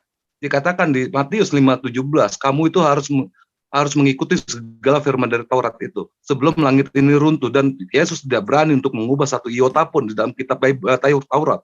Terus apabila kamu mencintai aku, maka engkau harus mengikuti semua perintahku. Itu perintahnya Yesus. Sekarang Yesus sebagai manusia mentaati Taurat. Kamu mengatakan itu sudah terjadi dan itu bukan kitab saya. Loh, Anda ini mengikuti Yesus atau bukan? Moral apa yang Anda akan lakukan terhadap perintah Yesus kalau begitu? Anda ini hamba Yesus bukan? Sebagai hamba Yesus, Anda harus mentaati apa yang perintahkan Yesus. Begitu. Kalau Anda benar-benar seorang Kristen yang benar, lakukan apa yang dikatakan Yesus. Ya, lanjut. Sudah. Apakah Anda layak sebut agama Kristen yang mengikuti ajaran Yesus? Silakan Anda jawab. Secara moral Anda. Yesus nggak pernah menyuruh orang membunuh, membenci, berperang, kau ini anak kecil. Nggak pernah. Itu buktinya bahwa saya mengikuti Yesus. Itu data, bro. Nggak pernah. Jadi apa yang tertulis itu, makanya gini, Alkitab itu kan grafe, firman grafe, tulisan para rasul tentang karya Allah dalam sejarah bangsa Israel. Di mana di dalam sejarah itu ada hal yang baik, ada hal yang benar, dan itu dituliskan. Sehingga itu menjadi pembelajaran bagi semua orang. Tadi saya udah jauh dari awal seperti itu, bro. Jadi jawaban saya santai-santai aja, makanya aku bilang main cantik. Nggak usah terlalu panjang kali lebar kita. Udah. Ya bukan. Yohanes 14:15 kamu baca lah. Terus Matius 5:17 kamu baca lah itu. Apa yang dikatakan Yesus di sana? Terus dikatakan di kitab Anda di Hosea 14 itu dikatakan kamu menantu-menantu kamu dibolehkan untuk bersundal dan Tuhan mengampuni dan perempuan sundal itu akan masuk surga. Apa ini ayatnya? Apakah itu moral untuk yang membacanya? Saya aja membacanya aja nafsu kok. Waktu habis. Hosea 14 ayat berapa? Ya, silakan dijelaskan 1 menit lagi. Hosea 14 ayat berapa? Saya tanya, Hosea 14 ayat berapa tadi? Halo? Silakan dibuka mic-nya, Pak. Hosea berapa tadi? Itu sepertinya tentang ini, gambaran tentang apa bangsa Israel sebagai ini wanita pesundal. Maksud aku harus jelas dulu, pasal 1 bisa kita jelaskan. Ya. Hosea 14 di sini justru ayat pertama katakan bertobatlah Israel kepada Tuhan Allahmu sebab engkau telah tergerincir karena kesalahanmu. Masalahnya di sini kan mereka nggak baca utuh, hanya diambil ujung-ujungnya. Jadi dosa itu dituliskan di situ, tapi disuruh bertobat mereka dari dosa itu. Bukan berarti diajak kita ikut yang baca itu jadi berdosa. Makanya saya bilang tadi belajar Alkitab itu ada latar belakangnya, ada konteksnya, ada bentuknya syair, perumpamaan kah ini teguran kah ini, apa nubuat kah ini, semuanya ada. Jadi kita nggak baca seperti Anda belajar Quran, cukup membaca pahala masuk surga. Nggak kayak gitu kita. Oke? Apalagi tadi, moderator, apa yang ditanya tadi?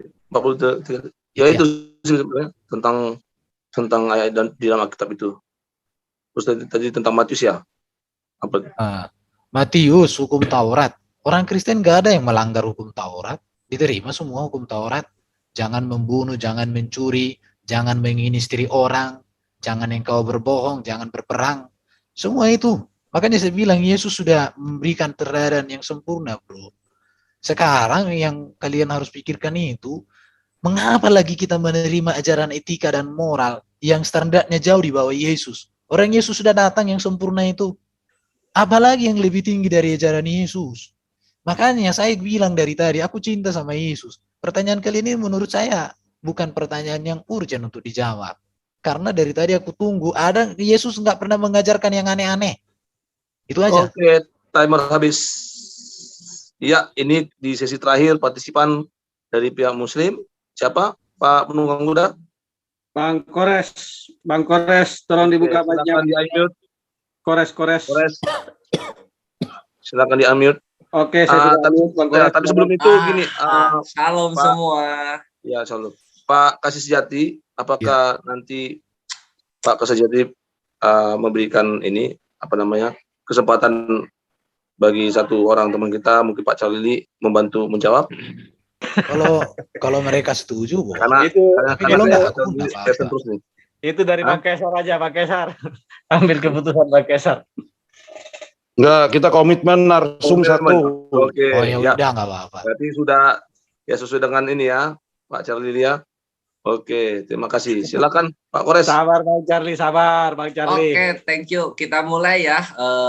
Salam malam untuk saudara-saudaraku dan juga yang di live comment, Zulkifli M. Abbas, Translate Comment Center, dan seluruh ikhwan fillah yang menyaksikan. Mari kita saksikan jawaban dari Erben mengenai moralitas ini. Ben, gue mau nanya, Ben.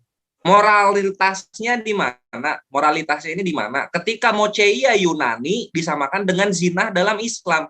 Silakan dijelaskan, Ben. Mocheia itu apa? Bawa data. Nggak ngerti aku mocheia, jelaskan aja apa itu mocheia. Tolong Pak Kores, jangan menggunakan bahasa asing gitu loh. Bahasa Indonesia aja. Apa itu mocheia? Aduh, kasihan. Jadi gini, mocheia itu adalah bahasa Yunani yang digunakan dan disebatkan oleh LAI kepada kata zina dalam Islam. Ini menyedihkan. Karena mocheia itu dalam Yunani artinya persetubuhan yang tidak diizinkan kyriosnya atau tuannya. bukan persetubuhan di luar pernikahan. Begitu Erben. Silakan ditanggapi. Oke, kalau bisa tunggu dulu. Kalau bisa Pak Kores di mana datanya dalilnya gitu loh di dalam Alkitab. Oh iya, tolong Ikhwah itu datanya udah aku share di grup. Tolong dikeluarkan supaya paham. Mana gitu loh. Iya. Ini ya, supaya jangan nanti dikatakan netizen asumsi. Kedua aja ya. Itu datanya ada di grup. Tolong ditampilin. Baca kitabnya di mana? Oh, Matius, dibaca Markus, aja. Lukas, Kitabnya bukan tulisan orang lain gitu. Iya. Oh, kitabnya itu adalah di Matius 5 P1 perikop itu kan bahas mengenai zina-zina. Di sana kan digunakan moceia-moceiyaan tuh. Nah, kalian kok punya kata bahasa Yunani moceia tapi nggak ngerti artinya. Timer jalan. Berapa ini? Penguatan pertanyaan. Gagap kan Erben. Paus dari penjawab belum ada dijawab timernya. Iya, gua mulu ya ngomong hai aja Erben. Jawab dong Erben. Bahasa Yunani ini, bahasa ibu dari keimanan kalian. Paus yang penanya di Paus ini kenapa penanya terus yang jalan ini? Kalau dari Bang Erben tidak bisa menjawab, jangan dijalankan waktunya yang di atas. Diedit 4 menit aja, diedit lagi, Kurang atau gini aja. Edit 4 menit bisa itu 4 menit. Udah 4 menit udah bikin 4. Udah bikin 4. Cuma 7 detik ditambahin. 4 menit. Enggak, atau gini aja, kembali ke 5 menit aja. Ulangi lagi pertanyaannya gitu. Biar ini udah simple. 5 menit lagi. Ya, ulang dari awal. Enggak, aturan gini aja tadi 4 menit, Erben dikurangin 4 menit, diam aja dia. Enggak, kita kembali ke 5 menit.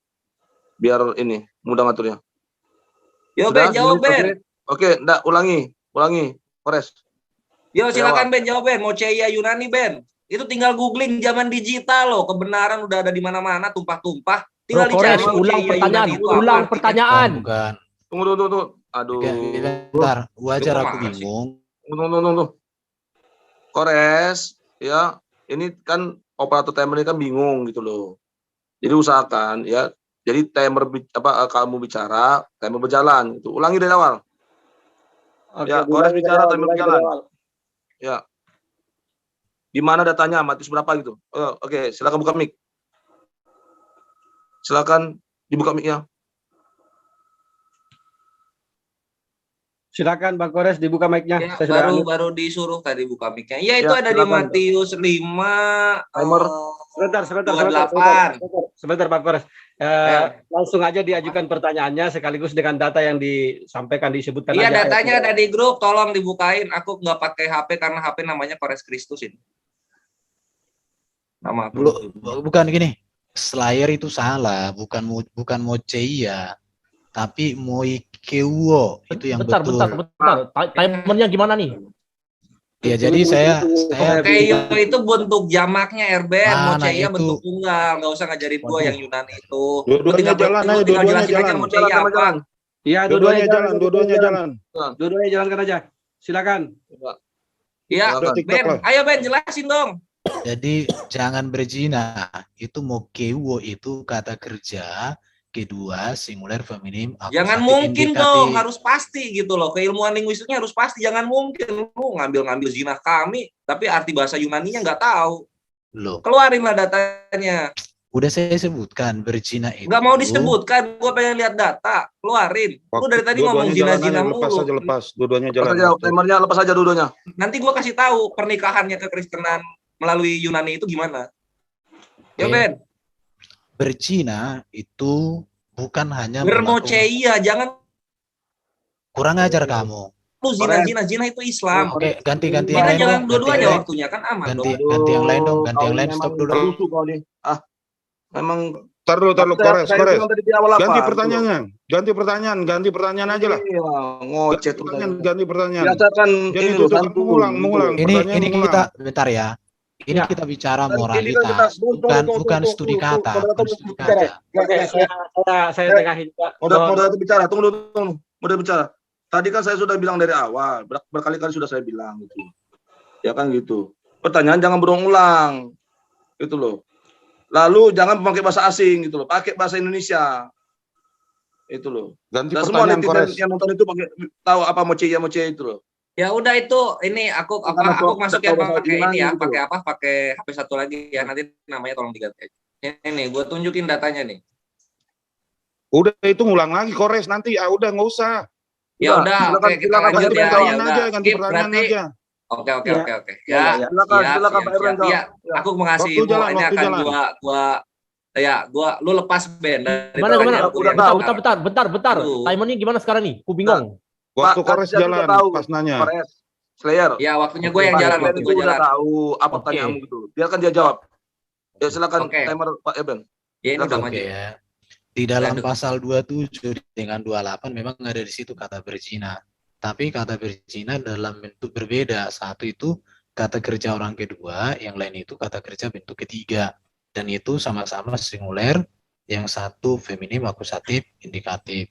Tapi berzina itu udah pasti artinya adalah perilaku yang tidak sesuai dengan tindak Tuhan, termasuk memiliki menginginkan dengan nafsu birahi, itu termasuk berzina. Jadi berzina itu bukan hanya hubungan seks, tetapi pikiran kotor yang menginginkan lebih dari beratnya lihat cewek cantik, akhirnya aneh-aneh dia, nafsuan dia, itu berzina juga.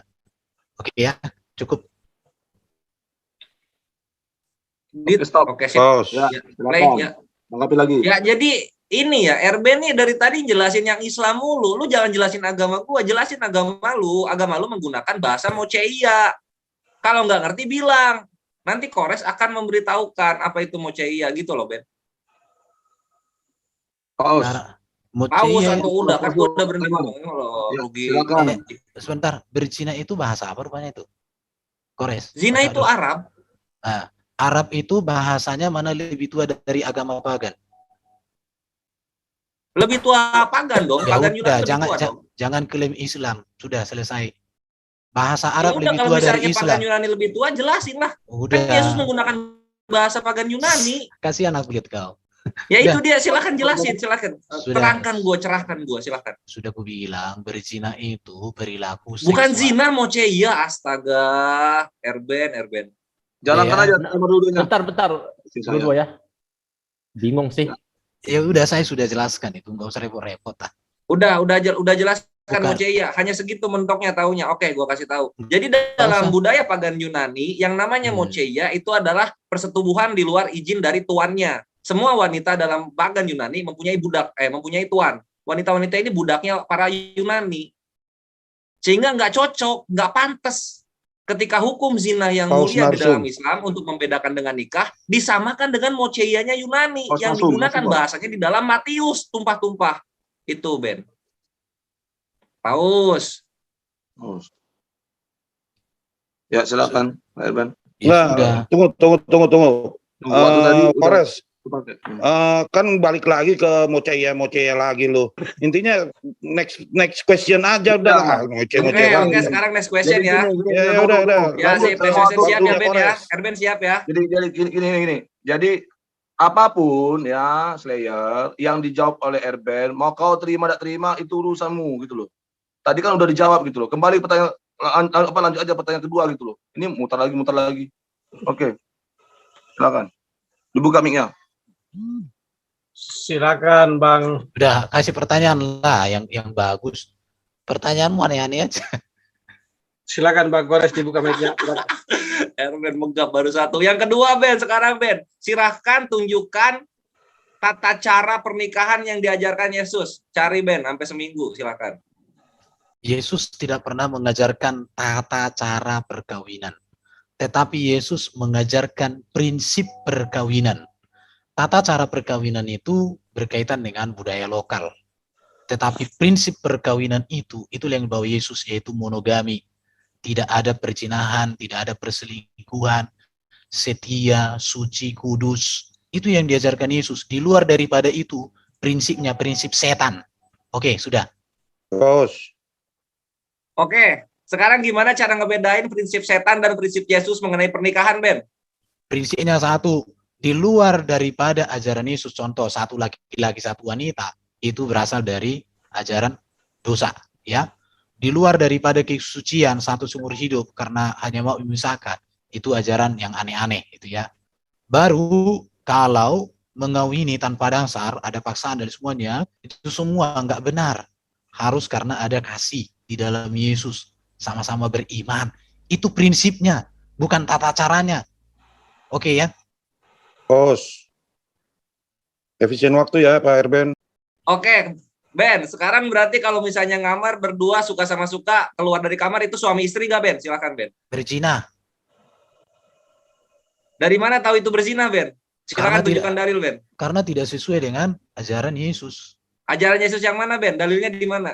Ajarannya itu kan kesucian, kekudusan. Apakah itu suci? Apakah itu kudus? Pos. Dalilnya, Ben. Dalilnya. Apakah itu suci, apa itu kudus itu dalilnya, Ben. Gue gak mau penafsiran lu. Perkataan lu tuh gak masuk biblos. Setelah manusia diberkati pada kejadian, kitab kejadian, baru disuruh mereka untuk kawin. Jadi diberkati dulu, Allah memberkati mereka, baru dibilang beranak cucu. Jadi artinya harus diberkati dulu dalam nama Tuhan, baru sah. Oke? Pos. Nah, cara memberkatinya tuh gimana, Ben? Ya, Cara itu. memberkati yang diajarkan Yesus itu gimana? Kalau kita kan jelas tuh, mesti ada akadnya, akad ijab kabul. Nah, di situ baru sah pernikahannya. Nah, kalau lu itu gimana Yesus ngajarinnya gitu? Silakan. Kalau di dalam budaya Yahudi kan sudah jelas ada itu pernikahan. Orang tua setuju, anaknya sudah bertumbuh, sudah Dalilnya dewasa. mana? Dalilnya. Ya di budaya Yahudi udah jelas itu. Loh kok budaya? Gue minta hukum Tuhan kok dikasih budaya? Loh, kan itu sudah bagian dari diri Yesus itu sendiri, budayanya itu. Jadi gini ya, Yesus ini kan meneruskan ajaran apa yang sudah terjadi di Yahudi.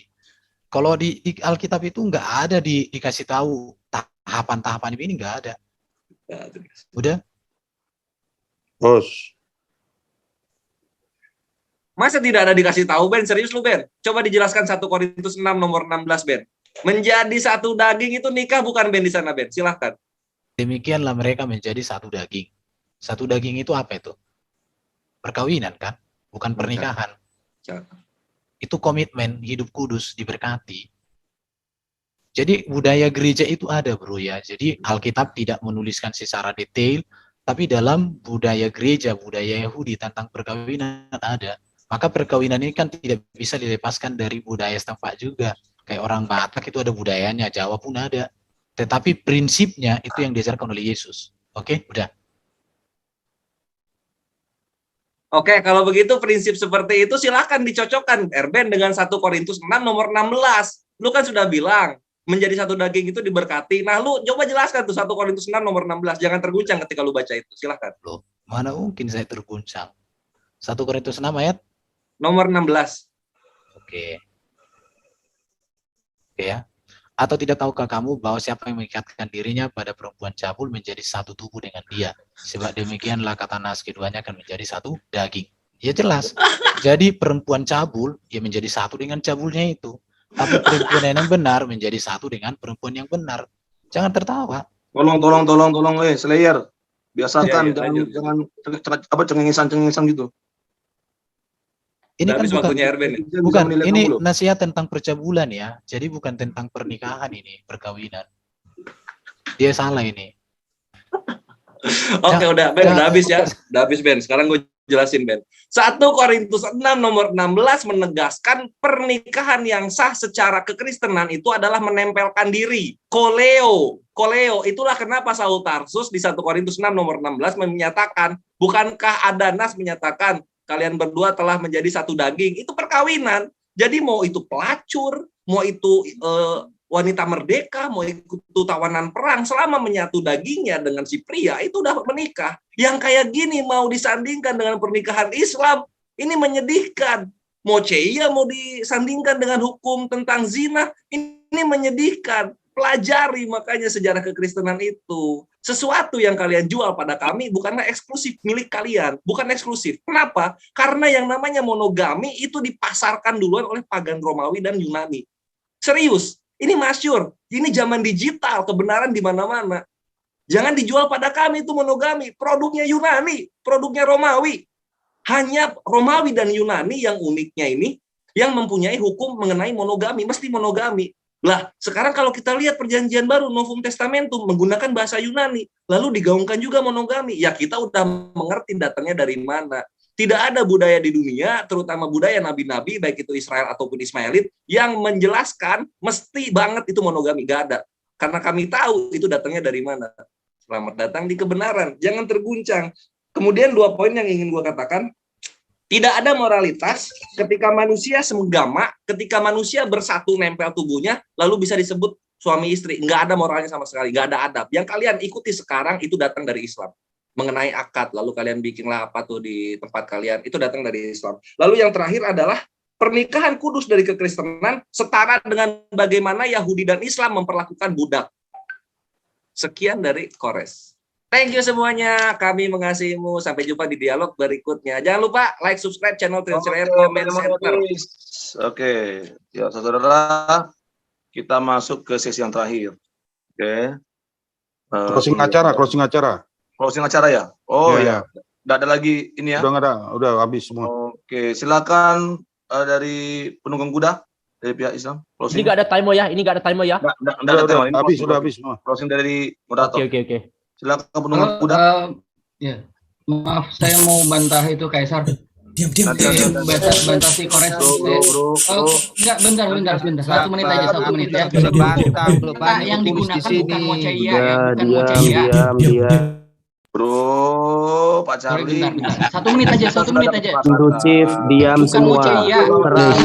Slowly. 1 menit aja. Tendang aja. Gini. Nih, close dulu. Kalau Pak Charlie mau bicara, kita close dulu ini, gitu loh. Enggak. Nanti baru acara bebas. Enggak, gitu sebentar. loh. Ini Ya. sebelum closing. Ayo kita bubar. Saya cuma mau perbaiki aja.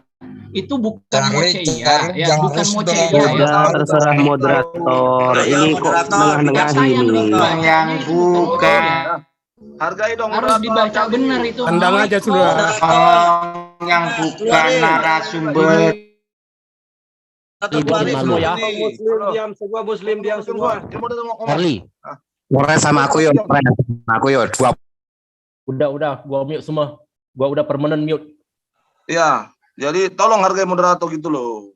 Iya, udah. Iya, Closing saya acara. dari awal. Bisa disiplin. Iya, membuat acara ini baik gitu loh. Bagus kan gitu. Oke. Nah, sekarang kita Closing closing acara. dari masing-masing moderator. Silakan dibuka mic-nya. Pak Penunggang Kuda. Terima kasih seperti biasa di akhir acara ini. Saya terima kasih ya kepada moderator yang luar biasa malam ini. Saya tadi mencoba meniru-niru gayanya dalam membacakan channel-channel, sangat bagus sekali. Oke, terima kasih. Saya sebagai closing dari saya seperti biasa membacakan ayat suci Al-Quran. Setelah itu nanti akan ditutup oleh Bang Angon.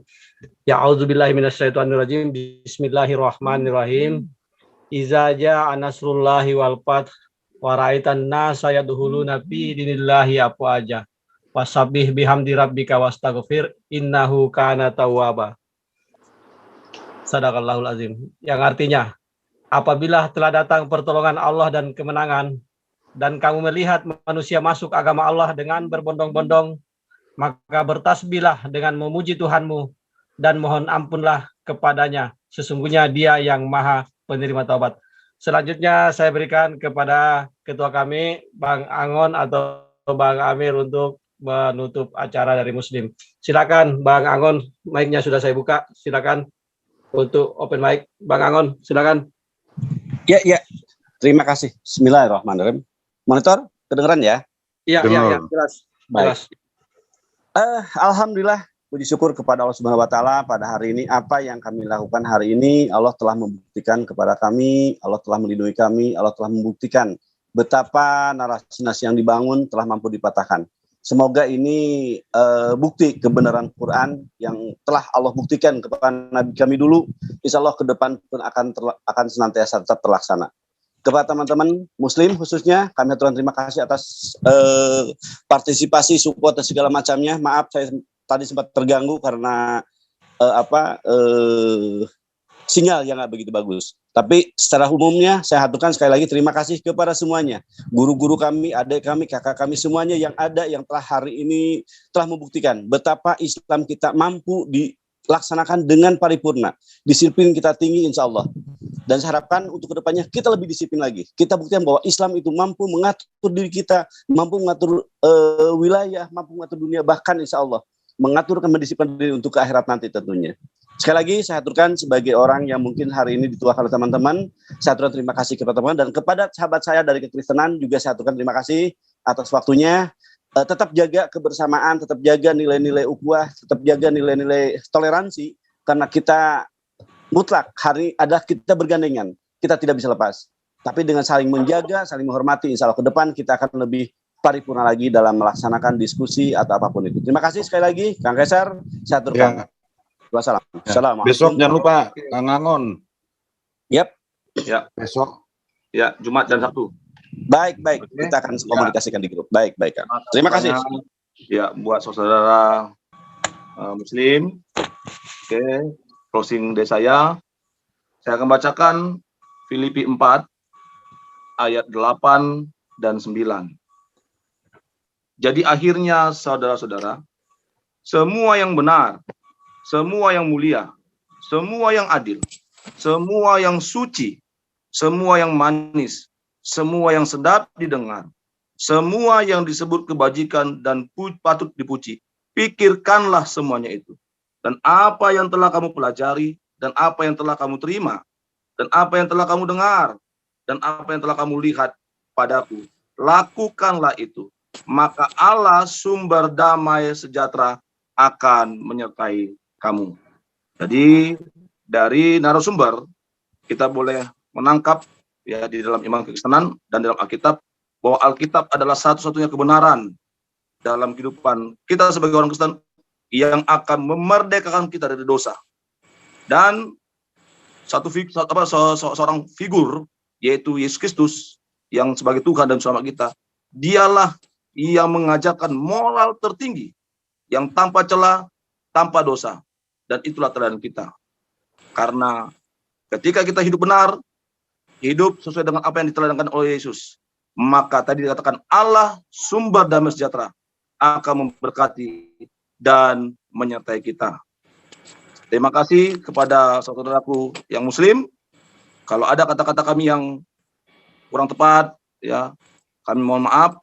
Ya biarlah kedepannya kita dapat berdiskusi kembali dengan baik, dengan santun, dan dengan akademis. Sehingga kita tetap seperti yang dikatakan oleh Pak Bud Angon, tetap menjunjung tinggi toleransi sesama kita semuanya. Terima kasih Pak Kaisar. Kita apa di sini? Wes, udah tutup acara udah. Sekian, makasih. Iya, terima kasih semuanya buat para netizen. Oke, makasih semua Bang Kaisar. Mudah-mudahan kita ketemu lagi depan bisa aman, lancar, tidak ada hujatan. Terima kasih. Ya, silakan. Saya juga mengucapkan terima kasih pada semua. Setiap YouTube-nya. YouTube di closing semua.